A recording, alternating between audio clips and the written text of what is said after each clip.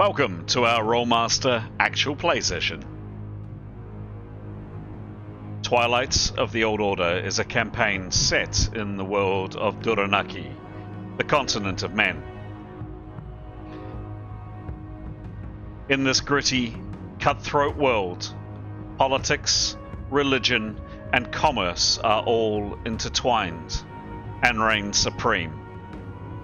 Characters need to be both smart and ruthless to survive. We hope you enjoy our story, and, as always, may the dice roll in your favor.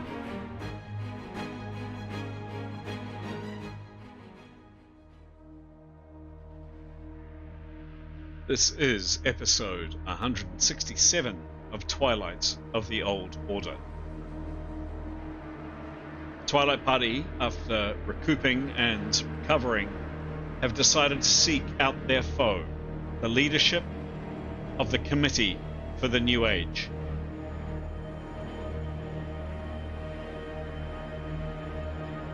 We pick up the story after a painful, magical journey into another underground complex.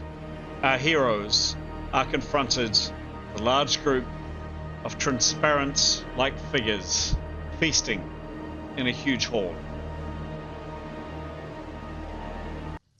Hello, I'm Chris, alternatively known on this channel as GM Chance, and it's my great pleasure to welcome you to our story today.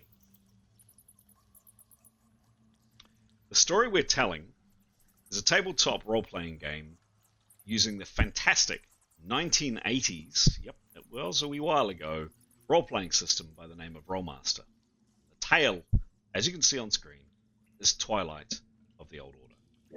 It's a campaign that's been going for quite some time.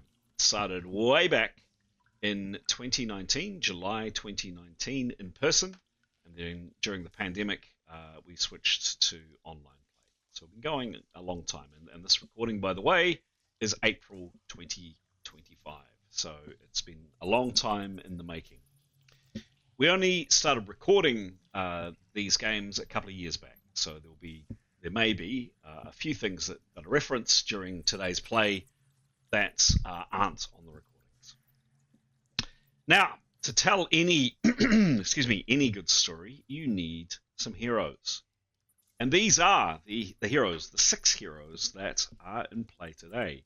6 protagonists that will surprise, delight, entrance, amuse, and otherwise entertain you on their adventures in this particular session. Okay, what we're going to do in a second or so is we're going to head to what we term character development question. I guess it's just really a way of understanding the characters a little bit better. So we devote quite a bit of time in this channel to understanding what makes these faces up on screen tick. Give them a bit more personality, understand their motivations, their likes, their dislikes, their history, etc., etc. And earlier in the week before we play, we're actually playing on a Sunday today, but we often play on a Wednesday night. Certainly earlier in the week, I sent out a list of questions to allow the players of those 6 faces up on screen some time to chew over and pick a question. And in a second or so, we're going to turn to one of the players of one of those faces to answer one of those questions. Before we do, the regular part of the show where I say thank you to all of our supporters, all of the people that have subscribed on YouTube, and just generally support us with questions, comments, ideas, suggestions, advice, or just showing a general interest in this, which is ultimately our hobby. We really do appreciate it. The usual request, please, for anybody that's perhaps seen a couple of these episodes and you're enjoying them, we really would appreciate it. A second or two of your time down below, not even that perhaps, for either a like or even much better, a subscribe. It really does help the channel grow, and it helps other people like you find our stories. Thanks very much. Okay, we are turning to Anthony today to kick us off with some questions. Anthony, the microphone is yours. All right, for Eskil, his question is, how does your character feel about those who wield great power? And this, once again, draws it back to his mistress. And he's quite conflicted because he can see that as the head of a large trading merchant group, she can control things quite well with that. And then he's seen the political influence she seems to carry from quite a long distance as well. When we last in Jebai Ratana, helped the party out, but also the great power that she holds over Eskil, and that is in we must call it a long distance psychological and literally getting in his head power, so he can see how great power can be useful influentially, but also when you're the target of great power, it is not pleasant. That's Eskil. Excellent, thank you. Who would you like to hear from? Let's hear from Jaeda.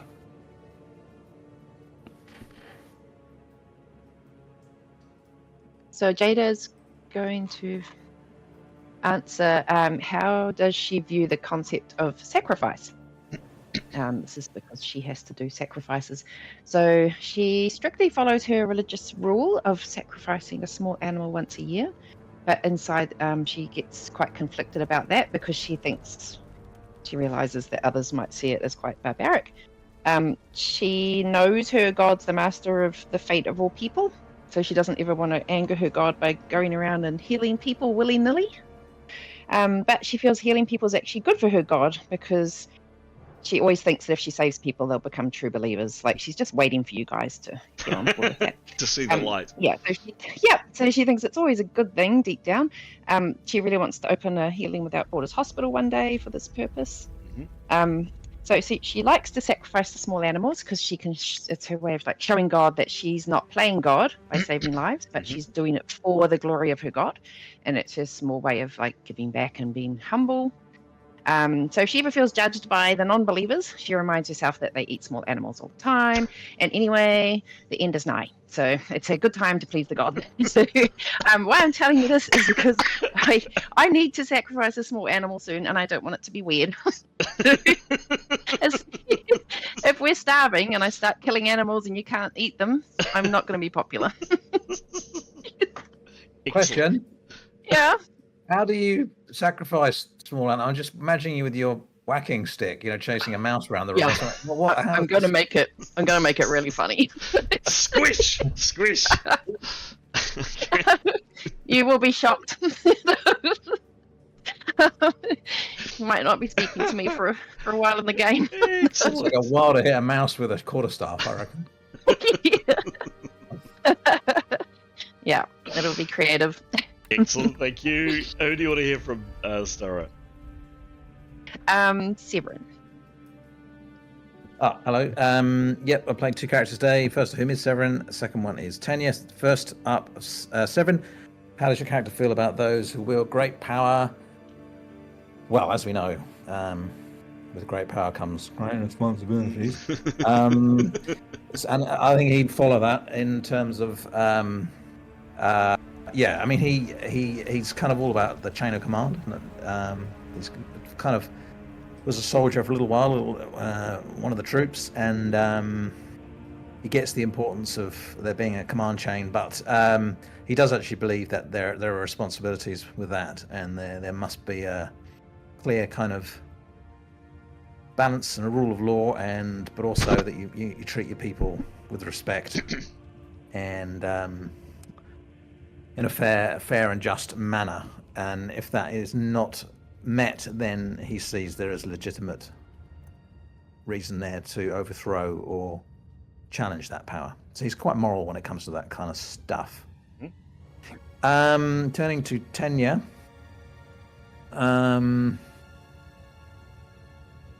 What?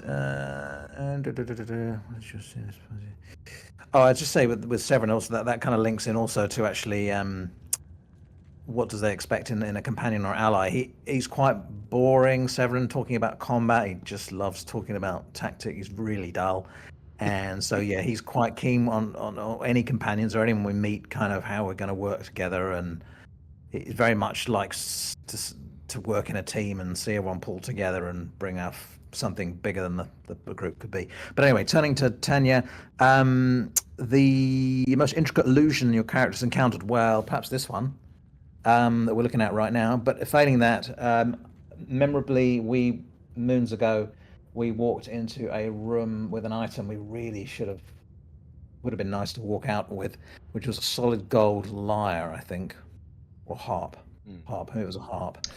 And when we walked into it would have been priceless. It was also very heavy, and we spent like 2 weeks traipsing through the jungle subsequently, so I don't think we'd have got very far with it anyway. But when we walked into the room, it started to play, and an illusion of this kind of sumptuous room presented us with a character in the middle, but it was all simply that, an illusion. But it was all very convincing at the time, and certainly, yeah, we thought we believed what we saw, but that was quite a memorable little moment many moons ago before we started filming.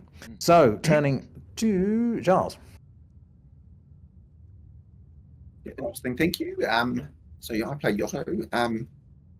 It's a tall, dire following Growth. And the question for him is, how does your character view the concept of sacrifice? So I guess he's had a pretty bad experience of sacrifice, because that's how his mother died, protecting him no less. And so in some ways he sees sacrifice as something that's a bit pointless, and he kind of wishes people wouldn't do it, but obviously feels a lot of shame, guilt, responsibility because of that experience.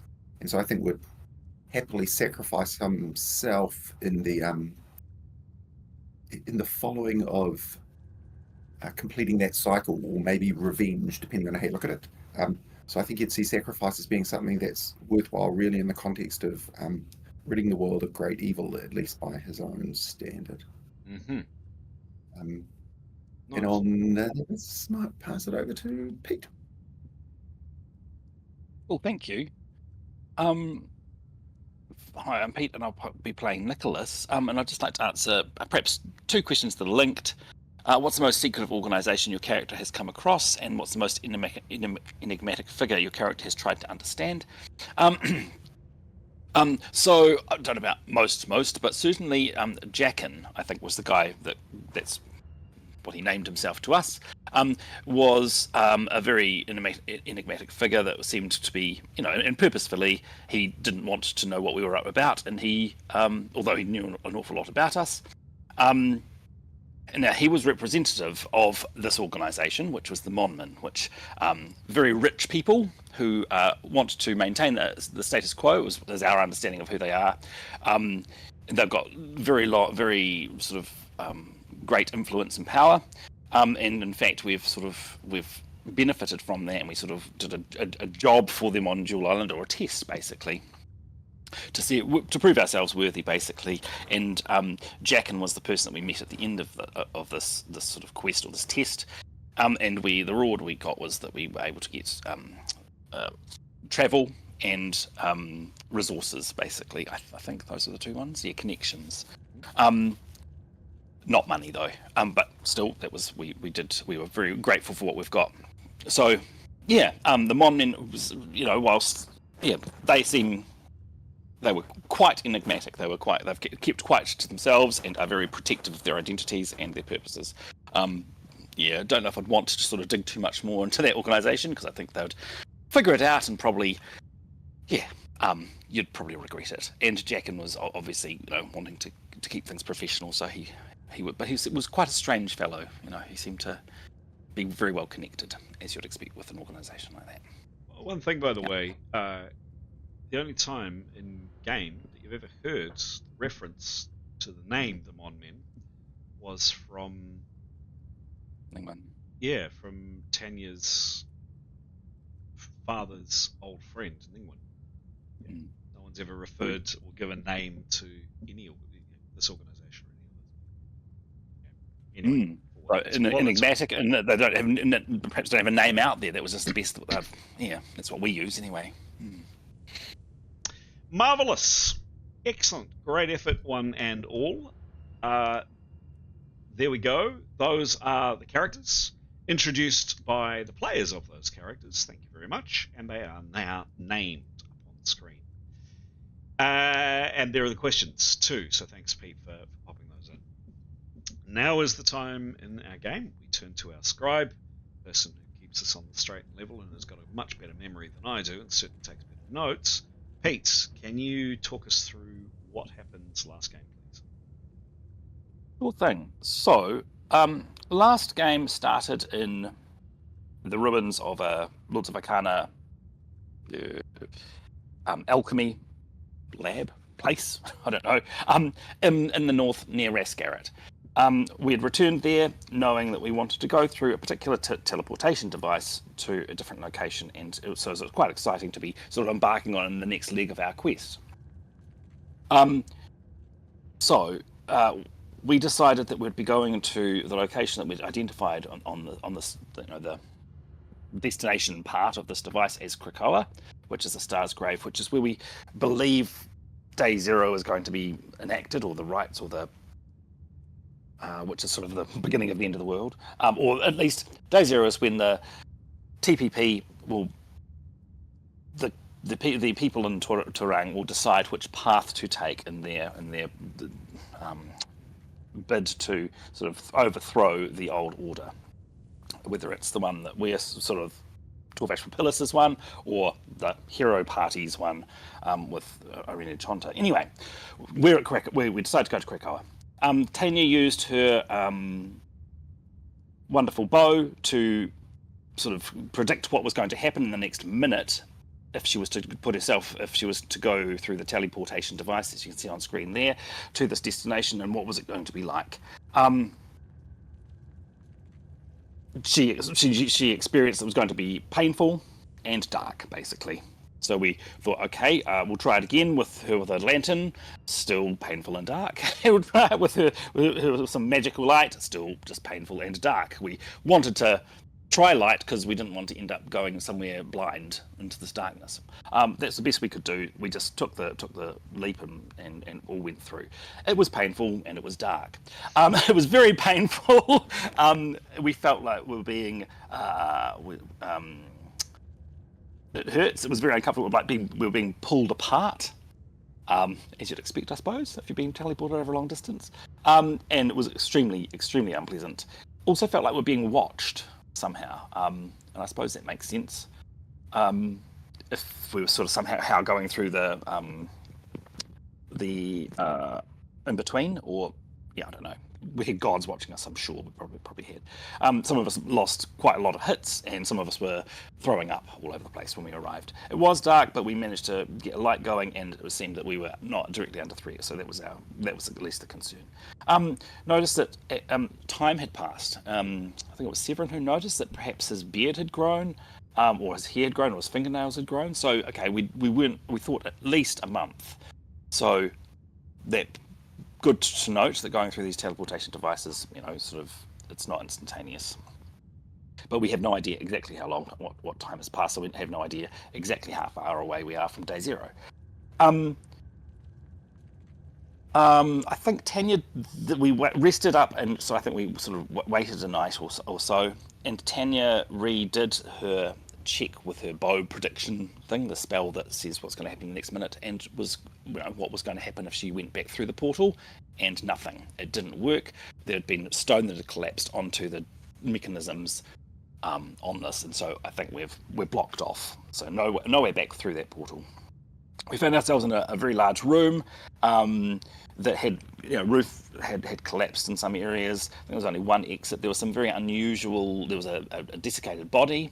Skeleton, there he is there, a humanoid one, and which is sort of, which was interesting because this is the Nakana ruins. The steps were larger, so we would expect everything to be larger scale. So humans have made it in here, we suppose.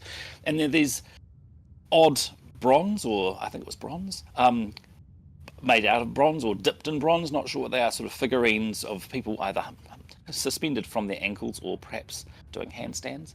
Not entirely sure what they are, but they were a bit creepy. We explored this room a bit and sort of found that, decided there wasn't too much more to see. There was a ruined table, which was the counterpart to the one in the other teleportation where we'd come from, which was a map that had sort of showed which symbol on the device went with what location on the map. But it was rather smashed, and not a lot. We couldn't get any more information out of that. We decided to proceed, and so we went through the one exit up through the corridor. Yep, thanks, Chris. And certainly at this point, we were just aware that perhaps after our trip back to the Vale of Tears and back to the ruins we would come from, we had sort of used up our water. Some of us are running a bit short on water, so it was quite intriguing to find, as you can see there in that corridor, this sort of little alcove that sort of had a basin or a large hole, a sort of hole set into the floor and a bit of a room around it. But with that line there, we weren't confident about exactly what that meant. But brave Yotto decided to go and explore, and as soon as he sort of stepped over the line, I believe the water started coming in there. So it's sort of predicting that there might have been a source of water, which would have been nice. But then. And we were all, sort of assessing the situation when he decided he'd love to go and frolic in the water and that he could breathe under that water. And he was very, very keen to take a bit of a jump down the hole and it would be lovely to go and frolic in that water. This sort of set alarm bells off, and just as he's about to jump in, we'll cross the line again, Jaeda managed to grab him. And yeah, it was sort of became more and more clear that he had been enchanted somehow by being the one to cross the line, we assume. We had to sit on him for, I think it was half an hour to restrain him from wanting to go there. I mean, he didn't become violent towards us or anything, but he was just dead set on going and breathing, going under the water and frolicking and he knew he would be able to breathe. So that was a near miss, I would say. After things seemed to be settled down, and he sort of came back to himself and was like, don't know why I wanted to do that. We made our way further up the corridor past the more of the collapsed ceiling, and came round to another large room. And I think just as we approached, maybe I've got the timing wrong, but I think we started to get a vision that would of what we're assuming is the Lords of Arcana feasting in this room. So for us, when we first approached it, it was empty, very bare room. I think there was only one exit, which was these double doors, one of which was ajar. But as we approached we started to see these beautiful, amazingly beautiful, thank you, yeah, there they are, at the tables, sort of feasting. We did some experimenting with spells. I think presence was one, so we'd be able to detect any thinking beings there, and it was very much there were some, then there weren't any, there was one or two, and then there were none. It was a very ambiguous reading on if we could detect any actual presences or minds. Nicholas cast a spell to tell if it was an illusion, and I believe it was not. So it's something else. And I think we sort of withdrew to sort of discuss our options. And just as we were doing that, I think it was Eskel who noticed that one of those beings perhaps turned in our direction and noticed us. I think that's what we're up to. Please fill in any missing bits. Perfect. Thank you, Pete. Couple of comments from me, but I just want to hear if anybody else had any other questions or comments before we start. Oh, okay. So excellent, Pete. You always, and I know I say this each time, and it does probably get a bit repetitive, but you do a very good job at detailed, because details do matter in this game, a detailed remembering of what happened last time. So thank you. Two last things from me. Some of you, by the way, in your Discord channel now have a little bit of information, so you may want to have a look. The other thing to note when coming through this portal. You guys are calling it a portal, but this device, this thing in the wall, from the other complex that you're in and to where you are now, the sensation was different. Was very, very different. It certainly was different to using one of the black columns which dot this world. You'll recall there are these black columns of jet black stone. You walk up, you put your hand on it, and you say in any language, "I require a navigator," and suddenly, magically, a person appears who can, if you have the money to do so, can transport you not quite anywhere in the world. There are limitations, but to a number of locations. And your characters have travelled for free, effectively, which would normally be astronomical amounts of money. Either, I'm going to guess, 2 or 3 times. Certainly one to Rasgarret and then down to Jebai Ionia to sell some material and back again. So at least 3 of these teleportation jumps your characters have previously done. And the one going through this felt different. It felt a lot more intense, and it was different, and it was painful in a way that the black columns have not been painful previously. So those were the only 2 things for me. Any questions from anybody before we start? Anything that's not clear? Anything that's anything that's not clear? Anything we need to clear up? Nope. Okay. We're all sitting comfortably. Let's start the game.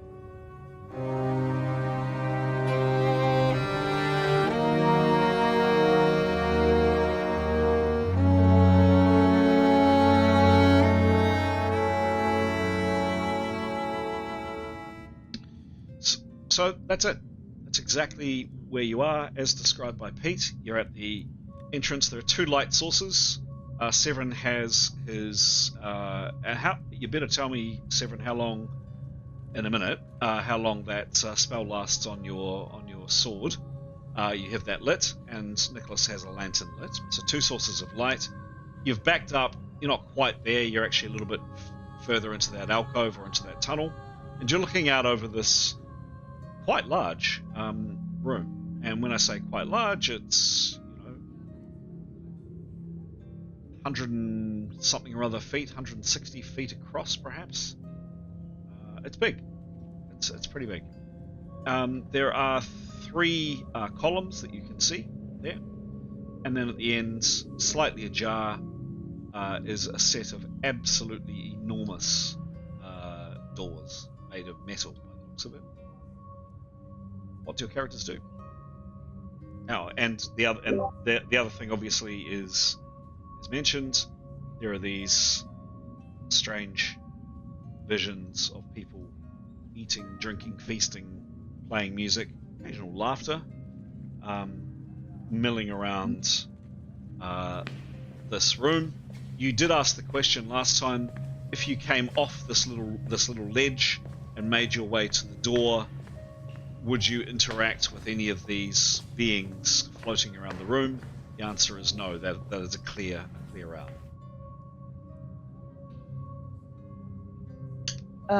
In answer to your question, Chris, 100 minutes. 100. Okay. So you spent. So you spent about 30 arriving. You spent about 30 sitting on Yotto. So that's 60 minutes. So I'd say you've got a bit over half an hour left. Okay. Maybe looping a rope around ourselves to connect ourselves is not a bad idea in case one of us gets lured in. Rather than simply relying on Jaeda's belt reflexes. So if everyone's keen to do that, we'll just kind of run a rope around ourselves. While that's happening, Chris, perception, please. Certainly Tanya and Severin would like to, just to see that if the we know before this happened, we saw one exit from this room. Does the illusion, looking round, does it add anything else to this room that is not currently in this room? And I suppose particularly you looking for windows, doors, stairwells, you know, spot the difference. Sure, got it. So, no is the answer to your question. The, while, for example, in this image, yes, there is a something down there, and this image, there's a something down there, and perhaps something over here, or whatever. The answer is no. The shape of the room in these images doesn't correlate to the shape of the room. The main thing to take away from these images are these kind of ghostly, translucent forms that you can see through. Pay less attention to what's around them. So no, there isn't in the images overlaid. Spot the difference. There isn't a different doorway or a different window or a different something else. So what do you think, guys? If we loop the rope around us, we made our way briskly to the open doorway. Severin shines a sword inside round the doorway just to check what's in there. Is that a good idea? Yep. And then Which door's open? Just out of interest. the big ones. So, sorry, is it ajar? How far open and which side? Yeah, it's this side that's open, and it's open about that much. Oh, so we have to push it further? Yes, definitely. Yep. And we wouldn't be able to see through it as we approached it because we'd go past the door that's like, yeah, got to. It's the right-hand door. Thank you. So it's not open much. It's open about that The much. whispering. What I Sending the wonder whispering is in things better. Oh, the whistling. Yes, we can do that. That's a better idea. Yeah. So why don't we send the whispering in and see what it sees? Because it might fit through that teeny little ajar door. And Severin then can kind of just put his sword round the corner at the bottom so the whistling can see. Yeah, thinking. What's that room? Is the room lit? This room here? Yeah. No. It's... Is it lit? That's a really interesting question. The light is behaving oddly. Your light is real light, and that's basically what your characters can see of this room using your own light sources. So you can make out a set of stairs over there, and 3 columns in the far wall, etc. What's weird is there is kind of sometimes some strange ghostly light in here, candles on the tables that you can see, torches on the walls, but this light, that light in these images behaves oddly. Like it lights things up, but it doesn't light things. Like, yeah, it's very odd. Like it should radiate out a pool of light, but instead the light stays very localized. Doesn't behave as light should. Gotcha. So we could perhaps see the source of the light and see it when it illuminates something, but don't see any light in between. Yes. Yeah. Yeah, it's a good idea. So the whistling, I think. And then while that's happening, perhaps people just could keep an eye on. Severin will put his earbuds in and activate them before we start moving. If that's all right, Chris. And then you guys keep an eye on the spirits. And when the whistling says, well, when Nicholas says, "Okay, we're good to move," maybe we can move into that room, and then Severin will just hang by the door and then maybe attempt to speak to them and see what happens. And if it goes wrong, give me a yank. Can I ask what's the distance from where we are to the door, please? Sure.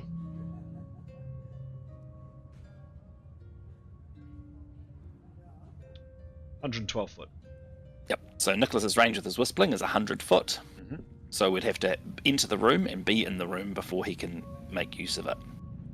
All good. That's what we do. Should we do all the casting then before we start? Yeah. So he would summon it first and then move it out into the room and want to see what the reaction is before any of us move out, if that's all right. Sure. But earbuds first. Sure. Okay, so you're going to roll. You prepare, I'm assuming, and roll for these. Yes. You roll.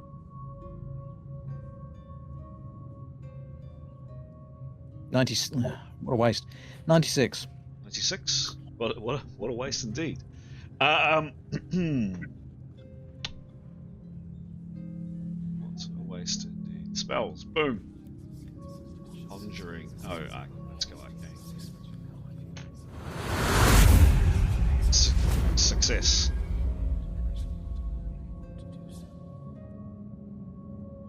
Cool. Can he hear anything? No. Not other than what you can hear. Oh, I thought we were hearing conversation from them. No, just Yep. laughter. Yep. Yeah. Ah. You're hearing conversation from them. But Severin can't understand it.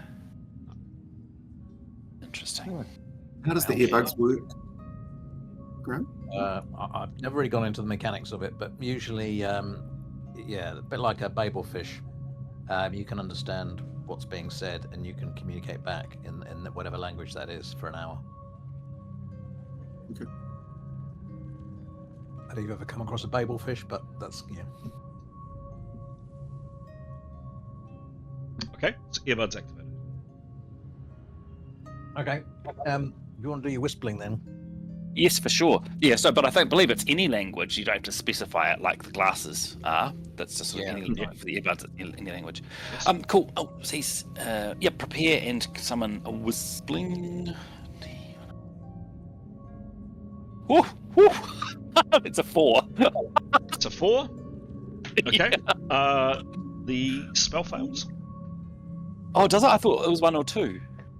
Normally, yeah. Well, there's something about spellcasting in here, right? There must be some anti-spellcasting in here. I wonder if this is True. Yikes. Pete, can you please roll the dice and add plus 20 to your failure? Oh, no, I don't like the sound of that. Just did that in our chat. What's the roll? Well, I did it in the chat, so that doesn't actually. Oh, sorry, in the WhatsApp. Not helpful. 55. 75.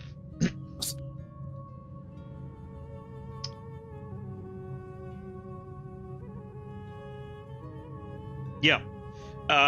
Apparent inconvenient distraction causes the caster to cast a useless spell, but not use the stealth points. You're stunned for 1 round. So, Nicholas, you go to cast and poof, it doesn't. Computer says no. Does he figure that there's something that was harder? No. Just No. Okay, cool. Just Yeah. failed. Yeah, cool. He will just say or something, and he'll prepare and try again, please. Sure thing. So just before that happens, Chris is going to have to wait around. I think Yotto might tell the party he feels weird. I have this buzzing in my head. This doesn't feel right. I don't think this is coming through the portally thing. Is anybody else feeling odd? And Esker would probably go, oh, snap. I'm feeling the same. Kenya too, she's got a metallic taste in her mouth and it's got a buzzing. Yeah, so clearly Yotto also took Zopiclone last night. He has a metallic taste in his mouth as well. That's so something weird is going on here. Same part we went to. Let's keep moving. Anyway, thread the rope through ourselves and then so we're going like a climbing team. Mm-hmm. And then we'll just follow the Whispering's lead, I guess. Can we roll for the wrist wing, please, Pete? Well, yeah. So Nicholas will say he's feeling fine, but okay, cool. Yep, he'll prepare and have another go. 32. 32. 32. So you attempt to cast this time, Nicholas, and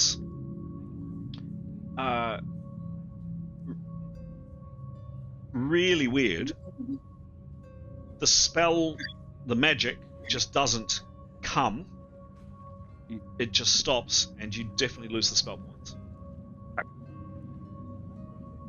Right, so no magic, please. Yeah. So Nicholas will pass that on and just say, I'm reluctant to cast more magic. No. What is Nicholas's class? So Mentalism. Yotto, right. So one of the things I wondered about here, right? The Lords of Arcana are essentially essence users, right? So I wonder if using any kind of spell that's not an essence spell is something that they'll just smash. or if it's just any magic at all. Not that Yotto has any that's useful. Not sure. Should we just press on at speed? What do you think? Yeah, that's good to bear. I think it's good to bear in mind. But, yeah, let's.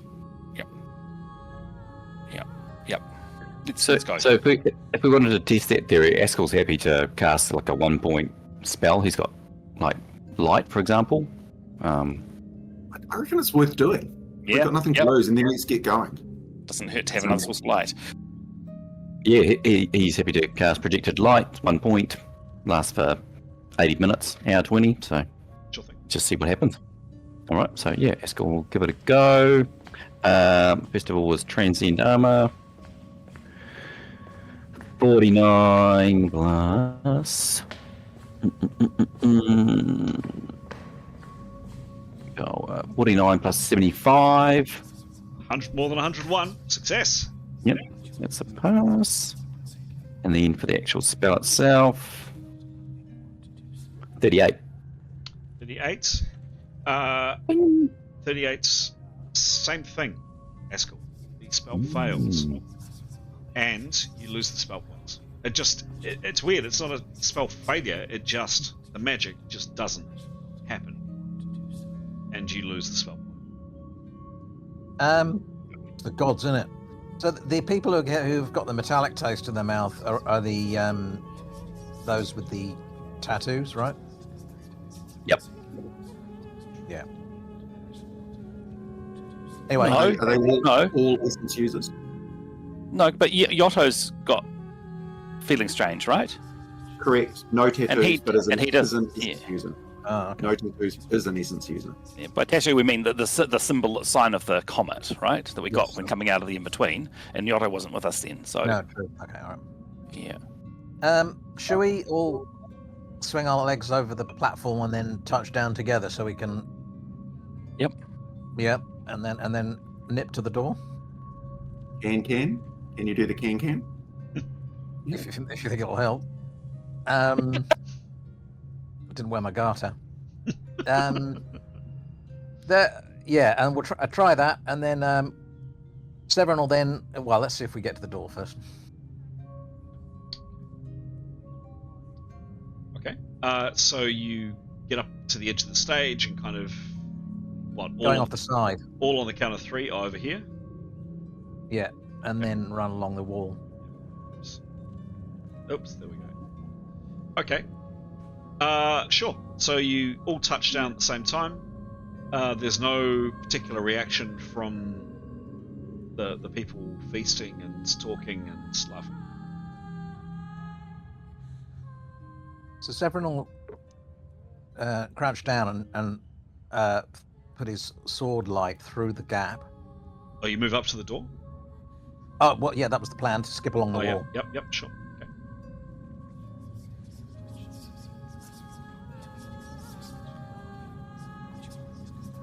Okay.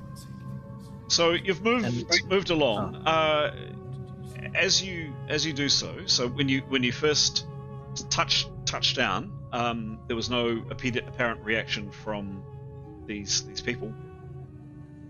As you move along and as you get to the door, you think a couple, you can see them here, that figure there and that figure there and perhaps this figure here seem to have some interest in you, and one of them actually raises kind of a spectral hand and points in your direction and says something to their companion. Should we just go through, or do we go through carefully? They don't appear to be moving towards you or doing anything, but they seem to have seen something. All right, well, Severin will quickly shine a light into the gap, but from quite low, but not stick his head round. Okay. And then at a kind of different level, perhaps someone could cast a look inside. Yeah, Tanya will do it. So shining inside. By the way, you'd asked for a couple of perception rolls earlier on, which I didn't end up doing. Graham, did you want to do those? Or I guess it's kind of moved on. So the door is open, but it's open only a very small amount. Yeah, it's about kind of that much. Yeah. So your field of vision is pretty much through using your sword, illuminating. you can see it's shining into a passageway, or onto a wall. Put it that way. So there's a stone wall directly. It looks like this door opens up, and there is a passageway there. It doesn't appear to go straight into a larger open space. All right. Well, if should we just get going? And if Severin yanks back the door, but without sort of stepping into the gap or revealing himself to the gap, he'll pull the door backwards. And if everyone stays out of the way, that's probably a good idea in case something shoots out. Okay. Everyone all right with that? Yeah, but when you say yank back, open as far as it needs to be for us to get through. Not Yeah, just a little bit. Yeah. So standing to one side, Severin, you open it up. Pushes inwards. Actually, the other way, it pulls towards you. Anyway, we're not going to change it around. And there, as mentioned, is this stone wall. And hang on.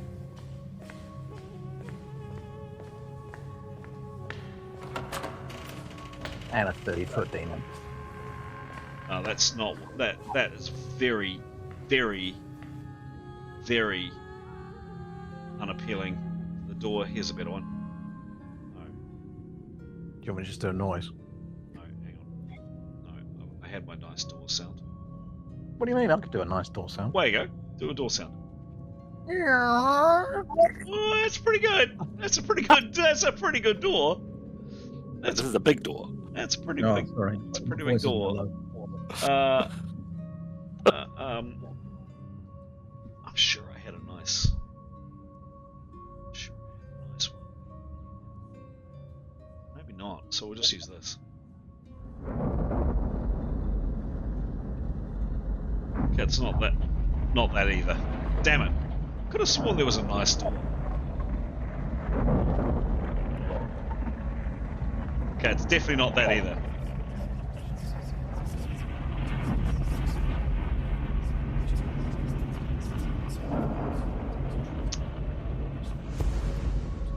Okay, it's not quite that dramatic.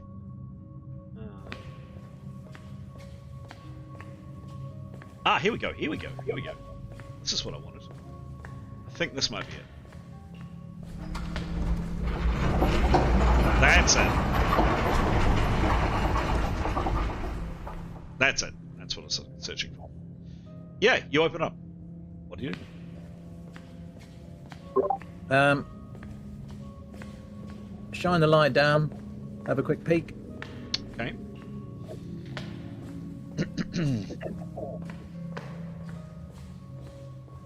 So there's a long corridor, very long corridor, and basically where that grey box is, it's kind of a lip of almost looks like perhaps another pool or a raised area. It's quite some distance down, so some 200 foot away, very long way down. Does your sword reach that far? No. Well, then you don't see that. You see a long way down a dark passageway. 50 foot. Only 50 foot. All right.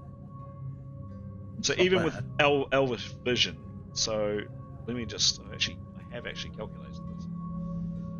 I thought it was 100 foot. So vision. Here we go. Vision. Night vision.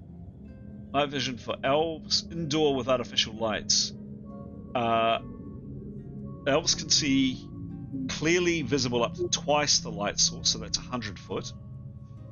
Dimly visible, extend double the radius beyond that point. So the elves peering out there could probably just make out that lip, perhaps. So the humans definitely can't. The humans can only see can only see the 50 foot down. The elves can see further. They can just make out the lip. Tanya just whispers to use the point the light around the immediately in front of them, and she'd like to just, while somebody keeps an eye on the apparitions behind us. She just wants to do a check for traps, please. Sure thing. You're on.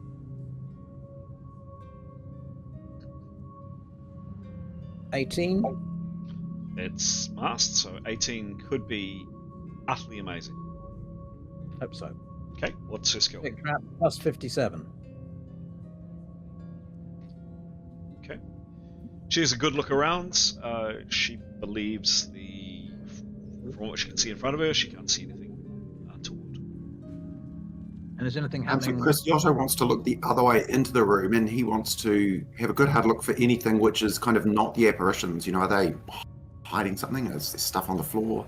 Sure. A bunch of, red slates? Or, Yep. Who knows? Cool. So Yotto, you turn around and have a look back this way. Give me a roll, please. 2. 2. I mean, it could be amazing. Plus. 54. Yotto, you can't. So you don't see anything that's not the apparition, but obviously you do see the apparitions. Yeah, definitely a few of them. These ones, a few others are looking in your directions. A couple are kind of craning their heads a little bit. A couple have looked in your direction and then have turned back to doing whatever they're doing as well. So they can see us, but they're not really that interested. Well, Should we we go should look into Should we go into the corridor and put the door back where it was? Yep, I reckon.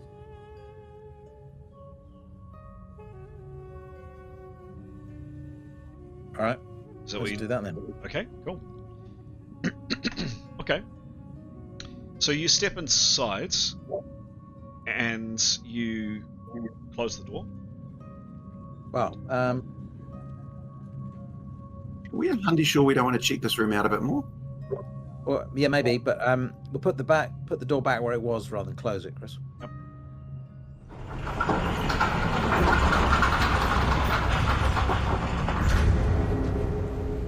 I like Graham's door noise too. Yeah. You step inside, and the GM is just going to do this for a second, just to move the map on a little bit.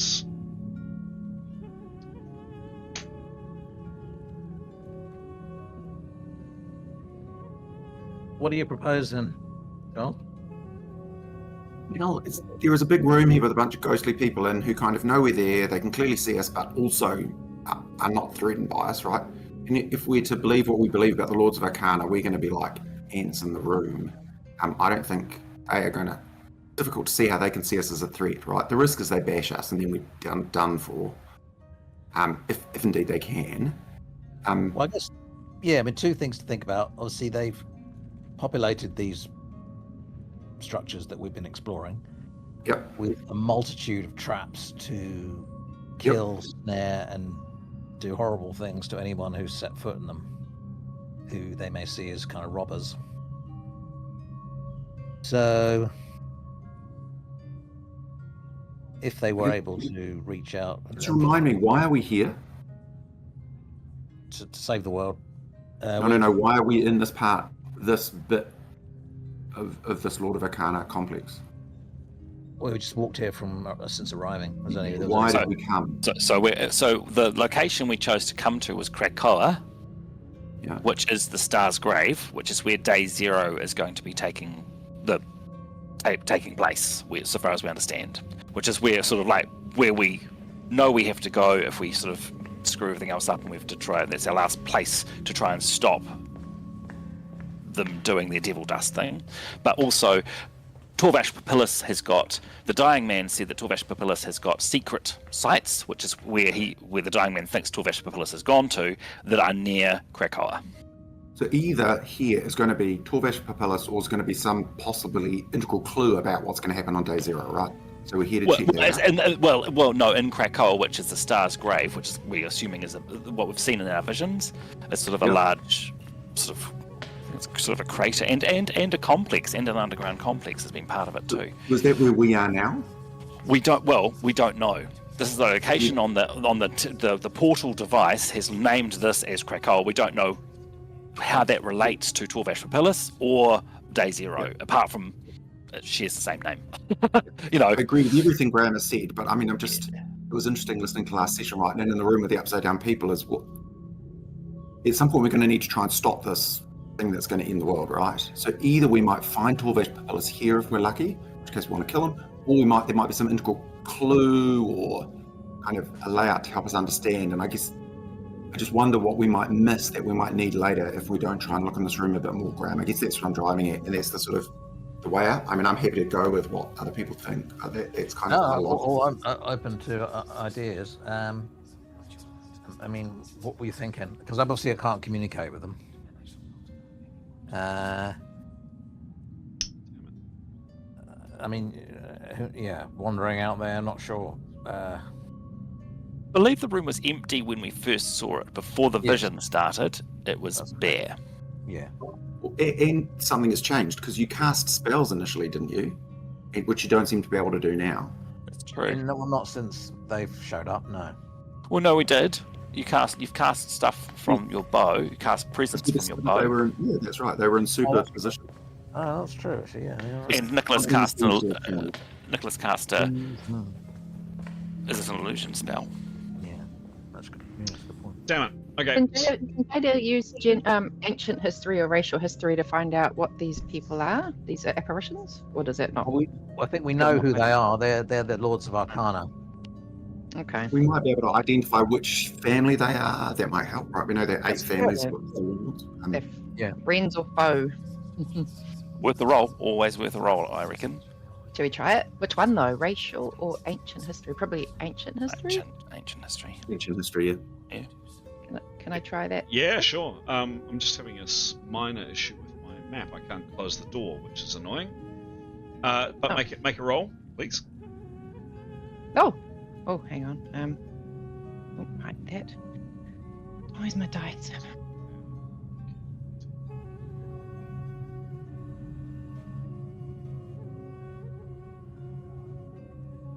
Damn it.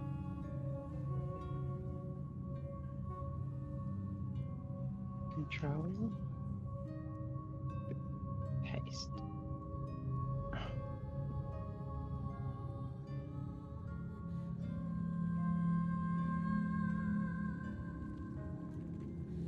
Oh. What's the roll? What's going on? Oh, hang on, I'm having trouble doing it. Copy and paste not working. I'll just type it in. So there are D100.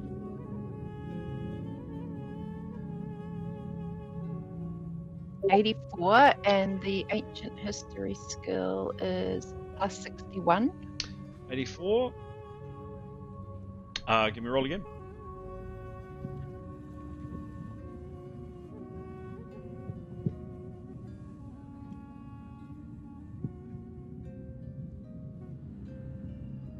+35. 35, sure. And what's the skill, please? It is ancient history, and it's +61. You really don't know, Jaeda. You think that from everything you've heard and the descriptions you've had and all the rest, that there's a reasonable chance these could be the Lords of Arcana, but you honestly don't know. But more than that, I'm afraid, no. It is a mystery, Charlie Brown. Okay, sorry guys, I've just had a minor, not a major, but a minor irritation with my map. Here we go. So, for some bizarre reason, the door didn't want to close. So you've closed the door. I get the fact that you haven't closed it completely. You've turned it back to what you had before.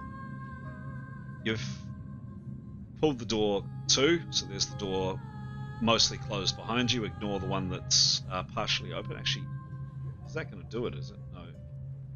It's the other one. How weird. Anyway, but more perhaps interestingly and importantly, down the way, Uh-oh. you see that, and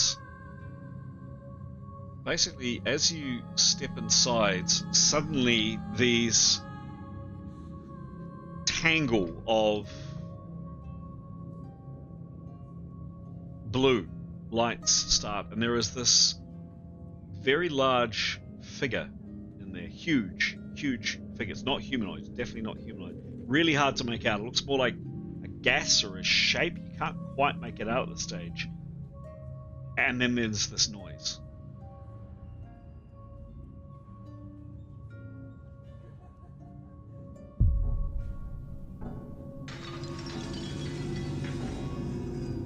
Should we go back into the room? We probably want to be able to fight around it rather than in a passage, right? And as that happens, as that noise starts, suddenly there is this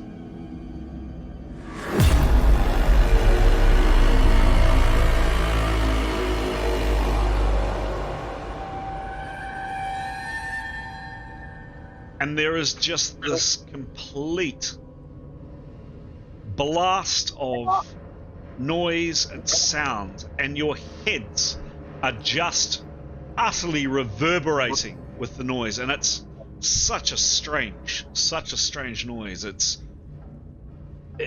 everything from people talking to music to screams to laughter to incantations to all kinds of things, and it just blasts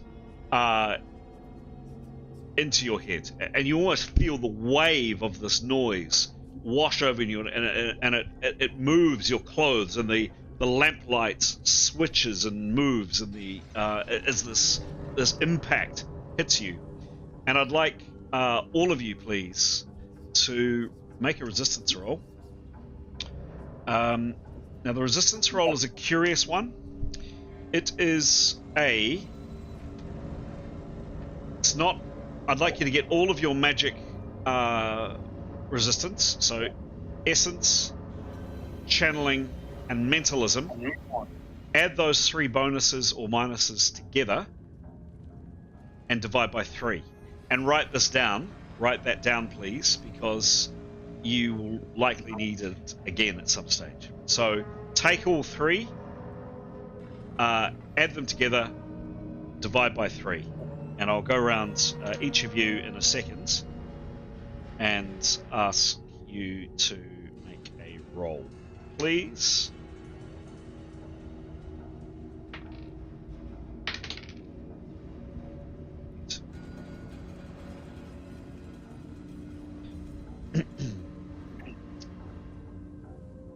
All right. We will start with who I can see on my screen. We will start with Askell. Please, can you... What level are you, please, Askell? It's level 8. Level 8, thank you. Okay. And can you please give me a roll? Okay. He rolled a 57, and his bonus was plus 11. Plus 11. Bad. Okay.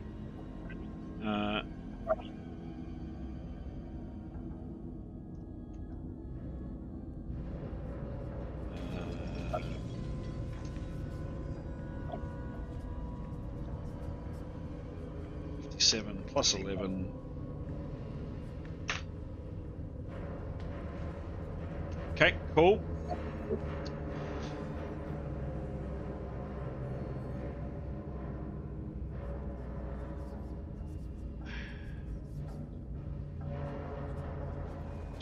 Per 10. Okay, great.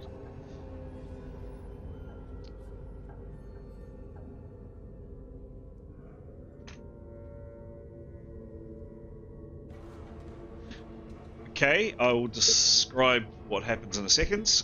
Going next on my list, Pete. please, for your two characters. Sorry, for your character. That's force of habit, isn't it? What level is Nicholas? Nicholas is 8th level. 8th level. Cool. Got a roll of 30. Hang on a sec. Just a second. Oh, sorry.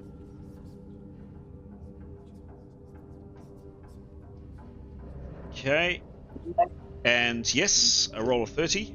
Roll of 30 and snap. Haskell. 11 as well for a combined Okay. resistance roll. Cool.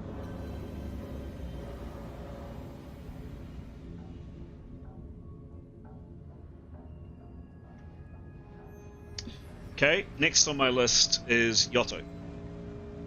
What level is Yotto, please? 8. 8. Exactly the same again. Give me a roll. 82. 82. And what is either his bonus or his minus? 4. Plus 4. Ha!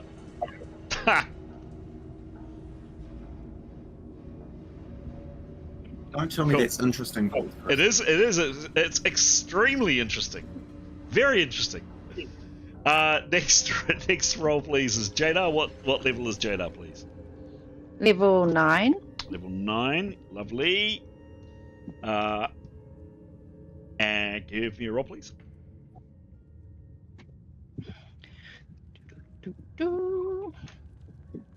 Open sesame.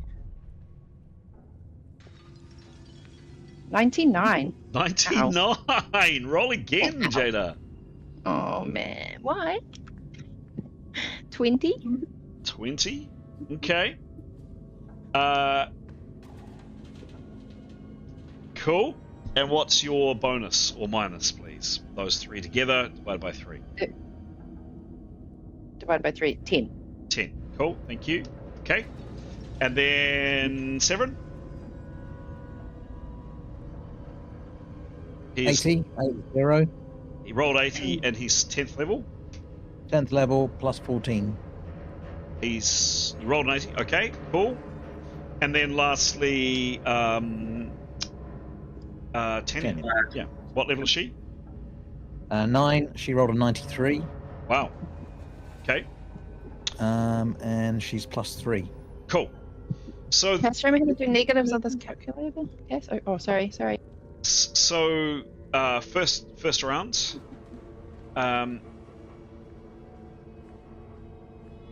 And both Yotto and Nicholas, this blast wave, it has just scrambled your heads, and you are stunned. Everybody else is able to operate, and the first person to act is Jaeda. Jaeda, what do you do? I wish it wasn't me.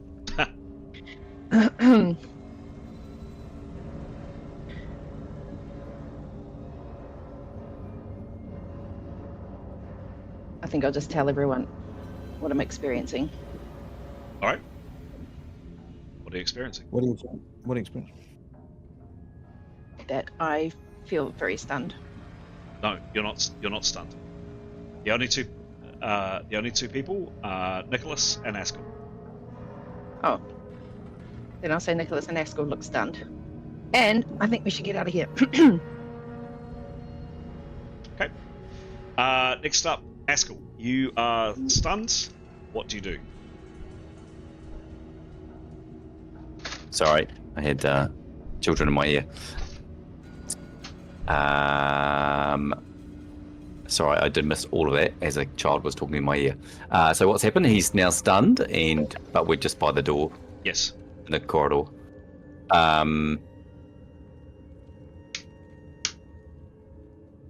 Exactly that. What does he do? Yeah. Because he can only do part actions, correct? He can move a little bit. So remember, guys, this is your friends. Descriptions of the effects are on that sheet there, but I'll read it out to you again. Stun number of rounds. For this number of rounds, the target may not attack. They may only parry with half their offensive bonus. Normal OB due to quickness, shield, etc. is not affected. The only other actions allowed are movement and maneuver, both modified by -50. He would probably just be hurting and just want to like move backwards Okay. towards the doors. So Askell, you where are you? Askell, you shuffle backwards a little bit. Yep. You're not moving far because you're pretty bleary and stumbling and all the rest. Yep. Next on my list is Yotto. Yotto, you got this blast of sound, and it just rocketed past you again. Just the sound effect, just because I kind of like it.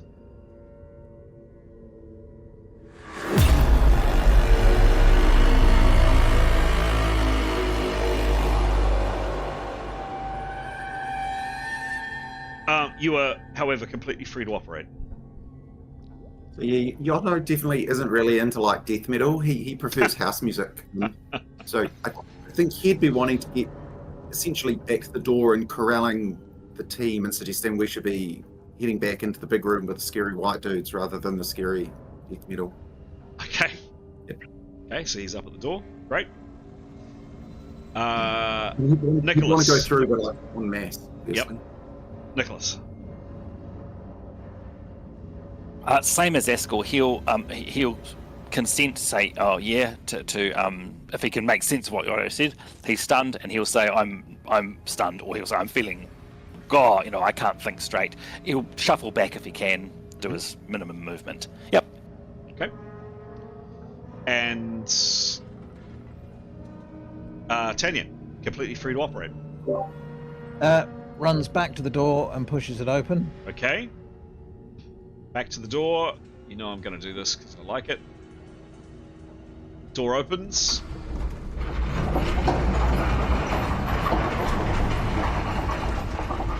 Oh, I wonder if... Hang on a sec. Door opens. I wonder if I can get it from this... Is it from this side?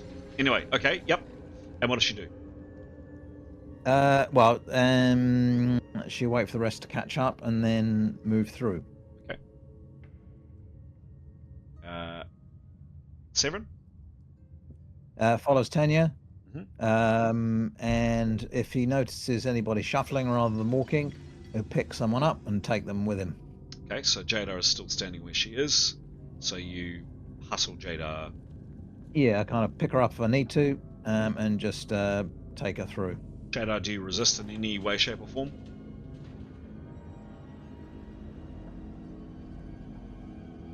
Okay, I'm saying No, no. I'm running out with them. Yep. Right. Trying to stay in the middle of the group, safe and protected. Okay. Yeah, Yotto, you'd got up to the door, but you wouldn't go any further. The door's now open. What are you doing? Yeah, stick with the crew. Okay. Askell and Nicholas, you're kind of at the threshold. You're not over yet. You're both feeling pretty woozy.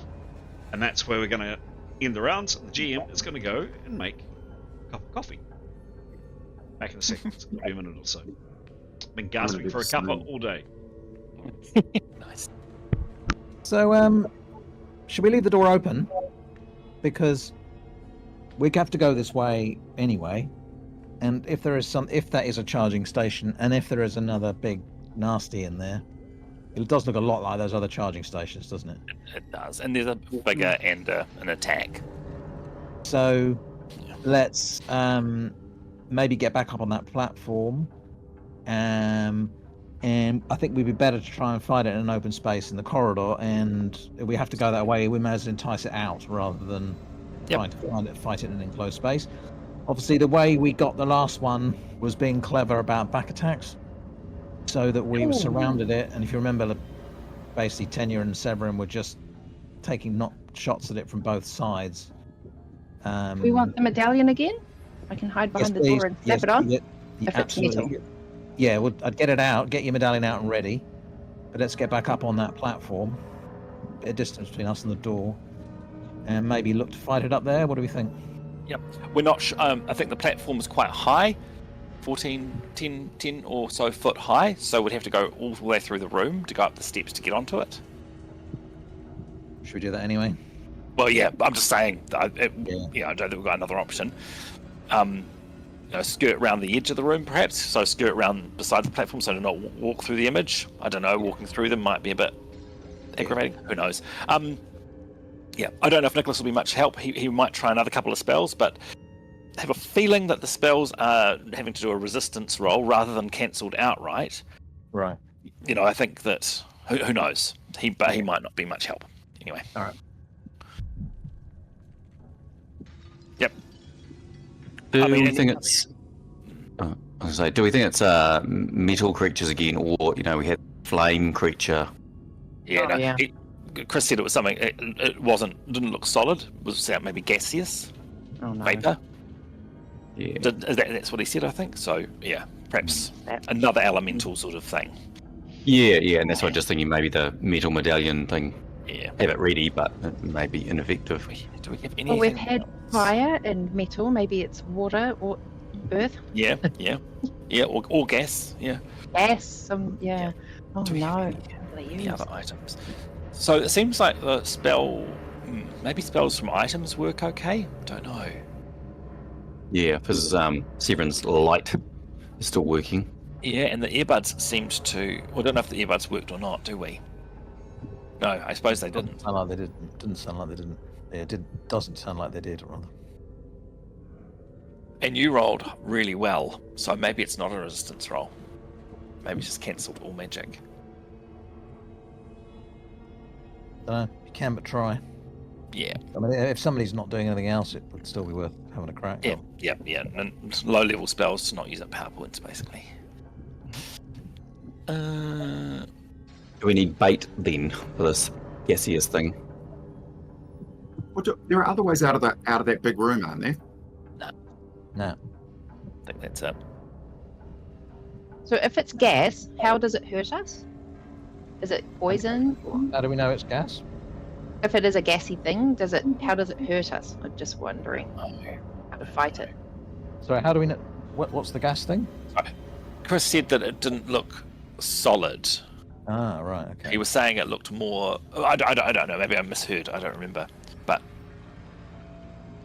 Yeah, we don't know, but let's No. assume it's gas. How would that normally hurt us? Is it just going to poison us all our breathing? could be. It might shoot acid. Woohoo! Oh, Done. I've got a Who spell. knows? Who I've got a knows? spell called Still Air, which stops gas coming in, which I can use for like 9 minutes. Ooh. But then, Well, that let's works. say that lets me get near it, but then what? How do you kill a gas creature throwing acid if it is something like that? But even we were able to harm the fire creature, Yeah, so it was able to take physical damage. I would say magic weapons only, but yeah. Yeah. Okay. We'll see. Is Worth trying that spell though, depending on what it looks If like. it is I reckon. gassy, okay, and then I just try the quarterstaff. And Oh, hope that all- it doesn't. Do another Jaeda maneuver. It's, Any other items we've got that are interesting? I couldn't see. I mean, actually, Severin's totem should give him. Oh yeah, Stop him what being about stunned. that? Should stop him being stunned. It's if it Dancing works. slippers. Oh, who's got that shock bolt ring? Is that Yotto? Yotto's got a shock bolt. Sorry. Do we Sure. think? Do we think the apparitions can probably help with this? Like, are we missing a trick there? We haven't been able to communicate. No, well, it'll be their creation, right? It's their security. We're in their gap. They'll probably either egg it on, attack us, Oh Or- no. do nothing. I mean, who knows if they're. Yeah, who knows? Do we think there's potentially a switch or click, something to disable it? Like, there was a lot of all those hidden sort of pieces. It's a good Some thought. good We should do a perception along the walls. Yeah, excellent thinking. True. Yeah. Might be the power off switch. The extractor fan for the What we need. SS form.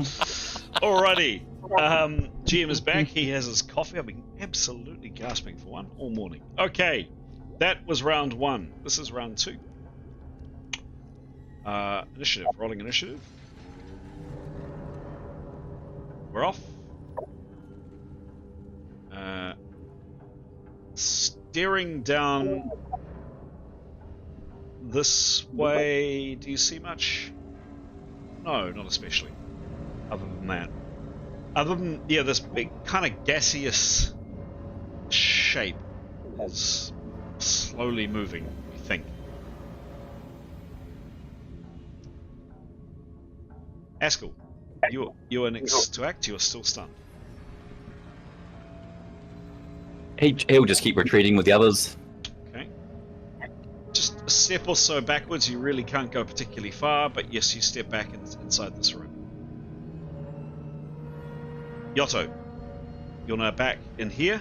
What do you do?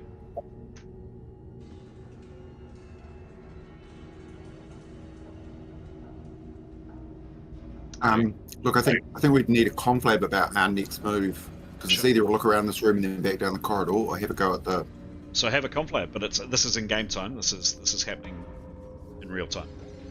As I think you have to turn to the others and say, what do you think we do? Look around this room for a way through, see if we can identify traps or levers that might turn us off or protect us, or do we simply go forward?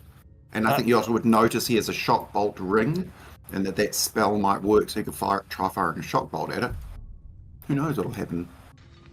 Seven Yeah, do we shouts have any- to the platform. We're under to the platform. Unrope, and urges the party to move as one as quickly as Moving possible. on. Yeah, around the- come to your turn. Cool. All right. Anything Oh, else? I thought this was a conflab. No, it's not. No, so Yotto's just said that. Anything else, Yotto, for your turn? No. Cool. I'm just doing a tiny bit. Jaeda, what do you do? I'll be wondering or asking if there's any, those new weapons we picked up.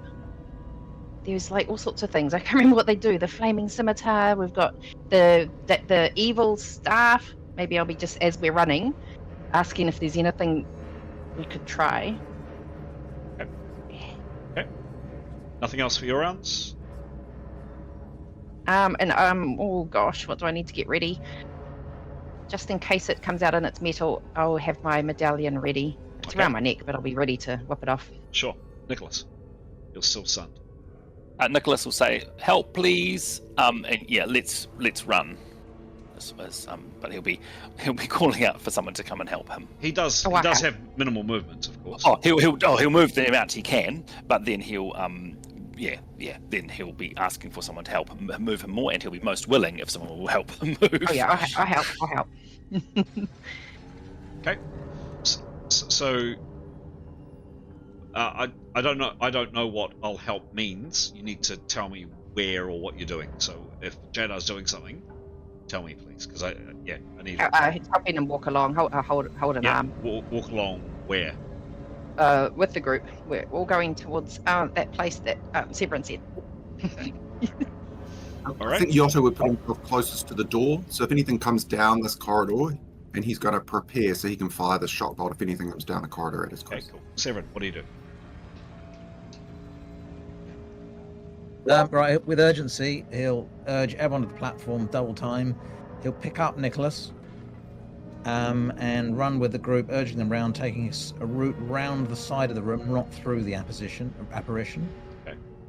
But to the steps, right? Because that's quite a high platform, right? That is, it's 5 foot. 5 foot. It would require a maneuver roll to get up onto it. Not a difficult one, but it would require. It would require a maneuver roll to get up onto it.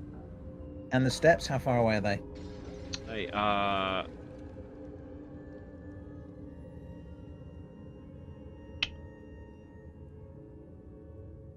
Oh, they're on the opposite side of the room. Oh no, I'm disoriented here. So where you came out was here.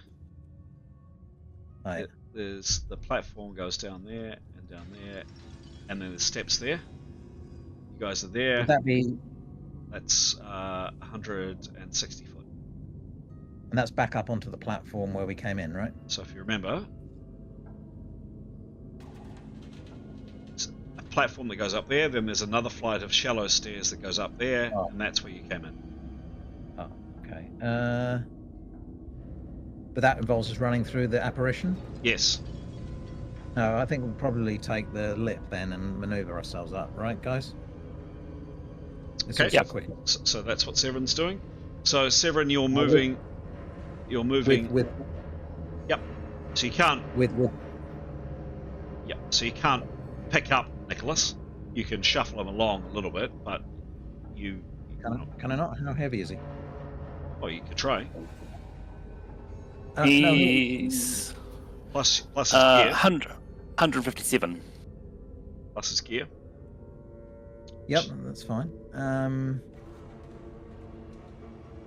Well, he might not be able to move as fast, but it'd be quicker than presumably shut. How far are people moving with their stunned?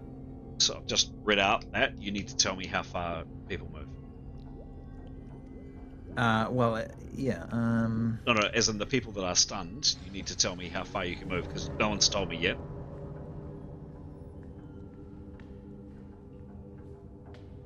So sorry, I take my base movement rate and I'm negative a quarter from it, or I just take 25 foot off it. So half. No, not a quarter. Half. So the only things that you can do. Oh, sorry, I was looking at M.E.R.P. Sorry, 50. Yep.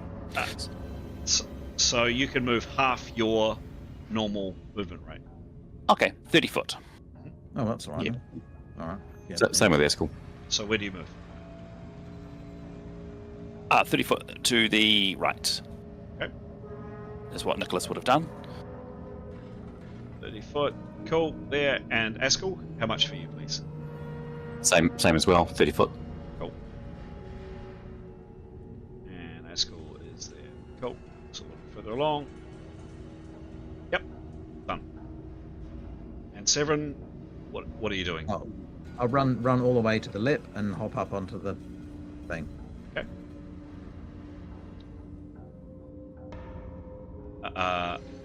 Oops, coming out.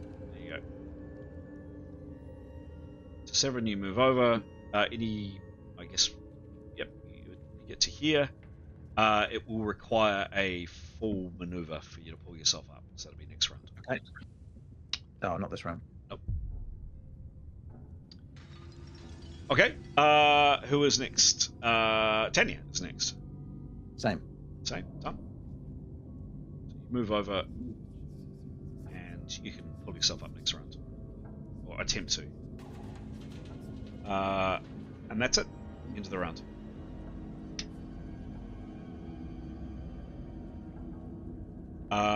Rolling initiative.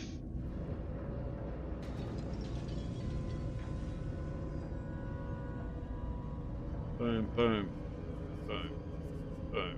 Yotto, you're first to act for a change. Look, we're gonna hop up onto this stagey thing, I guess, regroup and think about our next choices here.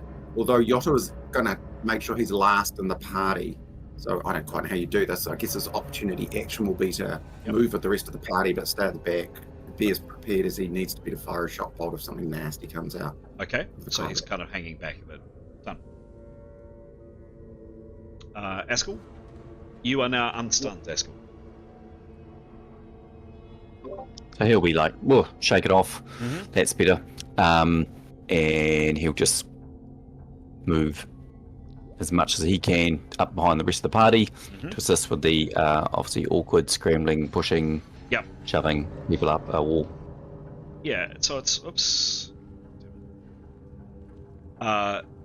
so it's an irritating distance. It's a very short distance to get to this lip, but the lip is relatively high. You know, it's almost the height of a normal person. It will take quite a bit of effort to pull yourself up.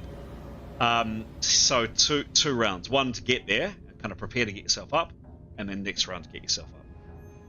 Yeah, so Askel will be helping shove people, you know, classic sort of awkward boots in face, arse in face, assisting people climbing up. Got it. Okay, cool. Jaeda. You're here. Yep. Sprinting to that place. Okay. Nicholas, you are now also unstunned. Sure. He will acknowledge, he will run as well, and he'd want to help push, if whatever remaining action he's got is helping to push people up who are climbing this round, if that helps. Yes, he would also... Yep. So I think that's what Askel is meaning, and he'd say thank you to Yotto, because Yotto's obviously being a protector. So Okay. he'd be grateful. Yes. So yes, both your assistant Askell and Nicholas's would help both Severin and Tanya attempt to scrabble their way up to change that to 7. Severin. Cool. Tanya, you're next. Your intention is to climb. Yeah, and then pull people up when she's climbed up. Sure. So, interesting. I mean, it's not a massive distance, and you've got assistance from others. Yeah, I'd say this would be it's actually kind of getting up onto it. I'm just trying to use a reference of 5 foot of how you do that. Yeah, you can put your hands up. I'd say it's a light maneuver, Tanya. Climbing, and that's working in with the fact that you've got that light. No, call it an easy maneuver. It would probably be a light if you didn't have assistance, but you've got assistance from a couple of people. Give me a roll, please. 67 plus Yep. 85. 85, cool. 5-2. Yeah, easy. With a bit of a boost from Askell down below, it's not a massive distance at all. You pull yourself up onto the lip. You're now 5 foot up. And then she would assist in pulling someone else up. Yeah, that was your round. That's right. Yeah, next. Next up is Severin. Rinse and repeats. Guess. Yep. Give me a roll, please, Severin. 87. Wow, good rolling. 87. Plus what's his climb? 47. It's 47. Pretty good. Easy. Again, with some assistance and some boosting from down below. Severin, you're now up on the lip quite easily. And that is the end of the round.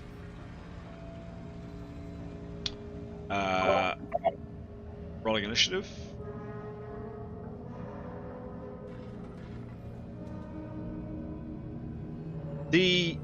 For anybody that's noticing, perhaps Tanya and Severin, you are noticing nothing, actually. Now I think about it. Askell, you've now assisted both Tanya and or Severin to boost themselves up. What's your action this round? He would like to ask for those that he's boosted up to reach down and help drag him up. Cool, which they've said they will do. So that's again an easy maneuver. Give me a roll, please. 26.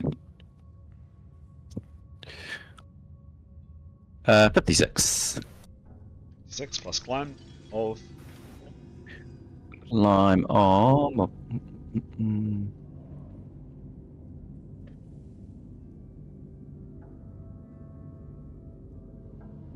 Well, there it is. Plus 26. Okay. Yep, 100%. Askell, you're up as well. Awesome. Easy. Next up. I should point out, by the way, these figures, more of them are looking in your direction.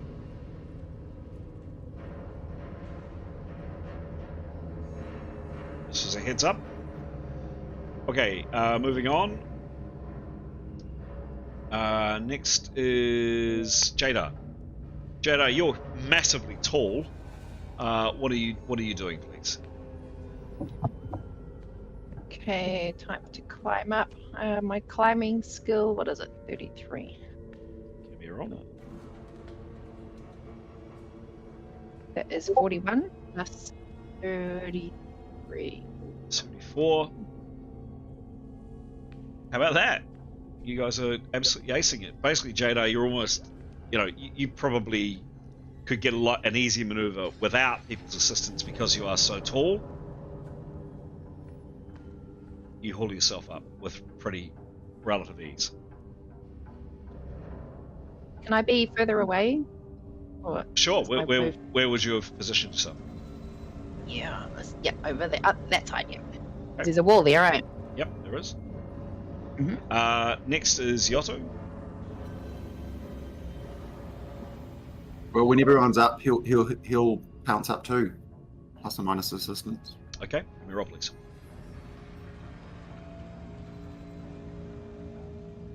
And I'll say this is just for simplicity. I'll say it's an easy as well. Give me a roll. 29 Plus. 36.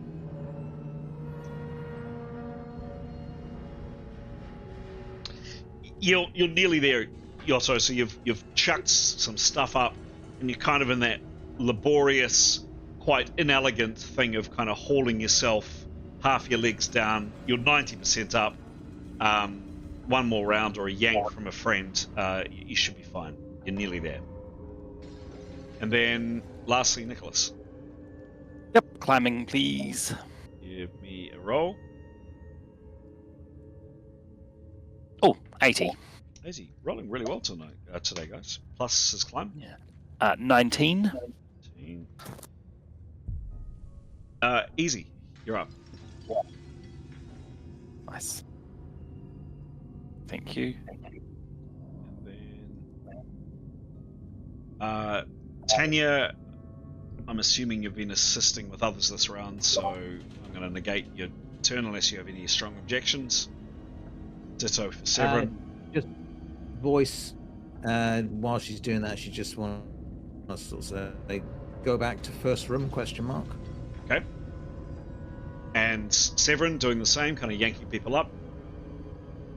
Replies, yes, figures noticing us. Okay. And that's the end of the round. Rolling initiative.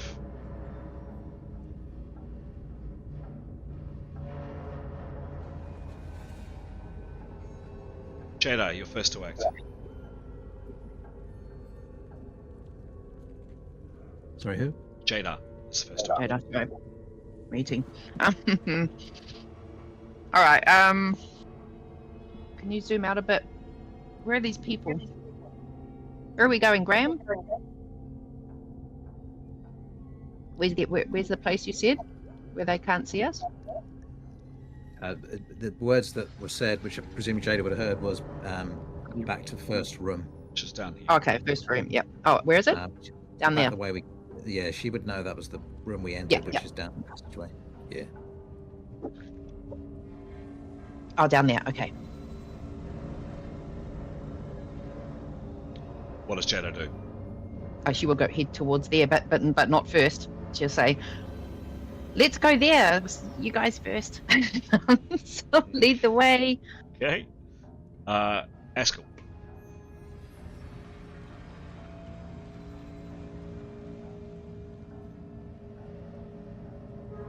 Yep.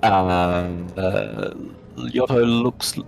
Does Yotto look like he's sorted, getting lifted up, or? That's 20% action from you, or yank him up. Okay. Happy if that's Tanya there helping. Happy to be the other person, lean over and grab the other arm and whip him up Yep. a lot faster. Yep. My computer's acting a bit weird. There we go. Yosso is now up. You've got 80% left to act. Askell, what do you do? Just walk with the rest of the group as we head into that where we were originally when we came in. Okay. Someone does have to go first, by the way. Aska will go first. Okay, Askell goes first. Cool. He knows where we're going. Moves over here and gets to up there. Cool. Yotto, you've just been yanked by Askell up. You're now able to act. What do you do? He's going to follow the party back down the corridor to regroup and do some thinking. He'll be last. Okay. And, maximally prep so to shoot the baddies if they come out. Cool. Is anybody not heading down the corridor? Is probably a good question to ask. No. Okay. Take that as read. All of you collect up and head back down. Scramble your way rather inelegantly over the broken rubble. Back down here. Back down here. Chris? You move. Hang on a sec. Move your way down here and get to there. Anybody doing anything else at this stage? But at this point, yes, Graham. Yeah. That that rubble we climb over. Mm-hmm. That sort of rises up, doesn't it, at this end, and then sort of. It looks like that. Yeah. So Tanya would like to, and Severin would like to both get their bows out, put arrows on the strings, and just use that lip as partial cover. Okay. And look into the maybe look back into that room. I think we're going to need a light source. But Askell, do you have a ranged weapon? No, he does not. Would you mind providing some light? He can only provide. Oh no, actually no, he does a non-magical. You've got a light coming out of your hand, right? No, it didn't work. Oh. That's right. Like all the other attempts in this room, it just dissipated. Oh, okay. Would you mind? Well, in that case, Severin will hold his sword out. Would you mind holding Severin's sword while he has an arrow attack? Yeah. Just so you can mark the target if you haven't got a. Yep. Sounds good. Okay, so Askell, he's standing about there. All right. So you don't go back into this room then, by the sounds of it. Those three characters are standing there. What are these three characters doing, please? Yotto, Nicholas, and Jaeda. So for some weird reason, I can't hear Graham, so I have no idea what's just happened. You can't hear me? We all can, but not. I might turn my Discord off and turn it on again. Okay. It's totally weird. I can hear everyone else. Yotto will go with the flow. He's kind of keen to go back and check out the divers, but whatever everybody else is doing, he'll go along with it. I'll be back soon. The silver swimming men, not the pool. Okay. Nicholas and Jaeda, what are you guys doing? Yep. So sorry, he's meaning there's sort of statues in that big room we first came into. There's sort of these bronze. Yeah. Okay. Yeah. Okay. Yeah, Nicholas, I'm keen to do that too. yeah. Nicholas will be where would make his way past the pool, and he's going to attempt to. He will prepare. However long it takes, prepare 2 rounds and summon an elemental. Have a go at summoning an elemental. Okay. Give me. Okay, we'll come to that in a second. Yep. And cool. Jaeda? Without stepping on that line. Yep. I'm going to follow that person that's in front of me. Is it Askell? It's Nicholas. Oh, Nicholas. Yep. I'm going to follow him. Stay close. Okay, so Nicholas has stopped there. Not going first. Just a little bit behind. Yep, so Nicholas has stopped there. Actually, sorry, can I correct? Nicholas would go down to the bottom of the steps, actually, just thinking about it, if that's possible. Okay. Yep. Bottom of the steps. Yotto's definitely going to go with him. He doesn't like the idea of Nicholas leading the way. Okay. Oh, good. Yotto goes down, and Jaeda, you're with them as well. Okay. I'm praying. Thanks. Okay, so I've got these two characters here, Severin and Tanya, who have taken out their bows. They've strung their bows, because that takes time, of course, and put arrows on the string. As a heads up, Severin, your light source has probably got, as a guesstimate, another, say, 20 minutes or so. Okay. Yep. Okay, and any actions from here? We've gone out of rounds, by the way, if you hadn't figured that out. Okay, so Nicholas, you'd prepared, and give me a roll, please. Jeez. It's a 2. It's a 2. That is a spell failure. Roll again, oh please. my! 78. 78. Preferred that before. You don't get the plus 20 on this. It's just a 78. Mm-hmm. Exactly the same result before. Apparently, distraction, inconvenient distraction, causes caster cast a useless spell, but not use the spell points. You're stunned 1 round. Okay, cool. If possible, he'll wait the 5 rounds, stun round, prepare 4 rounds, and cast again if there's time. I don't know. Let's see. Just 1 second, I can tell you what it is.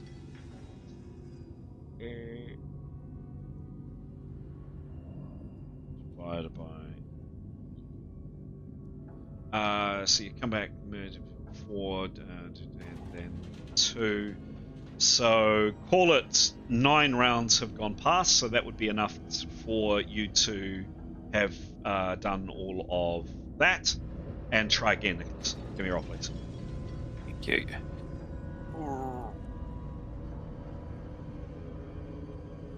81 this time. 81. Okay. The spell goes off. And does it work? Does work, yeah. Cool, What does he cool. what does he summon? He summoned a bird. Okay. Hang on.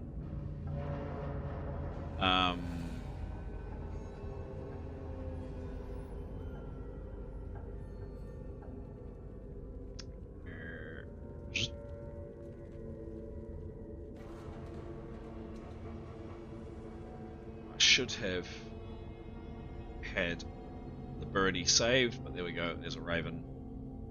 Awesome. And how big is this guy? Pete? It's been a while.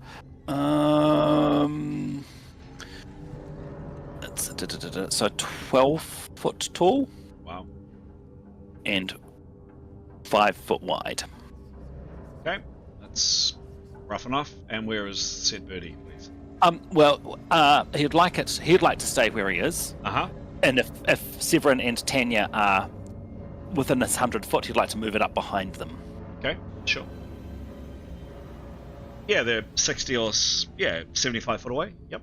Yeah, awesome. So he'll stay out of danger, and he'll move his bird up to so he can sort of see what they're seeing. Can it be in the corner? Okay, the corner of the corridor. Yeah. That's it. Yep. Got it. Got it. Okay, remember, your perception is really lousy through this thing. Yep. Thanks, guys. I got it.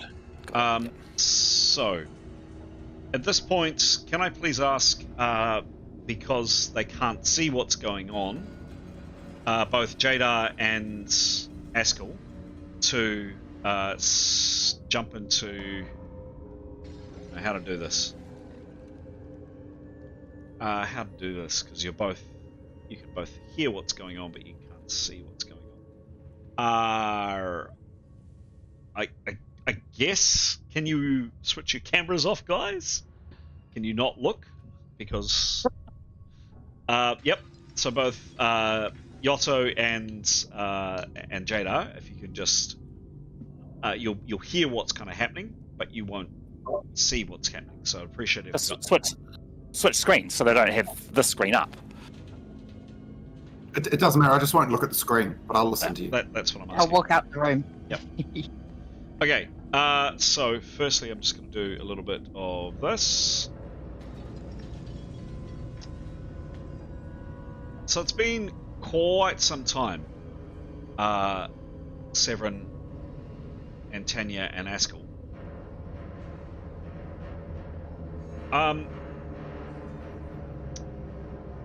At least 9 or 10 rounds. So what are we talking about? Nearly 2 minutes. And you see by the lights, I'm just trying to check the distances. 100 foot for Severin's sword, which is only to the base of the rubble. But I'll give you a little bit more. You probably, Askell, you can see it. Tanya, you can definitely see it with your elven eyesight, even though it's dim. Severin, you're kind of just making this out. It's still some way away, but I will show you anyway. Nicholas, to be fair, you only kind of get glimpses of this, and I'm being quite generous with what you can see. But you kind of make out more of a shape than anything. Peering into the room, as far as you're concerned, really nothing really happens for about 2 or 3 minutes. And then you begin to notice this shape. And it's swirling and it's moving and it's very odd. Very, very odd. It looks like this.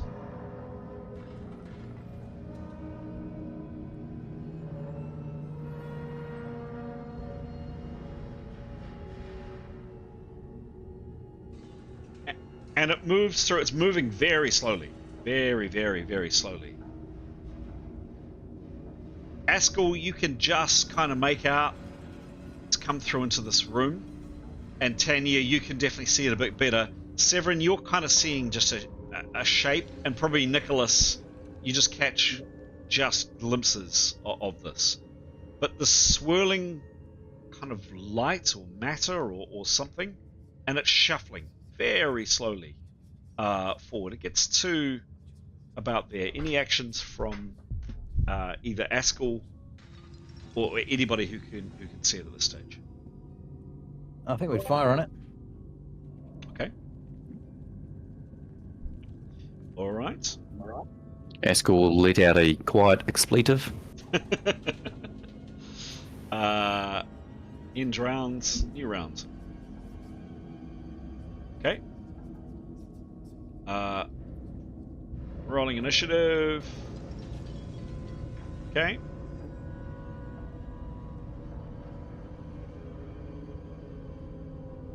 Askell, you were actually first to act in this round, other than letting out your expletive. Anything else? No. Okay. Jaeda, nothing for you, I'm assuming. You can't see any of this, but you can, you perhaps hear his expletive. Nicholas, anything for you? He will say, there's something, he'll describe what he can see. Flickers of some sort of large gaseous, large lighty sort of being. Yep. They're firing, and someone go and throw some light behind them, a torch behind them. Okay. That's Yotto, what he'd say. you hear Nicholas say that. Actually, I should really give the actions, who were both Severin and Tanya firing. So let's do that first. So Severin, first up. Give me a roll, please. 79 Composite bow, cool. plus 114. It's 114. Yep. You bet. Okay.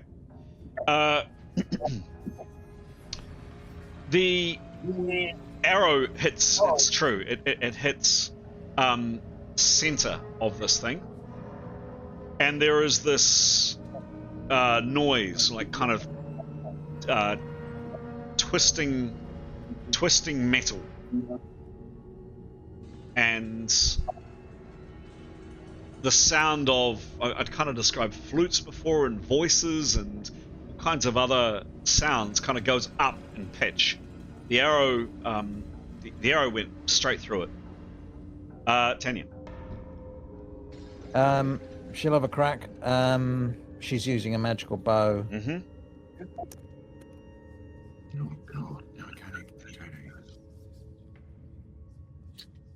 can't. 3. 3. Pretty sure that's a failure. Longbow. Yeah, 1 to 5. Roll a fumble, please. 10. 10. Pretty minor. You lose your grip and elect not to attack. Good choice. So something happens. And really, Tanya, probably Severin, you just make this out. But something definitely happens. 2 things happen, actually. But I'll show you the first to begin with. Just take a second.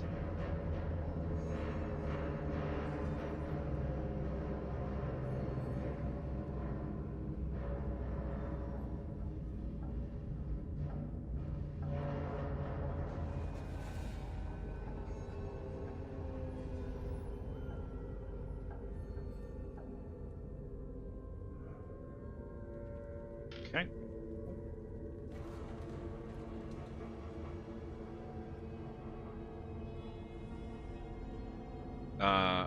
Actually, I'm going to ask for a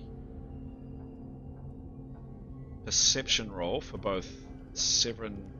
I'm going to say, Nicholas, you just don't see this. But Severin, give me a perception roll, and Tanya, give me a perception roll, and Askell, give me a perception roll. Severin was 2. 2 could be really good. Plus. Plus 80. Okay. Okay. Tanya, please. 56 plus 85. Cool. And then finally Askell. He rolled a 49 and is plus 37. Okay. Askell, you're a little bit further back. You don't quite make it out, but Severin and Tanya, you do see it. So 2 things happen. This is the first thing that happens. Severin, where basically just as your arrow struck and went through, suddenly this shape kind of fractures out of this creature and lands there. A smaller one of these things. And lands on the lip. So you shot it, dunk, went straight through it, and a piece of this thing kind of fractured or flew or expanded out and has landed there. The other 3 things that happen. That's the first thing that happens. The second thing that happens is the visions of the people moving and walking and eating and drinking, not that you can necessarily see a lot of them, stops. Gone. And then the third thing that happens, you still have a 50% action after this, Severin. The third thing that happens is the same again.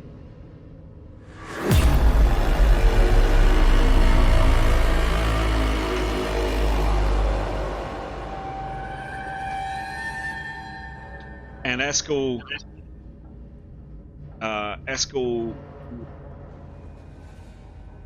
Nicholas, even though you're in the bird, Tanya and Severin, I'd like you to make the same resistance roll that you did previously, please. And then Severin, you get Severin and Tanya, you get your 50% action. Oh no, Tanya, you don't. Severin does. Just 1 second. Let me set this up. Ooh. Okay.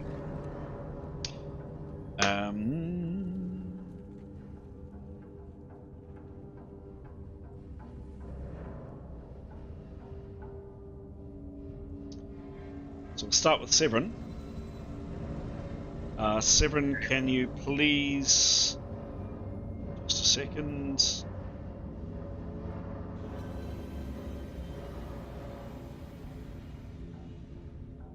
You're level 10. You need that. And then...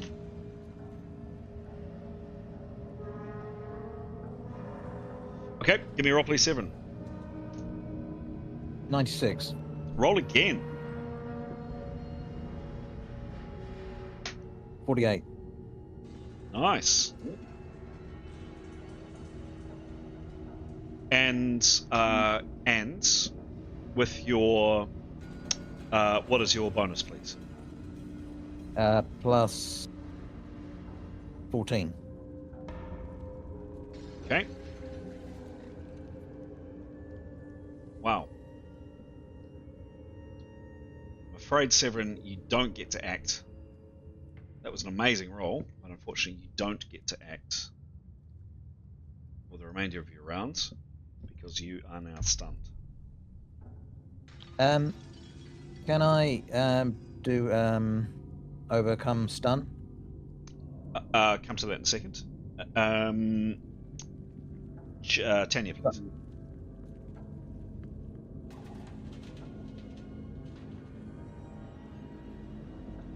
She's 9th, correct? 9th level. 56 plus 3.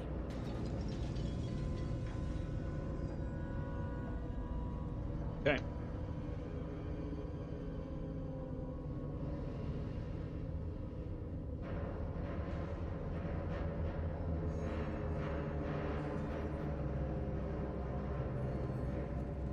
Okay. And next, Askell. He rolled a 73 and plus 11. Thank you. What level is he again? He's 8. 8. Yep.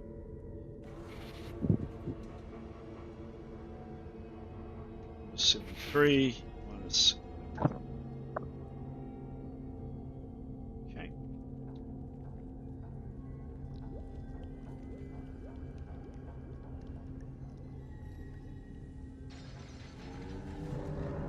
All right. And then Nicholas, please. Nicholas is 8th level. And can I just double check? His bird can't hear. Does that make a difference? Nope. Okay. You... 100. Oh, 6. Okay.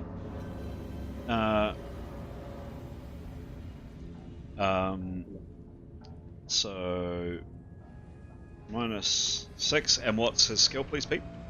11. All right.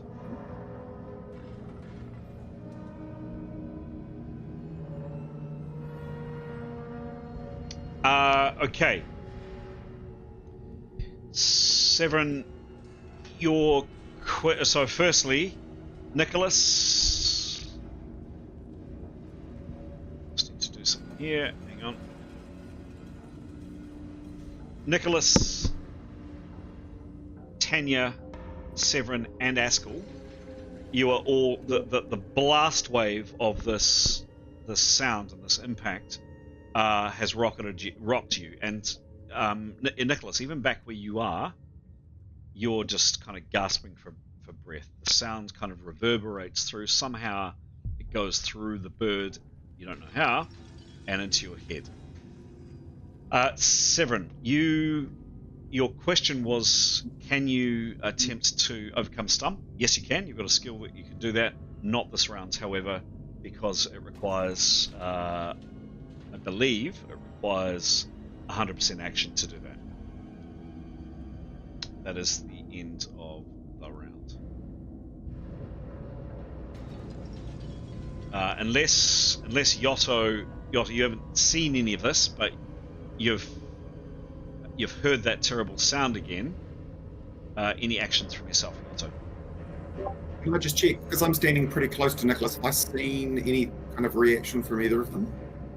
How to tell if someone's stunned? It's pretty hard. I mean, you can try a perception roll if you wish, but it'll be a very hard one. If Nicholas had the opportunity, he would say, "Oh, I'm stunned again." Up to you if you want to try a perception roll. He'll spend 30% of his action doing that, Chris. Okay.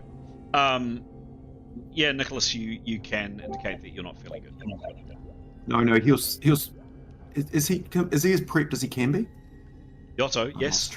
Yes. Yeah, okay. I guess he'll spend 30% of his action seeing if he can tell, which I doubt he can because he rolled a 15. So, if you're still wanting to prepare, you've got to hold your preparation, which is a 90% action.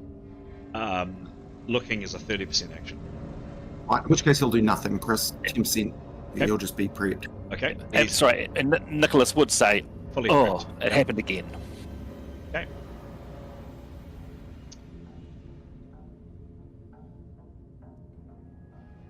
Okay.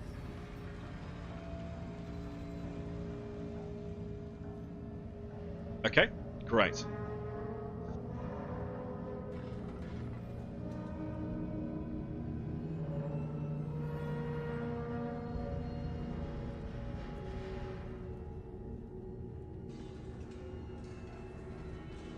Okay, next round. That is the end of that round. Next round. Initiative.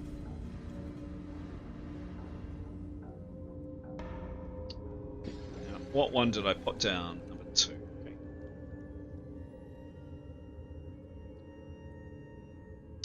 Now this little guy, what could he see? Yeah, there you go. You're behind quite a lot of cover, Tanya. But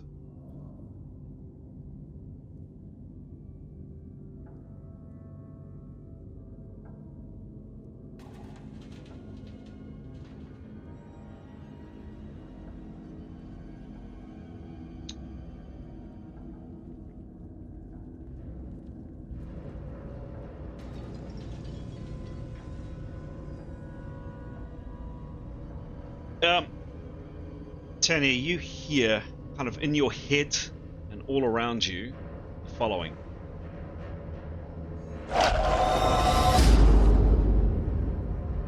Can you please make a resistance roll?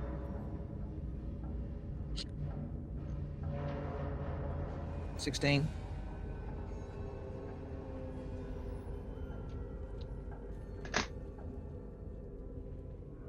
$16. Yep, got it.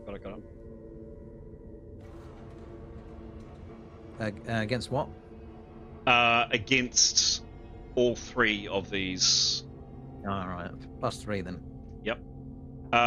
However, a lot of cover. So I'm going to give you a plus 65 to that. So you rolled a what? A 16 plus 65 because of cover, and then plus what's your bonus? 3. Plus 3. Okay. Oh, I wonder if that's enough. What level are you, please? 9. Oh!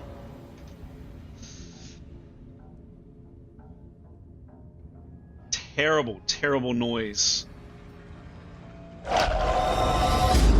in your head, Tanya, but you summon your strength and you resist. It doesn't, whatever the hell that was, doesn't affect you. Next up.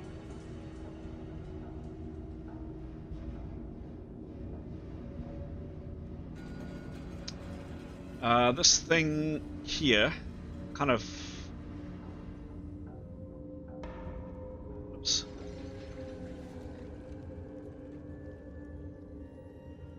floats, moves, or does something. Gets to about there. Doesn't appear to be in any particular hurry.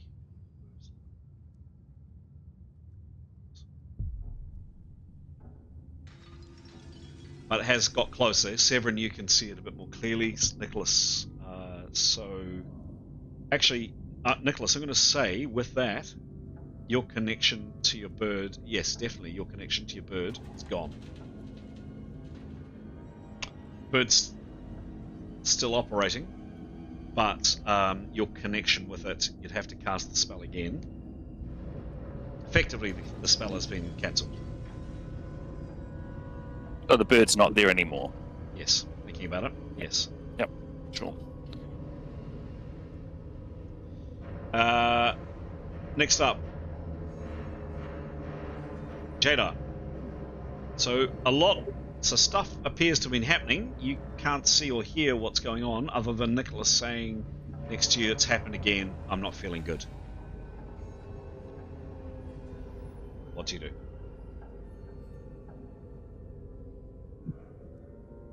I think in the game I'll ask the others if we should keep moving away or stay close. Okay. Askell. This wave of sound has just rocked over you. What are you doing? But he wasn't stunned this time? He was stunned this time. Stunned this time, yes. Who's that directly in front of us? Is it Severin? That's Severin. Severin there, Tanya there. Right. So Askell will say to Severin and Tanya, say, "Do we need to get out of here? Pull back."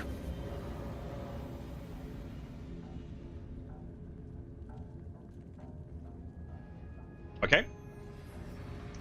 eliciting a response. Yep. He won't move. Okay, but based on their response, he may move. Is that right? Yep.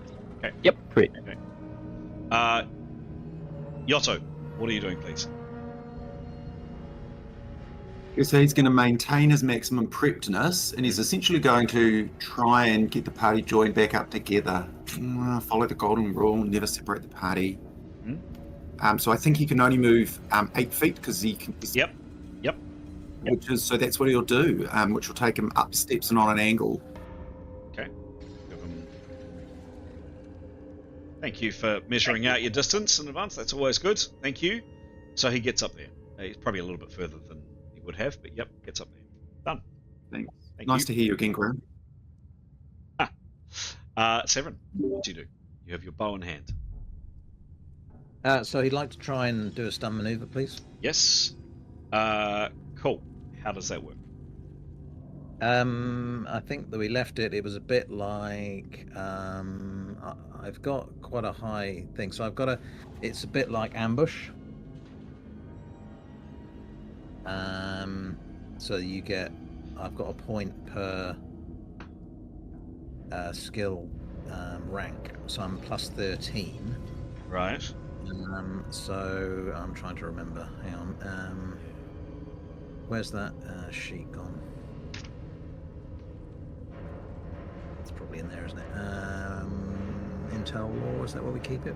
No, rule books. Bonus for orientation roll is to make each time you want to. Result of 101 plus allows the individual to perform an action. Yes, okay. So give me a roll, and if you make 101 plus, each round of stun gives a cumulative negative 10 to a successful roll. Bonus for orientation has to be made each time you want to perform an action while stunned. Each round of stun gives a negative 10 cumulative to a successful skill roll. The result of 101 plus allows the individual to perform any action. This skill is similar to the ambush guidelines. Each skill rank gives the user +1 per skill rank to the stun maneuver. Great. So give me a roll, please. You got to make 101. No, 45. 45. No joy. It's one of those skills I probably wouldn't have bothered developing. It's Yep. Okay. Well, if he's that's it, right? Yeah. I Unless he would. can shuffle, if he will, but Unless he what? Sorry. can shuffle, then he will. Yeah. We don't actually have. What would that be? Actually, I'm going to say that would probably be the same as a transcend armor. So maybe he could have done that last round. Sorry. Which is a 20% action. Then he'll start moving backwards. Okay. So how far can he move, please? He has a base rate of 55. So you said half, didn't you? Yes. Minus 20. 20 around 20. 22. Yeah. He's already used 20% of his action, so he can shuffle. Why is this doing this? Come on. There you go.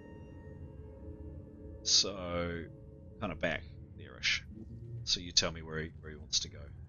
As far as he can, but obviously crossing the let's go swimming line. So, As far as he can, but yeah, on the other side of the I mean towards the other room, diagonally, so he avoids the okay, there. about there. Cool. Great. Yeah. Nicholas. So he'll say he's right there. He'll see.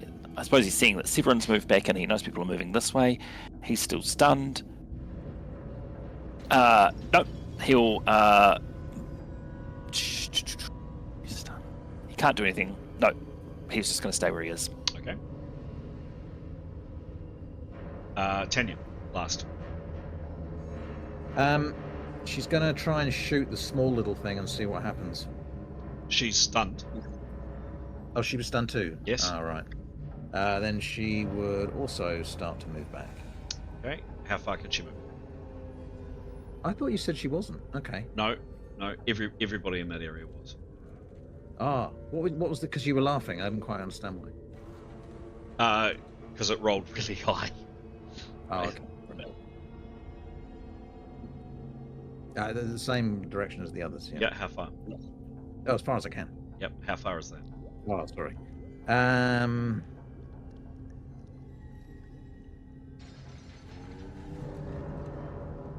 30 feet. She's 60 foot round. Okay. So back to there.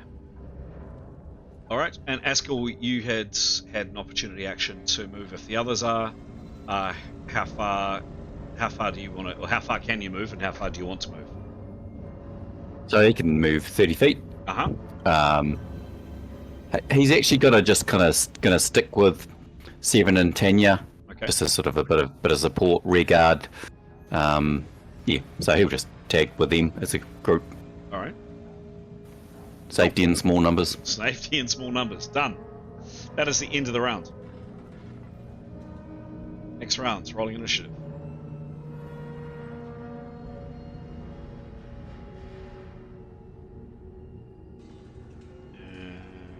Seconds. Okay.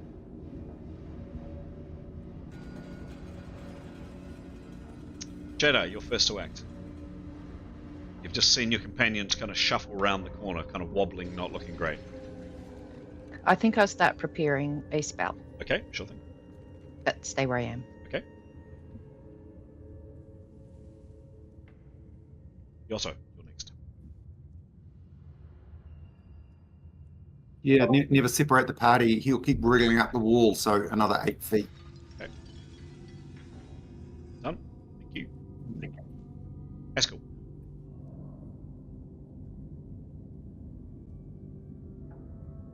Whoops. Yeah, he'll just move with 7 and Tanya. He's still stunned though, isn't he?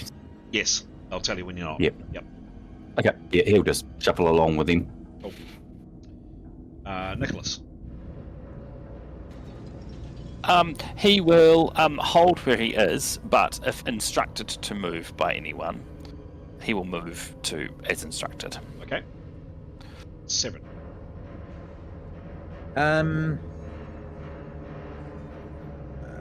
Yeah, he'll continue to move into the room. Can he talk while he does that? Sure. Yep. Explains so everyone can hear. Small mini creature came off large creature when shot it with an arrow.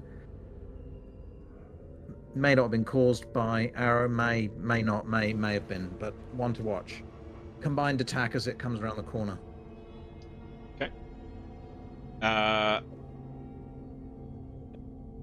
Tanya, last. Yep, following along. Okay. And Askell, you're keeping pace. Cool. That is the end of the round. Rolling initiative.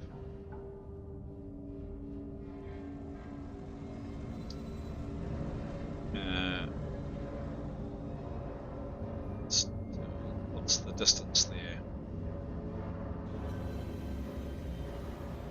2.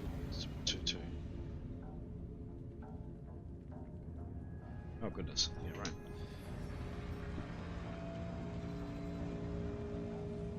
Okay.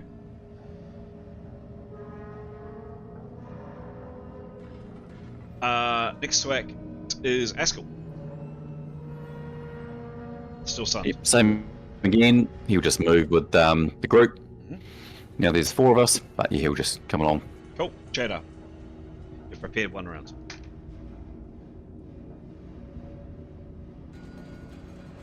I will prepare again. Sure thing. Yotto. Can I see this big weird wind thing?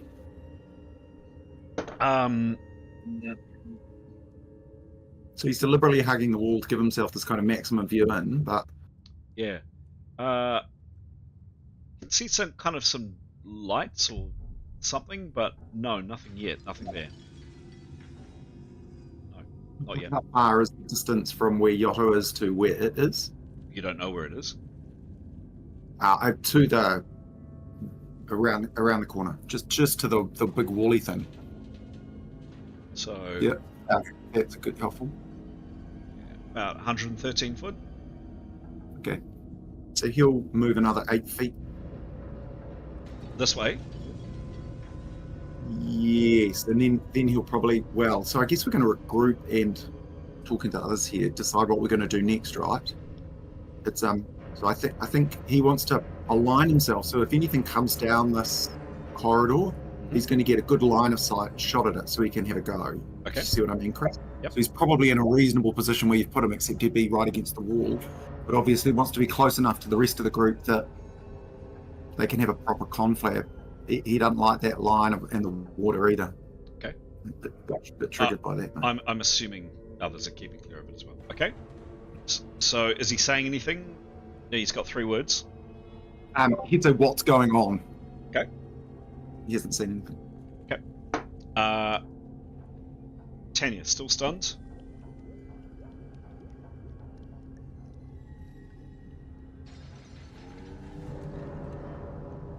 Hello, Tanya? Yeah, sorry. She's going to keep moving into the room and keep talking as she do, explaining.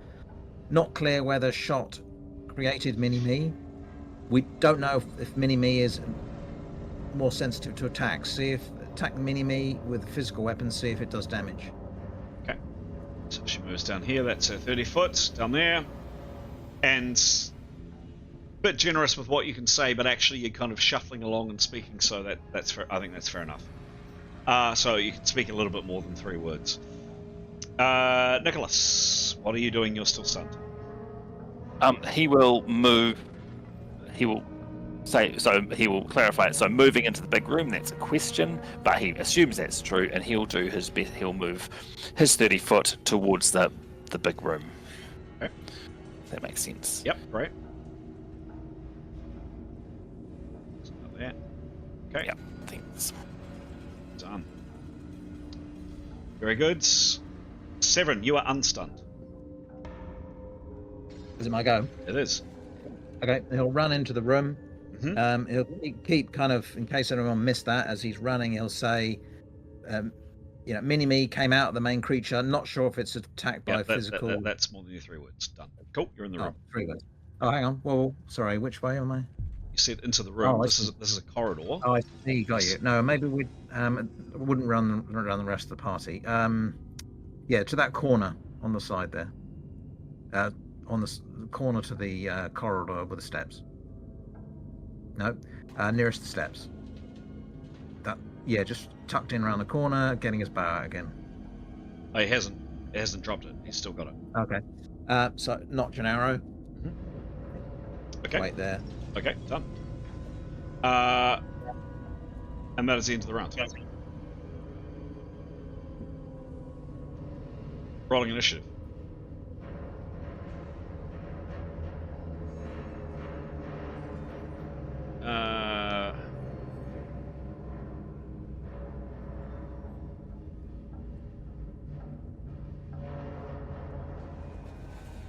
Yotto, can you give me a perception roll, please?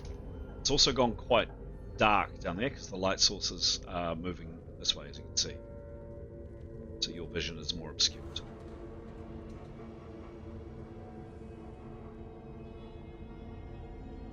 Uh, 96, and he's a full grey elf, so pretty good vision if that makes any difference. Yeah, it does. Why couldn't I save that 96?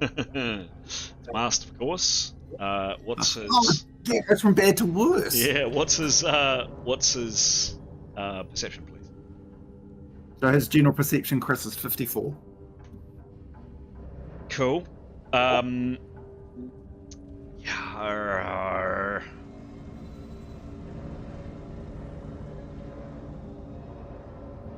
He is aware of some movements over here, but he can't quite see what happens or what's going on.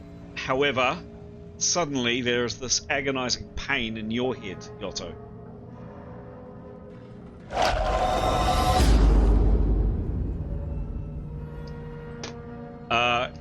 And can I ask you, please, Yotto, So hang. Oh, actually, just 1 second. Just before I do that.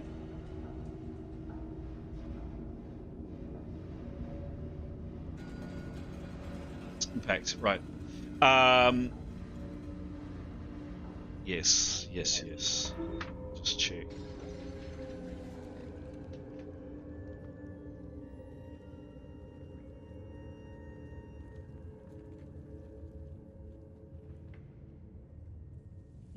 Okay. What level is Yotto, please?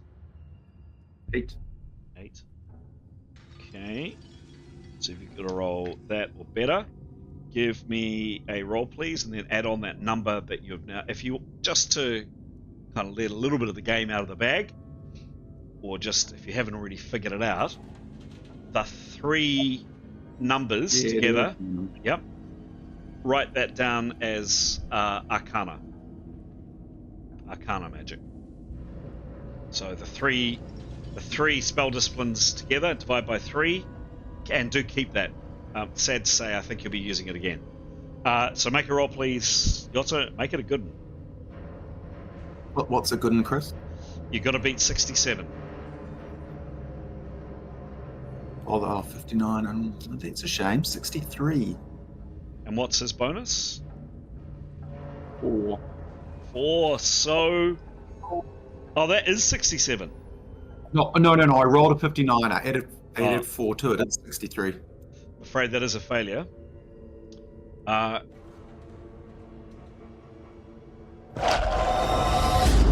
And this blast of sounds smashes into you, Yotto. Can I ask, please, for you to roll a D impact on yourself? You want it low.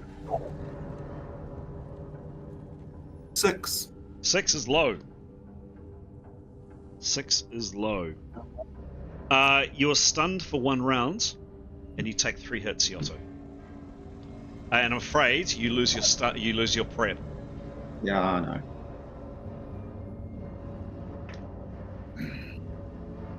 Although you haven't acted yet, because that perception roll was passive perception that I was asking you. So you're only stunned this round. Oh, cool. Jaeda, what do you do, please? I'm going to prepare one more time. Okay. Askell, you are still stunned.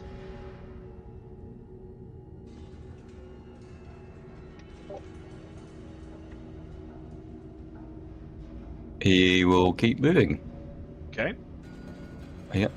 Who's that left behind? That's Yotto, who's just been slammed with something. And that did Askell see that happen? Like him stop or just seizure? Give me a possibility of a perception. Give me a roll, please. Let's see. This is unmasked. 68 plus 37.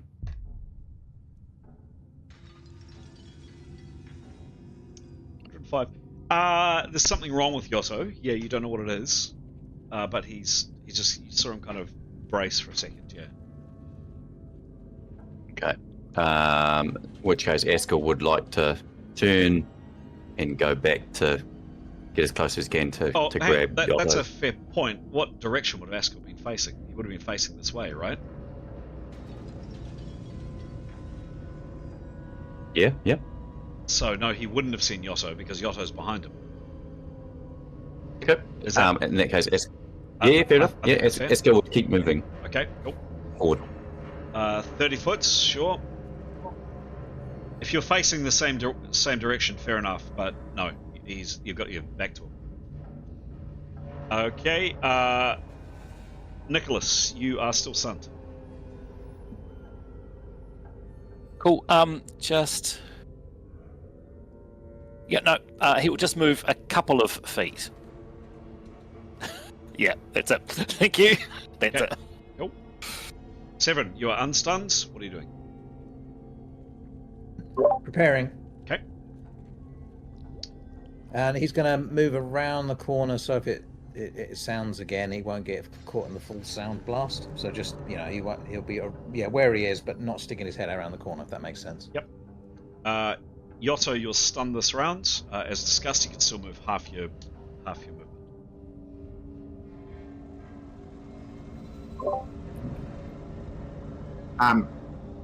So just from where he's standing, Chris, how much into this corridor can I see with my excellent elvish vision? Yep. I mean, it's pretty dark down here, but so there is. Where is Yotto? There is Yotto. So He's got a pretty good line of sight, right? yeah. In which case, I'm going to do nothing. Oh yeah, all I can do is move. I don't want to move. Okay. Done. Next up is Tanya, still stunned. Yeah, Sugar. Where is she? Here. Sorry, I can't see. Oh, there. Yeah, okay. She'll move round the corner next to Severin. Okay.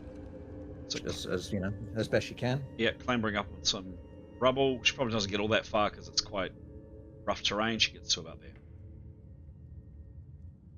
Okay. And that is the end of the round. Initiative. Rolling initiative.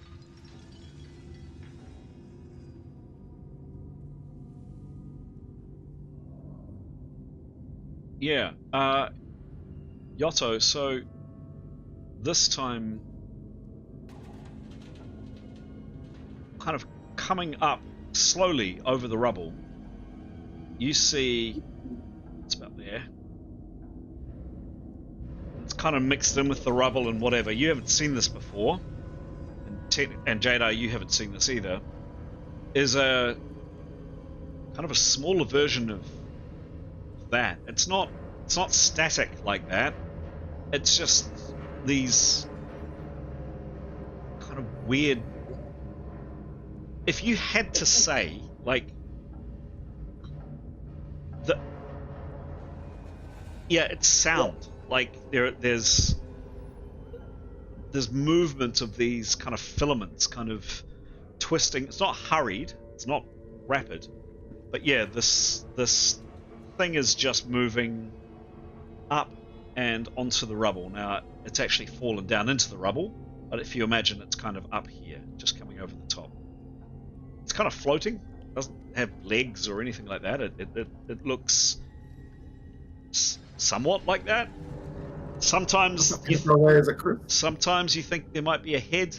Sometimes it's just this kind of big swirling mass of filament. It's just a big ball. How far? It is from Yotto.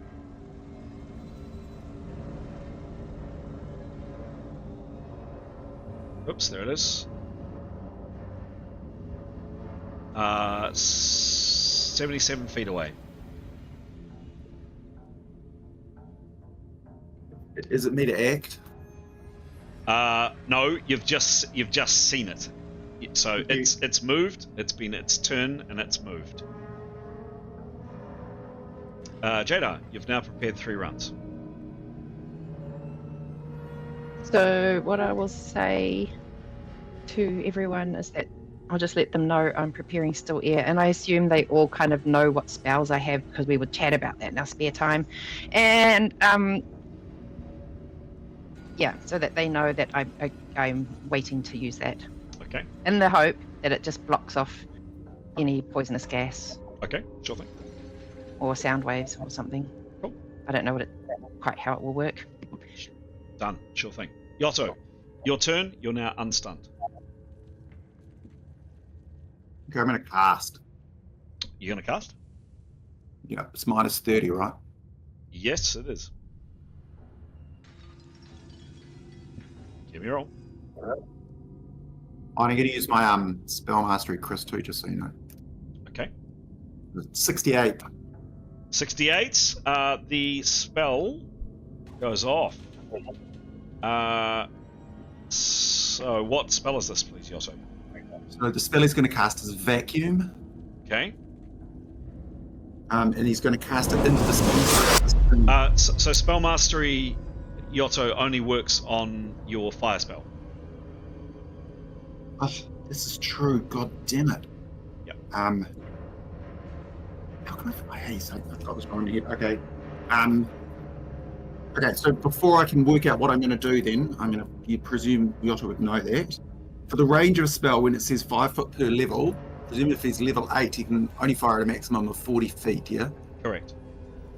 In which case, he's not going to fire vacuum much as he really wants to. Mhm. He'll have to fire firebolt, Okay. and then he'll use his spell mastery to double the distance. Okay.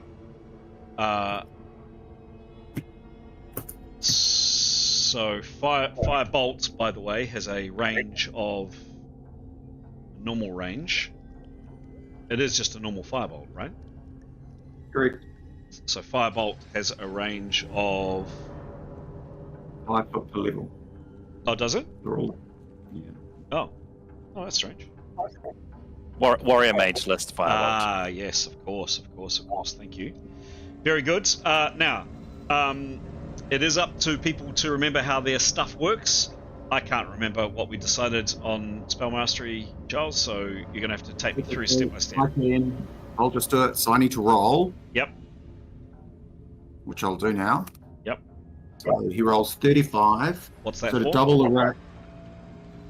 Spell mastery for his firebolt. Yep. So he's got a top 101, correct? Correct. Right. Okay. So he's. Well, hang on. No, minus because no, first rolls first. So the 68 would have been for the spell mastery. Oh, good point. So they're minus 20. 68 is would be 48. Yep. And his spell mastery skill is 110, so it will be effective. So the spell mastery goes off. So we take the 35 for the firebolt. Correct, which will also go off because it's 5. Yes. So you rolled. So here we go. So you, Yotto, are zapping this guy here, and it's a fire bolt. I've got you down as a skill of an 82. I might be right on that. I might be wrong. I'm not sure. Give me 1 second. Where's it gone? Oh, that's my spell mastery skill. Where's the other one? Directed spells. Yes. Yeah, 82. That's what Yep. you've got. Yep. Cool. Great. So,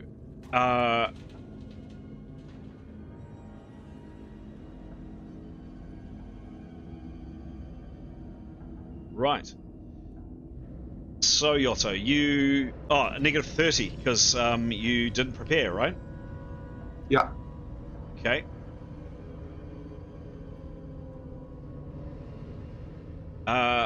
Amazingly, absolutely amazingly,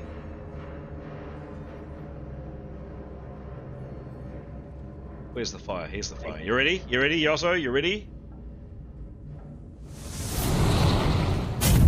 Boomfa! It's only taken a year to use the skill once. And with a final attack roll of 5, because of the negative 30, you do this thing, but you do this thing 2 hit points. There we go. What a waste of time. So I hadn't realized that with Warrior Mage you can only do a maximum of a certain number of feet per level. Got it. Okay. It is sorry, that was a 75% action. You have 25% left to act. Yotto, what are you doing with your remaining 25?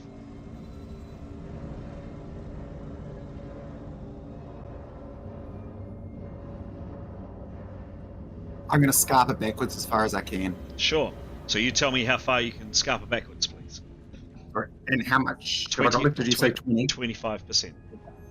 Excellent. So we can scarp it back 20 feet. Cool. Done. Back to kind of there-ish. Again, he's going to hug the wall. Yep. It's back there. Okay. Superb. Haskell, your turn. Still stunned. He will just keep moving. Line of sight, following the others he can see. Okay. Let's get a different perspective on things. Haskell is here. Just following the rest of the crew. Yep. Oops. Haskell coming in 30 foot. Is about. It's kind of there next to Nicholas. Okay. Shuffle, shuffle, shuffle. Done. There. Nicholas, still stunned. Yep, sure thing. What's he doing? He will move just a bit. Yeah, he'll move a bit further down. Okay. Yep, perfect. Thank you. Tanya. Still stunned.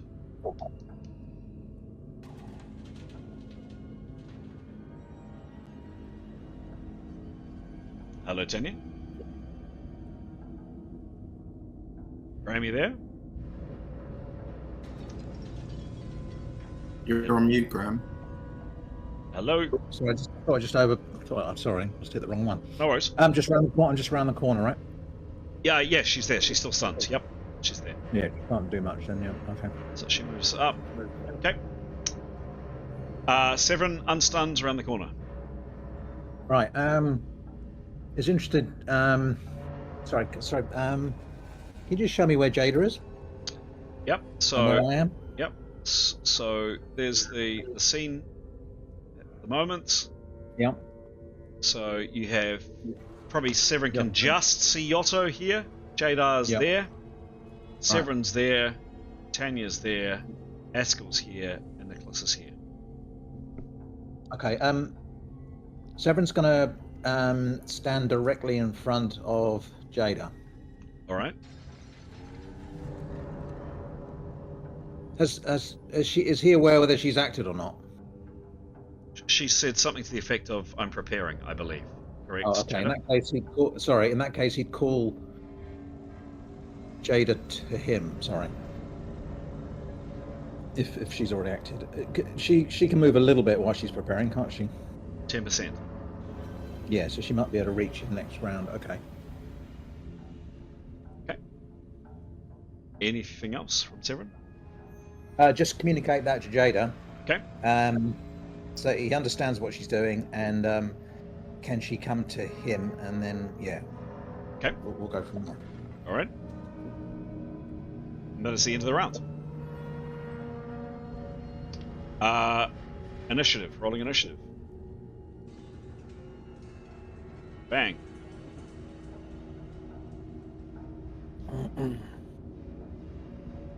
Yotto. Best to act.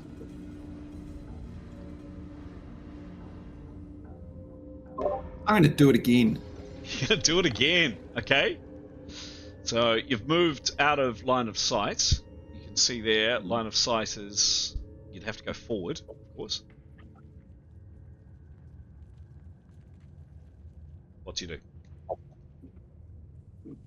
Have I still got line of sight, Chris?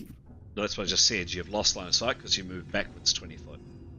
I did. Okay, in which case I can't. I'll prep this round. Okay, sure. I'm going to have an opportunity action, Chris. If any, I don't quite know how this works. Essentially, what he wants to do is use. Or no, I'm just going to do it now. I'll use my last 10% to perceive looking forward. Okay. So the way opportunity action is, you've got 10 seconds to 100% over the course of a round to act. You can describe a trigger event. When X happens, when something appears around the corner, I do Y. But you can, in effect, have your round over the rest of someone else's round. So, or over the entirety. So, arguably, you try not to give other people a chance in the spotlight, but you can. Arguably, you could put different trigger effects over the course of the round, right? But you need to specify what your character is waiting for. So, when I see the pink elephants fly past attached to a balloon, I do XYZ or whatever it is. But it's got to be based on an event. Okay. So in which case, what he will do this round is he will have an opportunity action to cast immediately. Yes. If he sees the floaty thing come within 80 feet of him. Okay, great. Otherwise, he's preparing.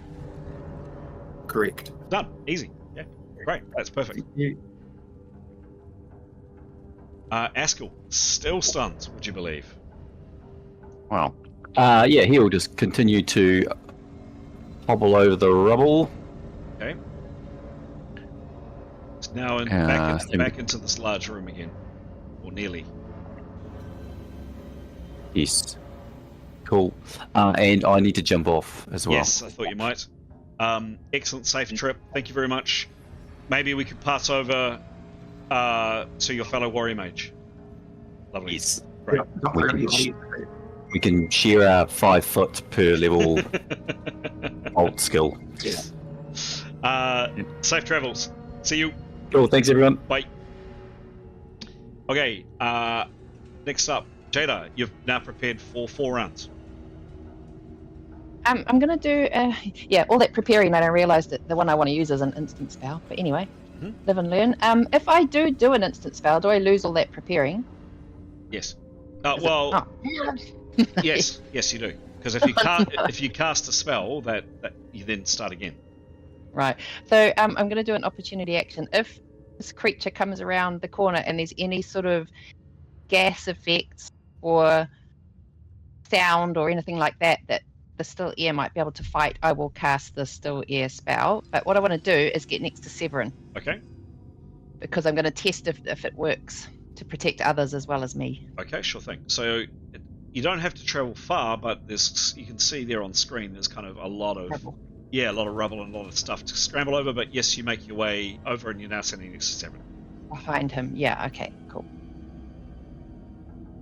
Speaking of Severin, it's your turn. So, it's a quick dialogue with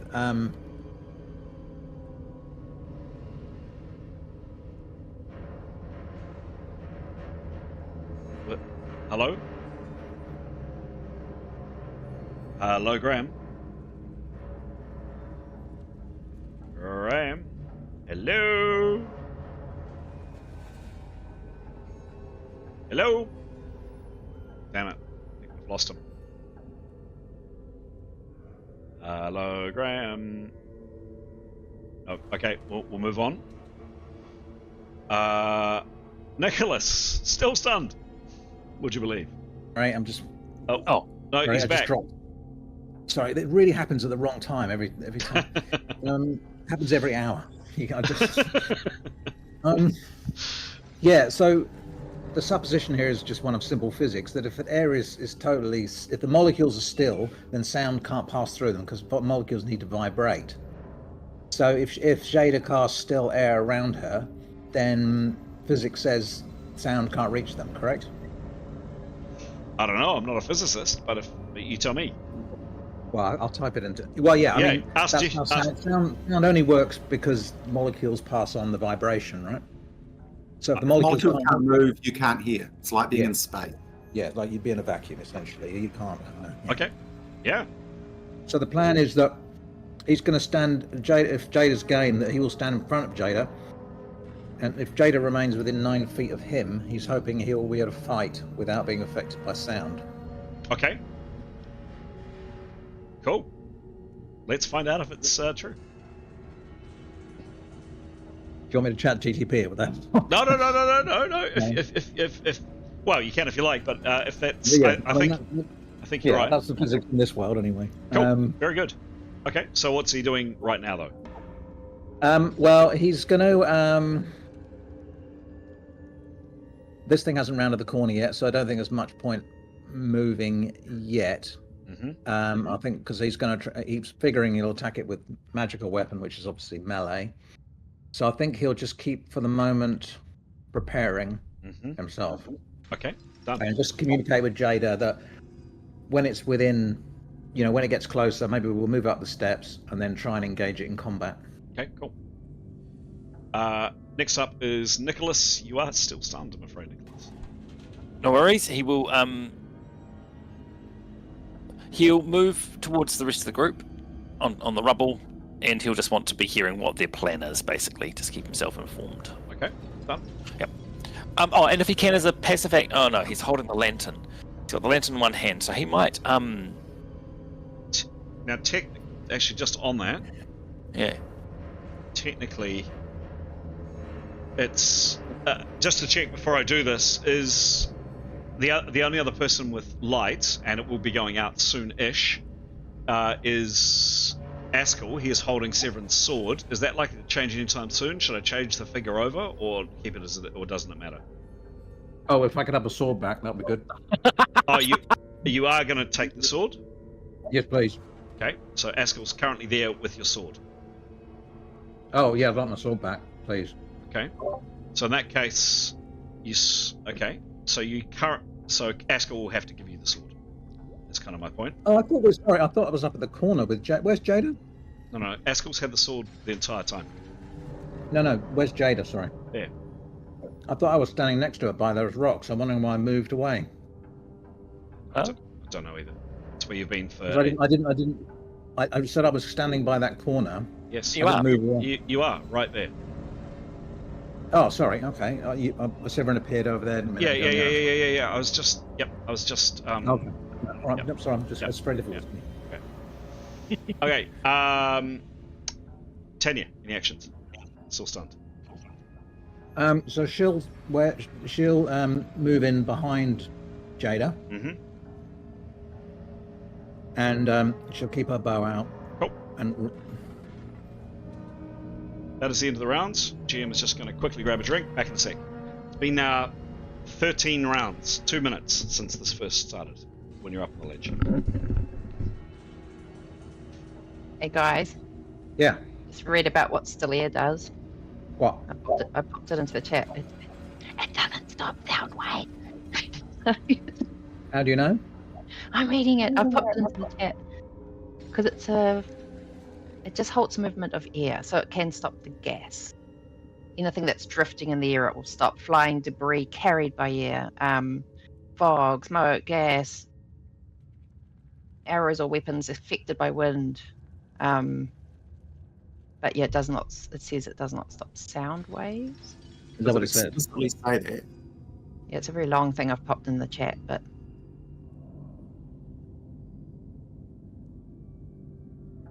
Sorry, where's this information from? Chat GPT, so I don't know if it's correct. Oh, yeah.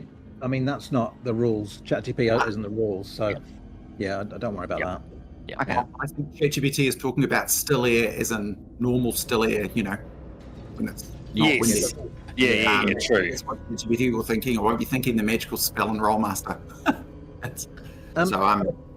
If anyone's free, can someone light a torch on that upper Yeah, Nicholas will do that. stairs area? I mean, I don't know if this is going to work. You can see what we're trying to do, right? If Severin fights immediately in front of Jaeda and remains within the 9 foot, so Jaeda, your job would just be make sure that I'm within that 9 foot radius. You guys come up to me, because then I can continue to prepare and I don't have to move. I'm kind of, once you start prepping, you're stuck. Yeah, okay. And I only get my 5-volt once more. You might want to see if you can come in alongside Severin and be inside that 9 Yeah, well, if foot you guys radius. can move up, and I can prep for 90% and move back 8 feet still. So as long as you can get up to within 8 feet of me, sort of up to the top step or middle step. We'll move then, and then Tanya's job will be to be in behind Jaeda, and she will try ducking in and out, shooting back within that line. So yeah, and if Yotto can get inside this 10-foot radius, then because the problem is you prep and then you get blasted and you lose all your prep. Yeah. So we'll maybe move to just the top of the stairs so we can we get to you quicker or whatever. But Yeah. It's 90% and move back to 10. Yep. Perfect. Okay, next round.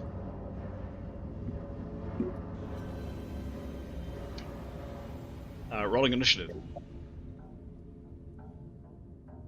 Initiative is off. Let's just have a quick check. Oh. Boom.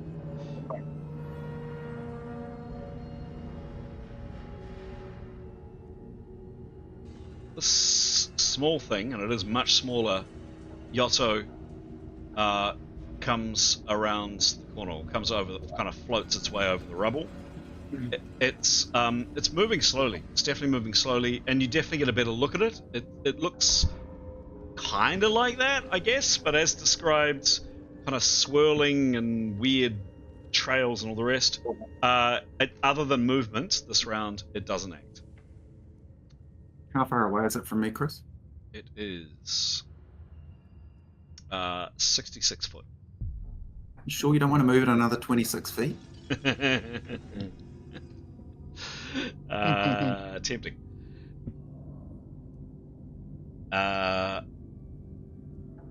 Jaeda, you're next to act. I'm just gonna hold and wait to see what Severin's doing because I need to stay with him. Okay. Yoto.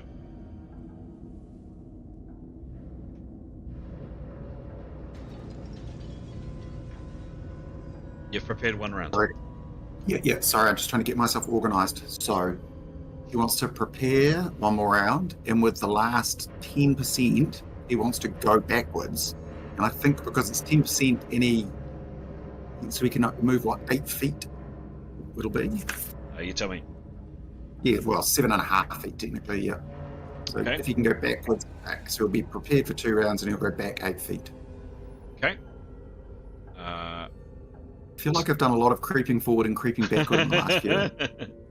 8 No, feet. no, on an angle toward, except at 45 degrees. Yep, thank you. 8 foot there. Yep. Okay. Thank you. There you go. Done. Okay. Next up, Nicholas, still stunned. Would you believe? Oh my! He will say he wants to light a torch to throw it to for another source of illumination, and ask for if anyone's got a torch that he can get from their pack. I think Askell has got one in his pack. If Askell, who is also stunned, wouldn't mind, but yeah, he'll just call for a torch and then respond accordingly. Okay. All right. Askell, you are next.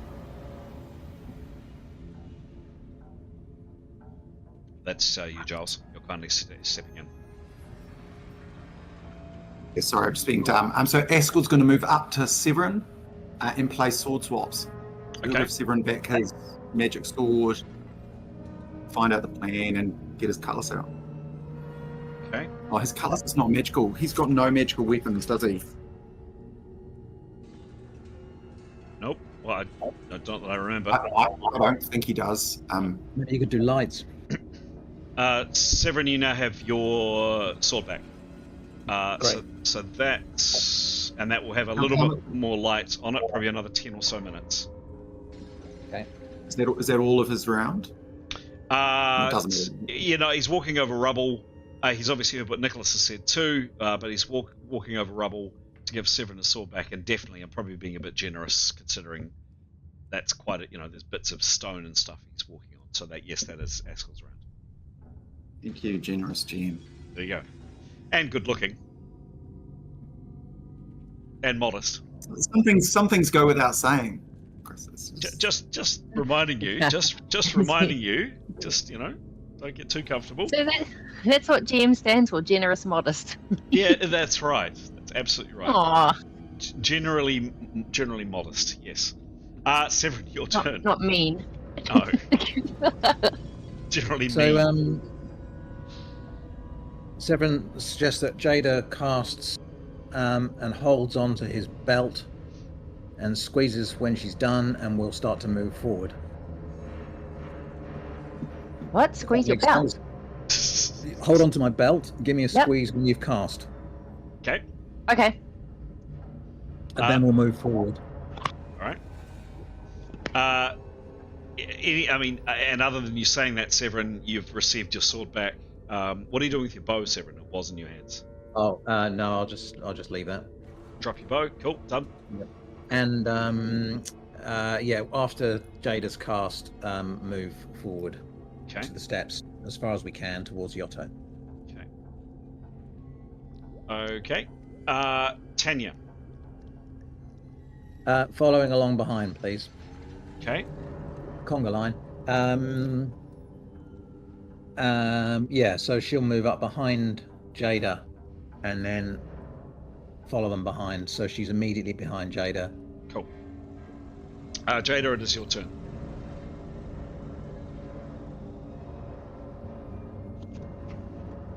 I shall cast. Okay. We roll. Give a little tug on Severin's belt and roll. Here we go. Maybe my. Oh, hang on a minute.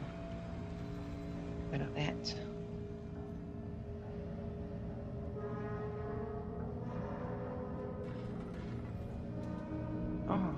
difficult. Sorry, technical difficulties. It's all right. All good.